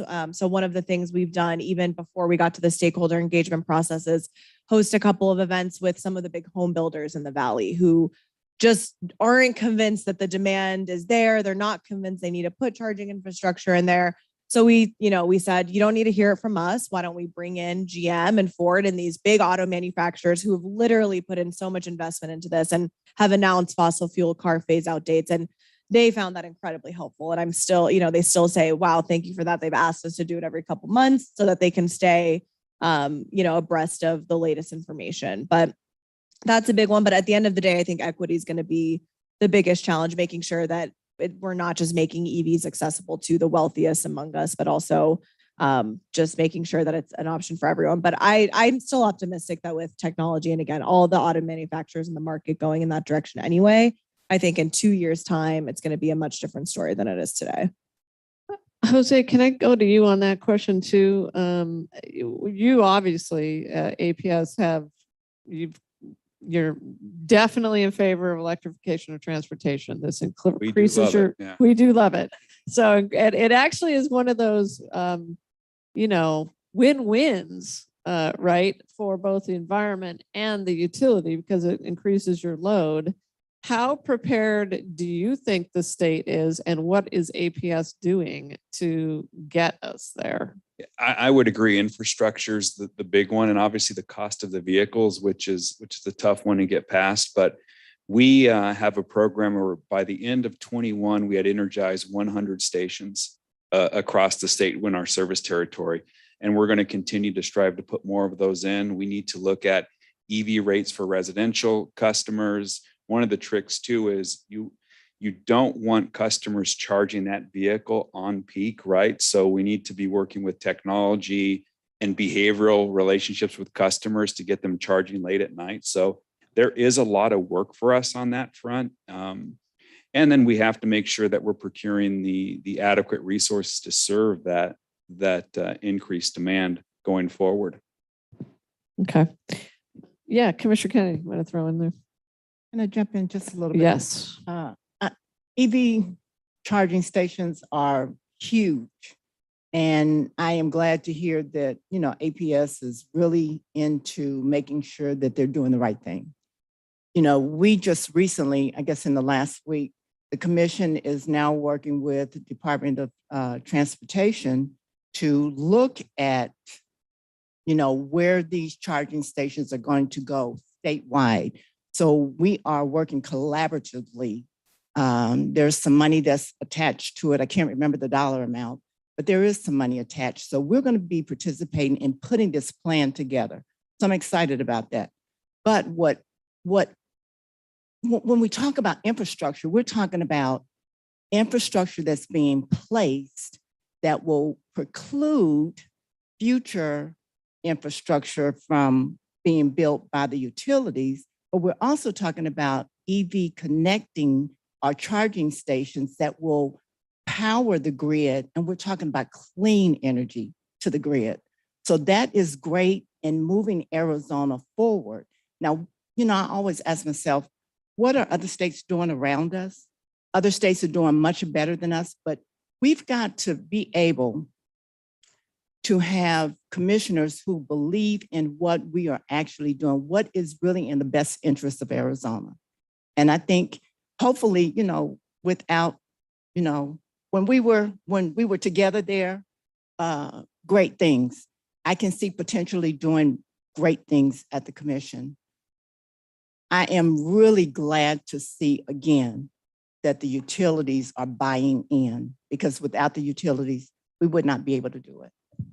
Well, and that's a great segue to my next question, and maybe Ellen, I'll start with you, and then come back to Commissioner Kennedy and Councilwoman Ansari. But what is, let's look forward, right? What is Arizona's energy system going to look like 20 years from now?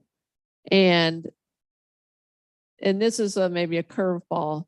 Does it depend on the commission's adopting the clean energy rules that unfortunately, despite Commissioner Kennedy's valiant efforts, they didn't adopt? Can it still get done with cities' actions and the utilities that are moving in the right direction? What does it look like, Ellen? Because you think about this all day long and all night long, sometimes, I think. Yeah. That's true. I do have a lot of dreams about energy policy decision making, which is kind of embarrassing to admit, but it happens. You know what? One of the things I think that was so unfortunate about the clean energy rules that we've all been sort of alluding to not being passed at their final milestone. Can you quickly describe them? Real quickly? So the commission for,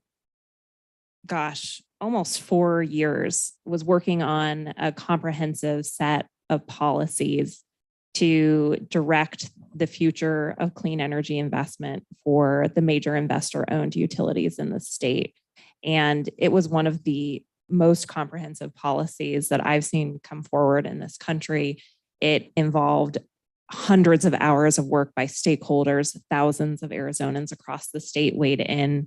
It established a carbon-free electricity standard with interim targets along the way, recommitments to energy efficiency.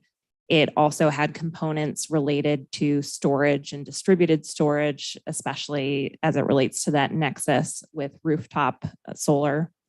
And it also had really important changes to the way that planning takes place for the future system and considerations for impacted communities such as St. John's. So, for example, prioritization for new clean energy development happening in coal-impacted communities. So it had just an incredible set of components to chart a path forward.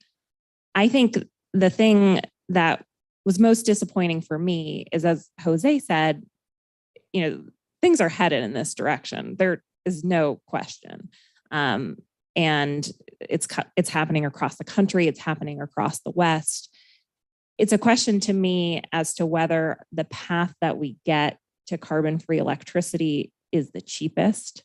Does it maximize energy efficiency? Is it done in a competitive manner where the utilities have to look at options that come from third-party providers? And is it developed in a way that consider communities who are going to be impacted from this transition that we all just heard about? So there's no question to me that Jose and his team are going to get us to 100% carbon free, but it's how that path winds its way there. And is it done in the way that maximizes the public interest? And the failure of the clean energy rules was really unfortunate for that reason, because it put a lot of guardrails in place to make sure that that path ahead would be equitable and would take into account, vulnerable Arizonans. So I guess to answer your question, Chris, I think there's no doubt in my mind that we're headed towards 100% carbon free, and we're probably going to get there way faster than we ever thought. The question for me is whether some of these other super critical considerations are part of the conversation and get prioritized. And the failure of the clean energy rules leaves that in doubt for me, and it's really unfortunate. Commissioner Kennedy, what are your thoughts on that? What do we look like in 20 years in terms of our grid? Well, I believe that Ellen is correct. It's unfortunate that we couldn't get the energy rules passed. And it was a tough fight, a sad fight, you know, in the very end. But as I look around to, you know, other states, not just surrounding states, Arizona, surrounding Arizona, but across the country and what they're doing. And we are ultimately slow walking it. We had, as Ellen stated, a very robust plan on the table, but in the end, what actually came about in amendments was to push out carbon-free to 2070. Now, to me, that's frightening. The only thing I can say, and to answer your question very lightly, is we have to be aware of those who say that they support renewable energy and that they support solar and wind or any technology that will make Arizona a better place to live, that maybe it's just a facade. And I say that because I think that's what happened 2 years ago. People said, oh yeah, I support, and then they got to the commission and did just the opposite. So we have to really, really be careful, because I personally think that a renewable energy standard makes Arizona probably the most state in the United States, a state that could lead and everybody else would follow. And I want to get back to that. How do we come together as a state around these objectives that we now all seem to be on board with? So let me go to you, Councilwoman, and sorry about this. What does Phoenix look like in 20, 25, 30 years if your ambitions are realized? Great. Well, so I think I'm right in the middle of you two in terms of optimism versus, I agree. I think the direction is heading in that way, but I think we need to be very deliberate as decision makers and in any capacity about making sure goals are actually followed through with. So with Phoenix, you know, I think we have a great climate action plan. Of course, it's going to be improved every 2 years. We're going to look back at it, but we're going to have a great roadmap, but it's all about the implementation of it. So I'll give you an example. When I started last year in the fall, someone on my team and through another office came across. So we get a binder, just to take a further step back, we get a binder about this big every time we have a formal council meeting with hundreds of things that we're voting on, largely that just pass by consent because there's just so much, so many little contract amendments, so many RFPs being issued. So that it's easy to miss something. I'll say that. It's easy to miss something if you're not closely looking for a certain issue. So someone noticed that the city was putting out an RFP for up to $145 million in bus replacements for hundreds of buses over the next 5 years to be replaced with compressed natural gas buses. So and this was the final step, let me add to that. The main vote had happened before I had even gotten on council, and it was just about to be the kind of final check on the check mark. We worked for months with staff, with other council offices to draw attention to this. Long story short, there was a lot that happened, but we ultimately majorly changed the language on everything so that we are only replacing the most urgently needed bus replacements. And that contract would have to come back to council every single year. And instead, we put out an RFP up to $150 million for electric or hybrid electric buses for the replacements. That's now finally moving forward. So that was a big wake up call for me to say that, wow, like we have a climate plan, we have all these goals, we have this, we have that, but we almost just gave up to this, you know, a crazy amount of money for up to 5 years worth of bus replacements that were all fossil fuel powered buses. So I think to me, we need a lot of attention on this in order to achieve the goals that we want to achieve. If we actually follow through, I think we could live in a great city. I mean, I think that Phoenix can lead the way. I think that in 20 years, we could definitely have a fully electric bus fleet. I just met with folks who helped create the first electric fire truck that Los Angeles has ordered. So I'm hoping to go take a look at those. I think that there's a lot that we can do now to start laying the groundwork for EV ready building codes, but also building codes that are much more stringent around new buildings and how they're powered. So I think that we could live in a city that is much more sustainable than it is today, much cooler city than we live in today. But it's really the next couple of years, the next 5-10 years, that we need to make sure that all of these little things that we're voting on, all of these contracts, all of these replacements, anything that we're newly purchasing, we need to make sure, especially on the transportation side, that we're prioritizing electric, that we're expanding light rail. And also when it comes to development, I think a lot of it has to do with development decisions. You know, are we building transit-oriented friendly development along light rail? Are we building densely? Are we making sure that our city is walkable and bikeable and actually pedestrian and transit first? And secondly, focusing on cars and making sure those are sustainable as well. Well, I think that's an argument for being really, really aware of who we elect to these critical positions like you. Jose, what from the standpoint of the state's largest utility does Arizona look like, the energy landscape look like in the next 20 to 30 years? Yeah, and I kind of where I started. I think what you guys started to drive years ago is driving us to be better, and the market's driving us to be better. So we are the only Arizona utility has come out and said we are going to be 100% clean, carbon-free electricity by 2050. We have the pleasure of operating Palo Verde nuclear generating plant that helps us get some of the way. But by 2030, 45% of our generation portfolio will come from renewable energy. So that's very exciting. We also have we'll have natural gas on the system, especially when you're moving away from coal.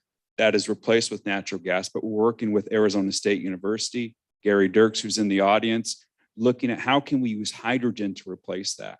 So we're working with turbine manufacturers to blend hydrogen into natural gas plants. So we're going to start to see more of that. And we're super excited about that. And I do think, and Gary, you're the professional at this, but by 2035, you'll start to see the cost of hydrogen go down. So I think it becomes much more competitive. So I think once you get to that 2030 year, a lot has to happen from a technology perspective. And I think Commissioner Kennedy, you said it best. There are times where not all of us walk the talk. And I think that is, again, the role of the commissioner to make sure that we're truly doing that. Well, and to follow up on that, and then I want to go to Spence for this question. What is the mix of customer sided versus utility scale clean energy look like? Because you're going to build obviously a lot of utility scale solar and wind. You're going to build it or you're going to procure it. But what role, and APS wasn't always great on this question, has gotten a lot better in the last couple of years. What role do you see your customers playing in providing energy to the grid? And I'll throw in microgrids. Yeah, I think if you look at the number of solar panels now, I think we're the fourth highest in the country. And that is only going to increase. That's not going to step backwards. So I think solar from residential perspective is going to continue to grow.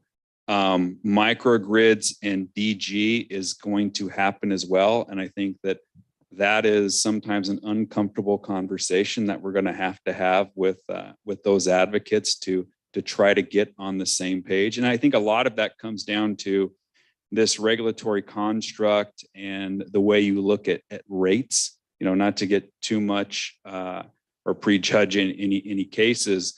I think looking at rate design for utility companies can really help you overcome a lot of these issues. And for just to get a little more detailed on that, right now, an electric company, you make your money by selling stuff, right? Selling electrons. there's other rate designs that you can look at, whether it be performance-based or a decoupled rate design where you're not earning by the amount of electrons you're selling. The commission sets a rate and that's what you earn. You don't earn less than that rate or you don't earn more than that rate. So I do think that that is going to have to play a major role in going forward with that. Mayor, what is St. John's? What does northeastern Arizona look like in 20 to 30 years if your dreams and ideas and ambitions are realized for St. John's? Well, that's a great question. You know, we would love to be in APS's shoes and have some nuclear generation in our backyard. We would love that. And I do think that that has to be part of the conversation in this. Like I said, you kind of you fight the battles that are in front of you. And I am definitely, I love the idea of renewables. I love it. But I deal with the problems of renewables on a daily basis. I think there's hurdles. I think that has to be part of the conversation. When I sit there and we're making power every single day, and there are things that I see as a concern, but I don't ever hear that they get talked about. So in terms of St. John's, luckily we have giant transmission lines that are going to stay there. And with transmission lines come opportunity. And so I do believe that there is going to be some sort of opportunity there to continue because those lines are valuable. And it's an interesting dichotomy where utilities have a hard time finding a place to put a power generating facility. And everybody says, not in my backyard, not here. And we're up saying, no, in our backyard. We're good. Come and put it here, you know, but we have limitations where we're at too, unfortunately. I wish it was a perfect fit.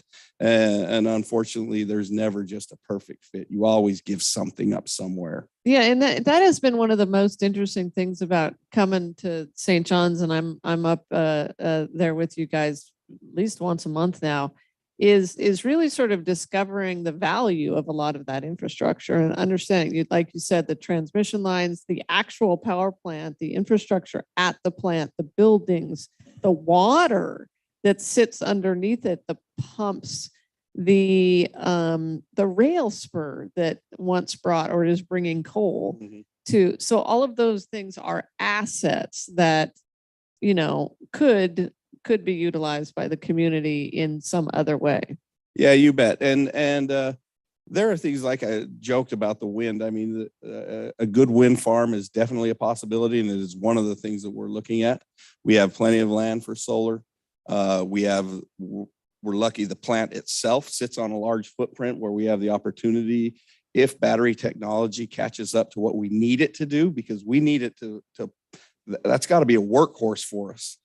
Some sort of battery technology, and we have the space to do it right there. So we're not totally in the cold, but it's still scary for us. And so do I think we're just out? No, we're not out, because I think they need to utilize that facility in some way. There's too much infrastructure. And I mean, if we're talking about reduce, reuse, and recycle, and the truth is that power plant itself has a bad name simply because it has coal hooked onto it. But really, it's just a water boiler. That's all it is. It doesn't care what makes the steam. It doesn't care. And there's technologies that come along all the time. The worst thing that could happen is if they just tear the place down. That would be a tragedy, because literally we got $1 billion or billions of dollars of infrastructure right there with all the control system, everything we need right there to generate power.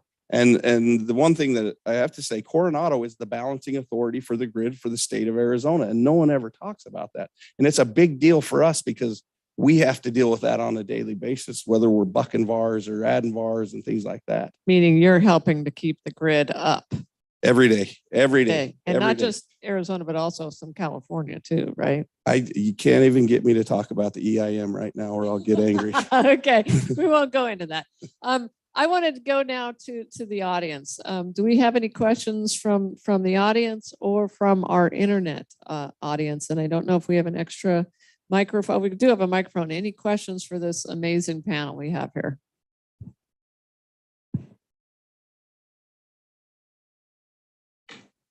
Hi, this is Justin Flory. A fantastic panel, by the way. You all did a great job. I've learned a lot. My question is for Jose, and I have a solar system on my home, and we're part of a time of use plan. And right now that's set up in large blocks of time. And what I was wondering is, when are we going to see systems that are a little bit smarter, that take advantage of, it's, as an individual, it's hard to keep track of everything that's going on. There's obviously some learning, hey, can I do my laundry at night or whatnot to kind of try to balance that. But when are we going to see more smart technologies that allow us to what we're doing to interface, our refrigerators and everything interface with the grid, and kind of, like the electric chargers, they know to just turn on at certain times. When is that technology going to be here? I wish I had that answer. I'm not sure. I was actually talking to a colleague over lunch about this, and I think it's going to happen. Commissioner Kennedy talked about vehicle to grid charging, right? So Ford is looking at doing something like that. I think one of our electric vehicle manufacturers here in town are looking to do something similar. But from a smart devices perspective, I do think that that is forthcoming, and it's something that we're trying to track on a pretty regular basis, so we can make sure that we're developing programs that can utilize that. But from a specific timing on what's happening there, I don't have that exact answer. Chris, can I? Yeah, Ellen, go ahead. I'm about to get a little bit wonky here, but building on what the councilwoman had mentioned about implementation and the devil's in the details, your question is actually a really important example of how policies of regulators can make a really big difference. So, for example, every energy efficiency or smart technology that companies like APS are allowed to rebate or offer through their programs have to go through a really extensive economic analysis that demonstrates that every dollar that goes in more than returns that amount of money to Arizonans as a whole. And unfortunately, Arizona has one of the most regressive cost effectiveness protocols in this entire country. And as a result, there's a lot of things that are being offered in neighboring states that are not available here. And it's actually something that Commissioner Kennedy has worked and former Chairwoman Mays also worked to try to address. We're still working on it, but I just raise it because it's one of those devils in the details. It's actually something I've been working on since my very first day that I started at SWEEP. And I'm just so hoping we can get it resolved more than a decade later. Very true. Clerk. Front row.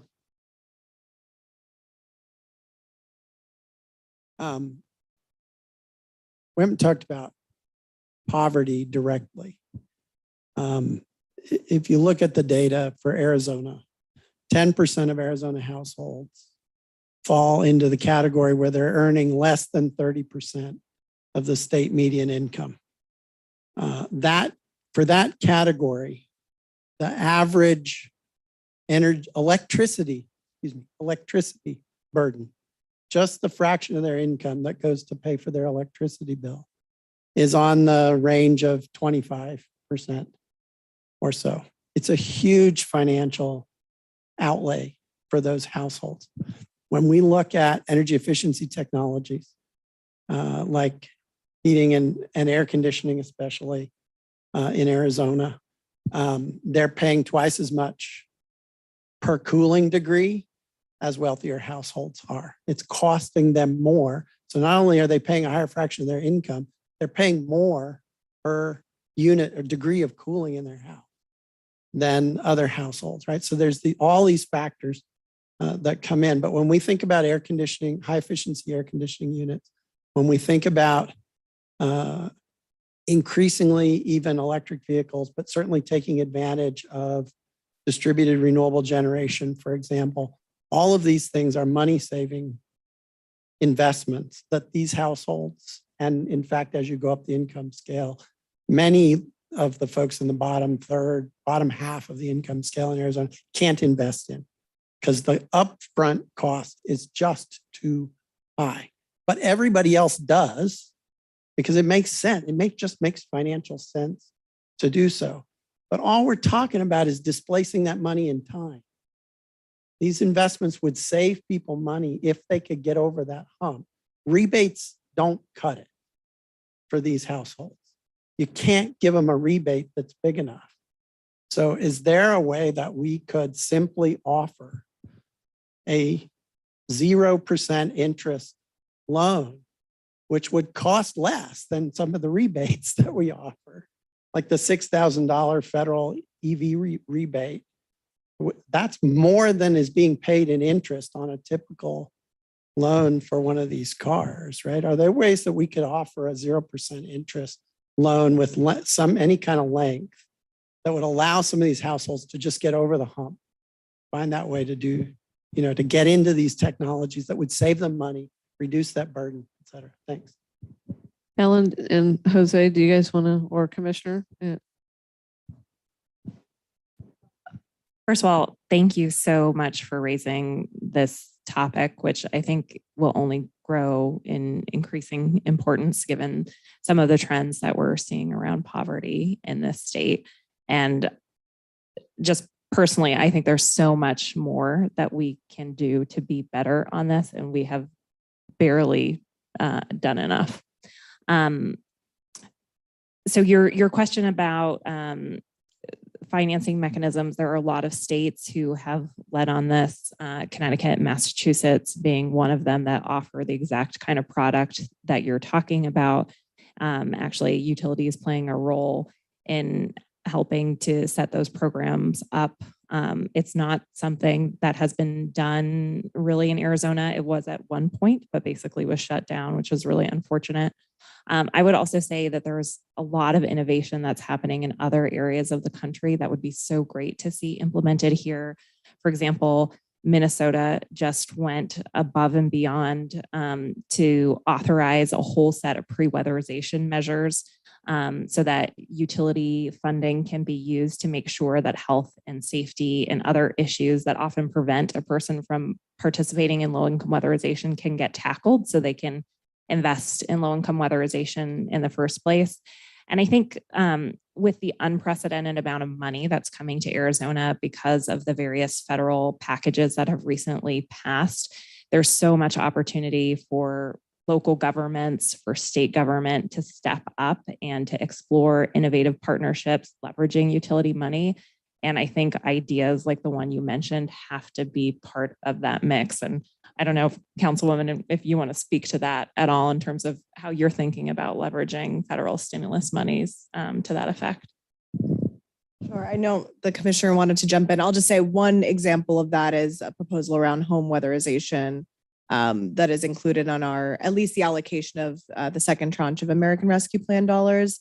Really cool proposal. It would, I think, support around 4,000 homes and low census tract neighborhoods to be able to upgrade their ACs and all of that, and ultimately help save them money. And we've been working with SWEEP on this proposal. So that's one. There's others that we've received, but we're trying to do the same with other aspects of climate, like a tree and shade accelerator and shade, also again in low census tract areas. But I agree. I think maybe we look at the bipartisan infrastructure bill too to see if there's more work we can do there. But there's certainly, Phoenix certainly has appetite for it. I think we just need to work with the right partners.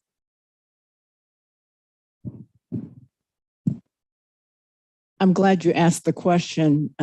Just recently, and I won't say the name company, but I'd actually introduced some language to do just what you talked about. And I think, at first when it was brought to my attention that, maybe we should introduce the language, we put it on an amendment, and then we had immediate pushback, not from the company, but from staff.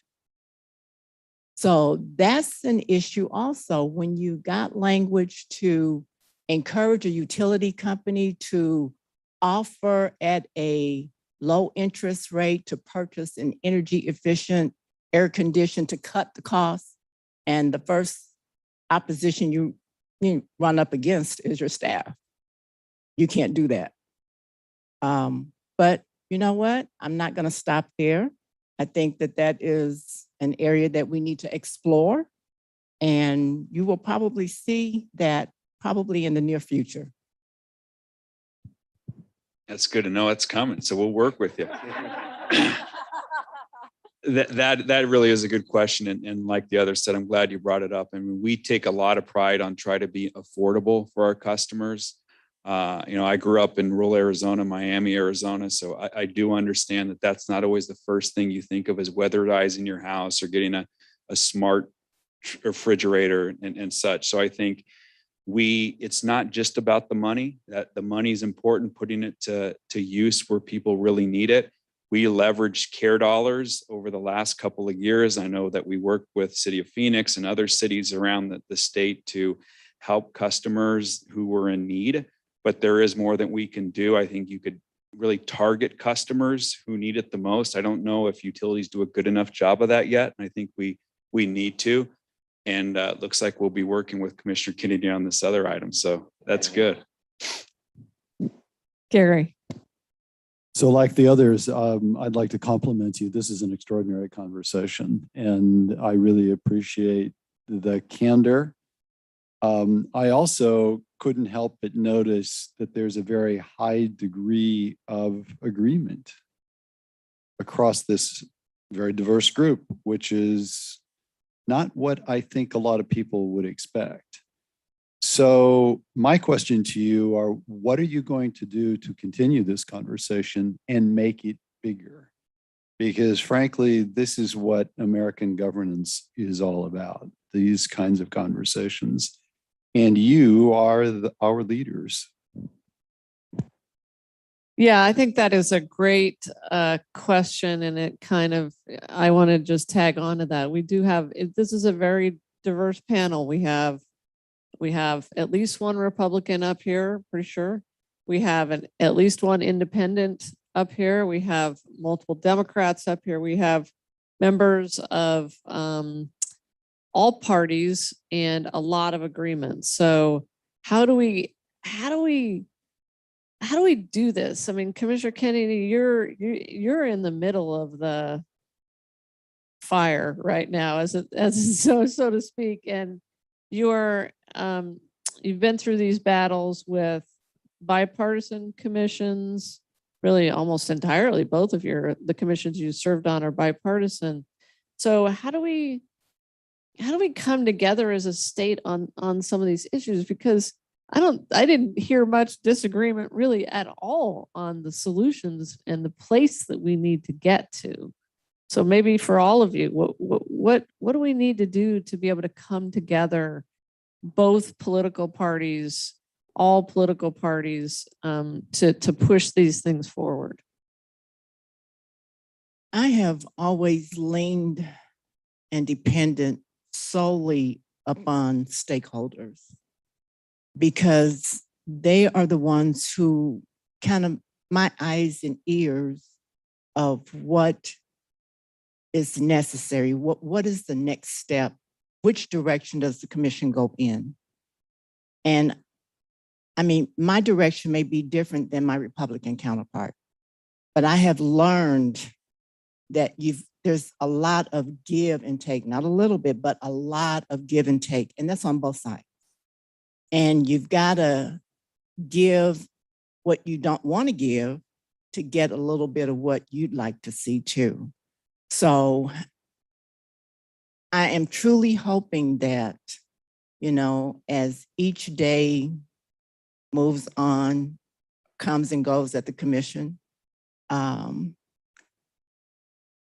can continue to offer the Arizona or Sandra Kennedy aspect of the direction we should move into, and hoping that my counterparts will say, well, that might sound good, or no, it doesn't. And then it gives me an opportunity to say, well, let me say to you why I think this is in the best interest of Arizona.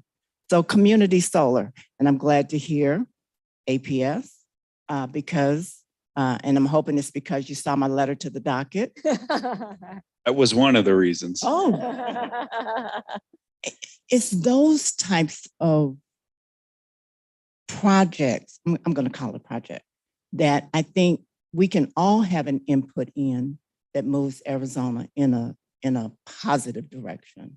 So it's tough, but unless you have a commission that is totally like-minded as you, there's going to be a lot of give and take. Councilwoman Ansari, you also have to work with 4 other colleagues, not everybody on the same page. How do we do this as a state? How do we move forward in a bipartisan way? Because, I mean, we've got a third of the state are Republicans, a third independents, a third Democrats. That's where we're at. Where we're at right now. So how do we do this?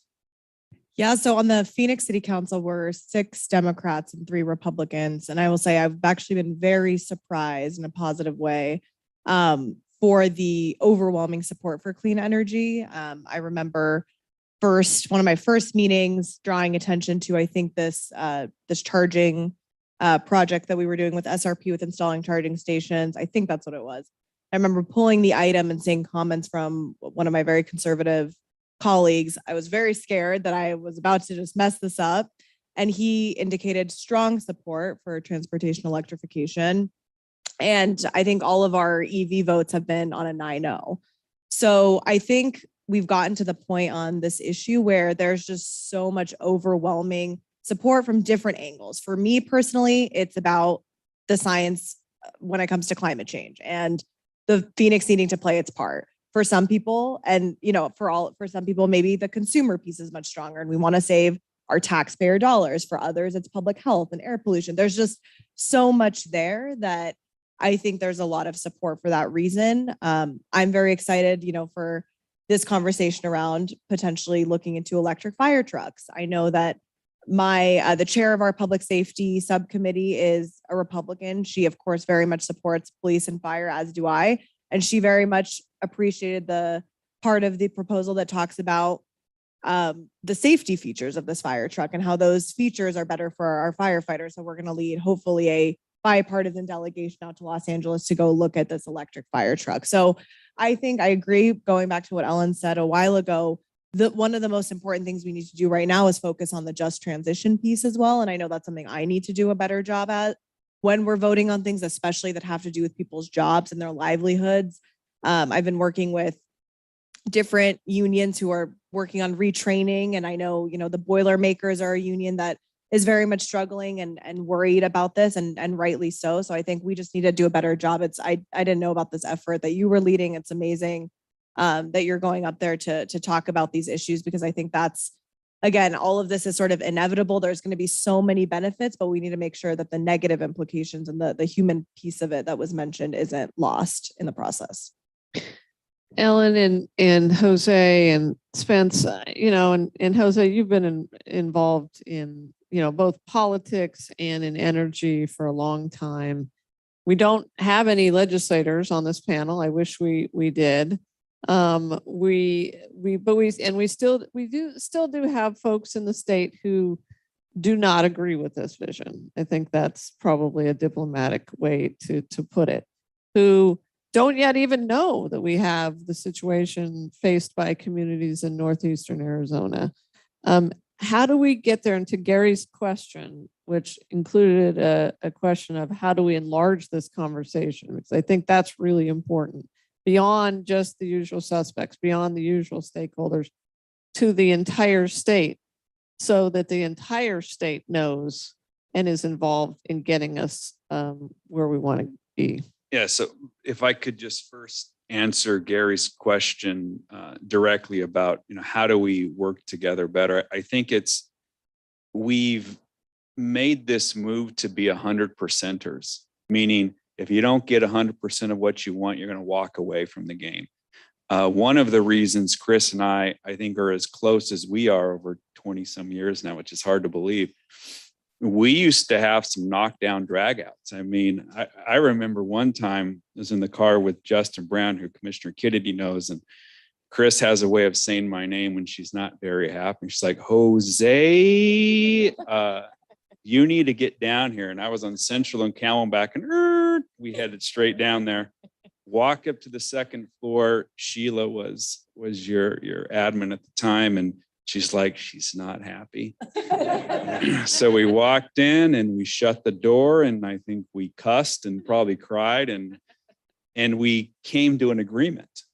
And I'm not suggesting you need the cussing or the yelling part, but I do think sometimes you have to leave things behind and have a willingness to talk. And I don't think we do that enough anymore. And I think we can get there. And maybe I'm just too optimistic.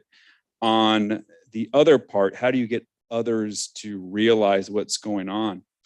One of the issues with the commission is it is a supremely powerful organization that nobody knows about. Nobody has a clue what goes on down there. So when we start talking about just transition, nobody even knows what that means. No one has heard these stories. You have to see it and you have to hear it. And I know that there's going to be some town halls in the northern part of the state. And I think really that's where you start. And I think we should, be talking to legislators who can be politically swayed because people vote in those parts of the state. So I think you have to bring it to people, and it's an uncomfortable conversation. And we need to figure out how do you pay for this, right? Does that come strictly from ratepayer dollars, shareholder dollars, federal dollars, state dollars? How do you do that? And it's an uncomfortable conversation, and people can be rather lazy and scared of those. But I think you need to take it right to them, take the fight to them. Spence, what do you think? You deal with a council, a diverse council as well, with different opinions. How do you bring people together, and how do you think we can do this in Arizona? Well, I don't know that you can ever take politics out of the conversation, but somehow if you could, that would be really good. I think the one way you can maybe do it is through better education. I mean, and it has to be education based off of good practices and not off of emotions and things like that, to where you go and because what Jose was saying of having these honest conversations is where you got to start. Somehow you got to build trust back, because we've lost that. We've lost trust in this nation in terms of our government. We see that at the local level, where we feel like we get people's frustrations come to us because they don't have an outlet to do it somewhere else. But I think through education is probably the best way that I can see to do it. Because I mean, truth be told, I'm not a huge supporter of this. It would be much easier for me if they'd come and say, "Hey, just kidding. Coal trains are still coming." That would be way easier for me. But the people in my community going and telling them, no, this is a good thing overall for everybody. That's a big chunk to swallow for them, because they are going to be impacted immeasurably. You know what I mean? So there's a lot of ground to cover here, and it's easy to forget about us. I mean, we are a small player in this, but for me, it's huge. But I think it's got to be education. I think that's just where it's got to be. And it's got to be a sincere form of educating, and not a partisan way of doing it. I don't know how you do it. I mean, if somebody's got that recipe, then break it out. Well, I would disagree with one thing you just said. You have been a massive player in the development of Arizona, and Arizona owes you and your community a debt of gratitude. So do we have any last questions? I know we're kind of running low on time. All right, listen, why don't we thank our awesome panelists, and thank you all for being here as well.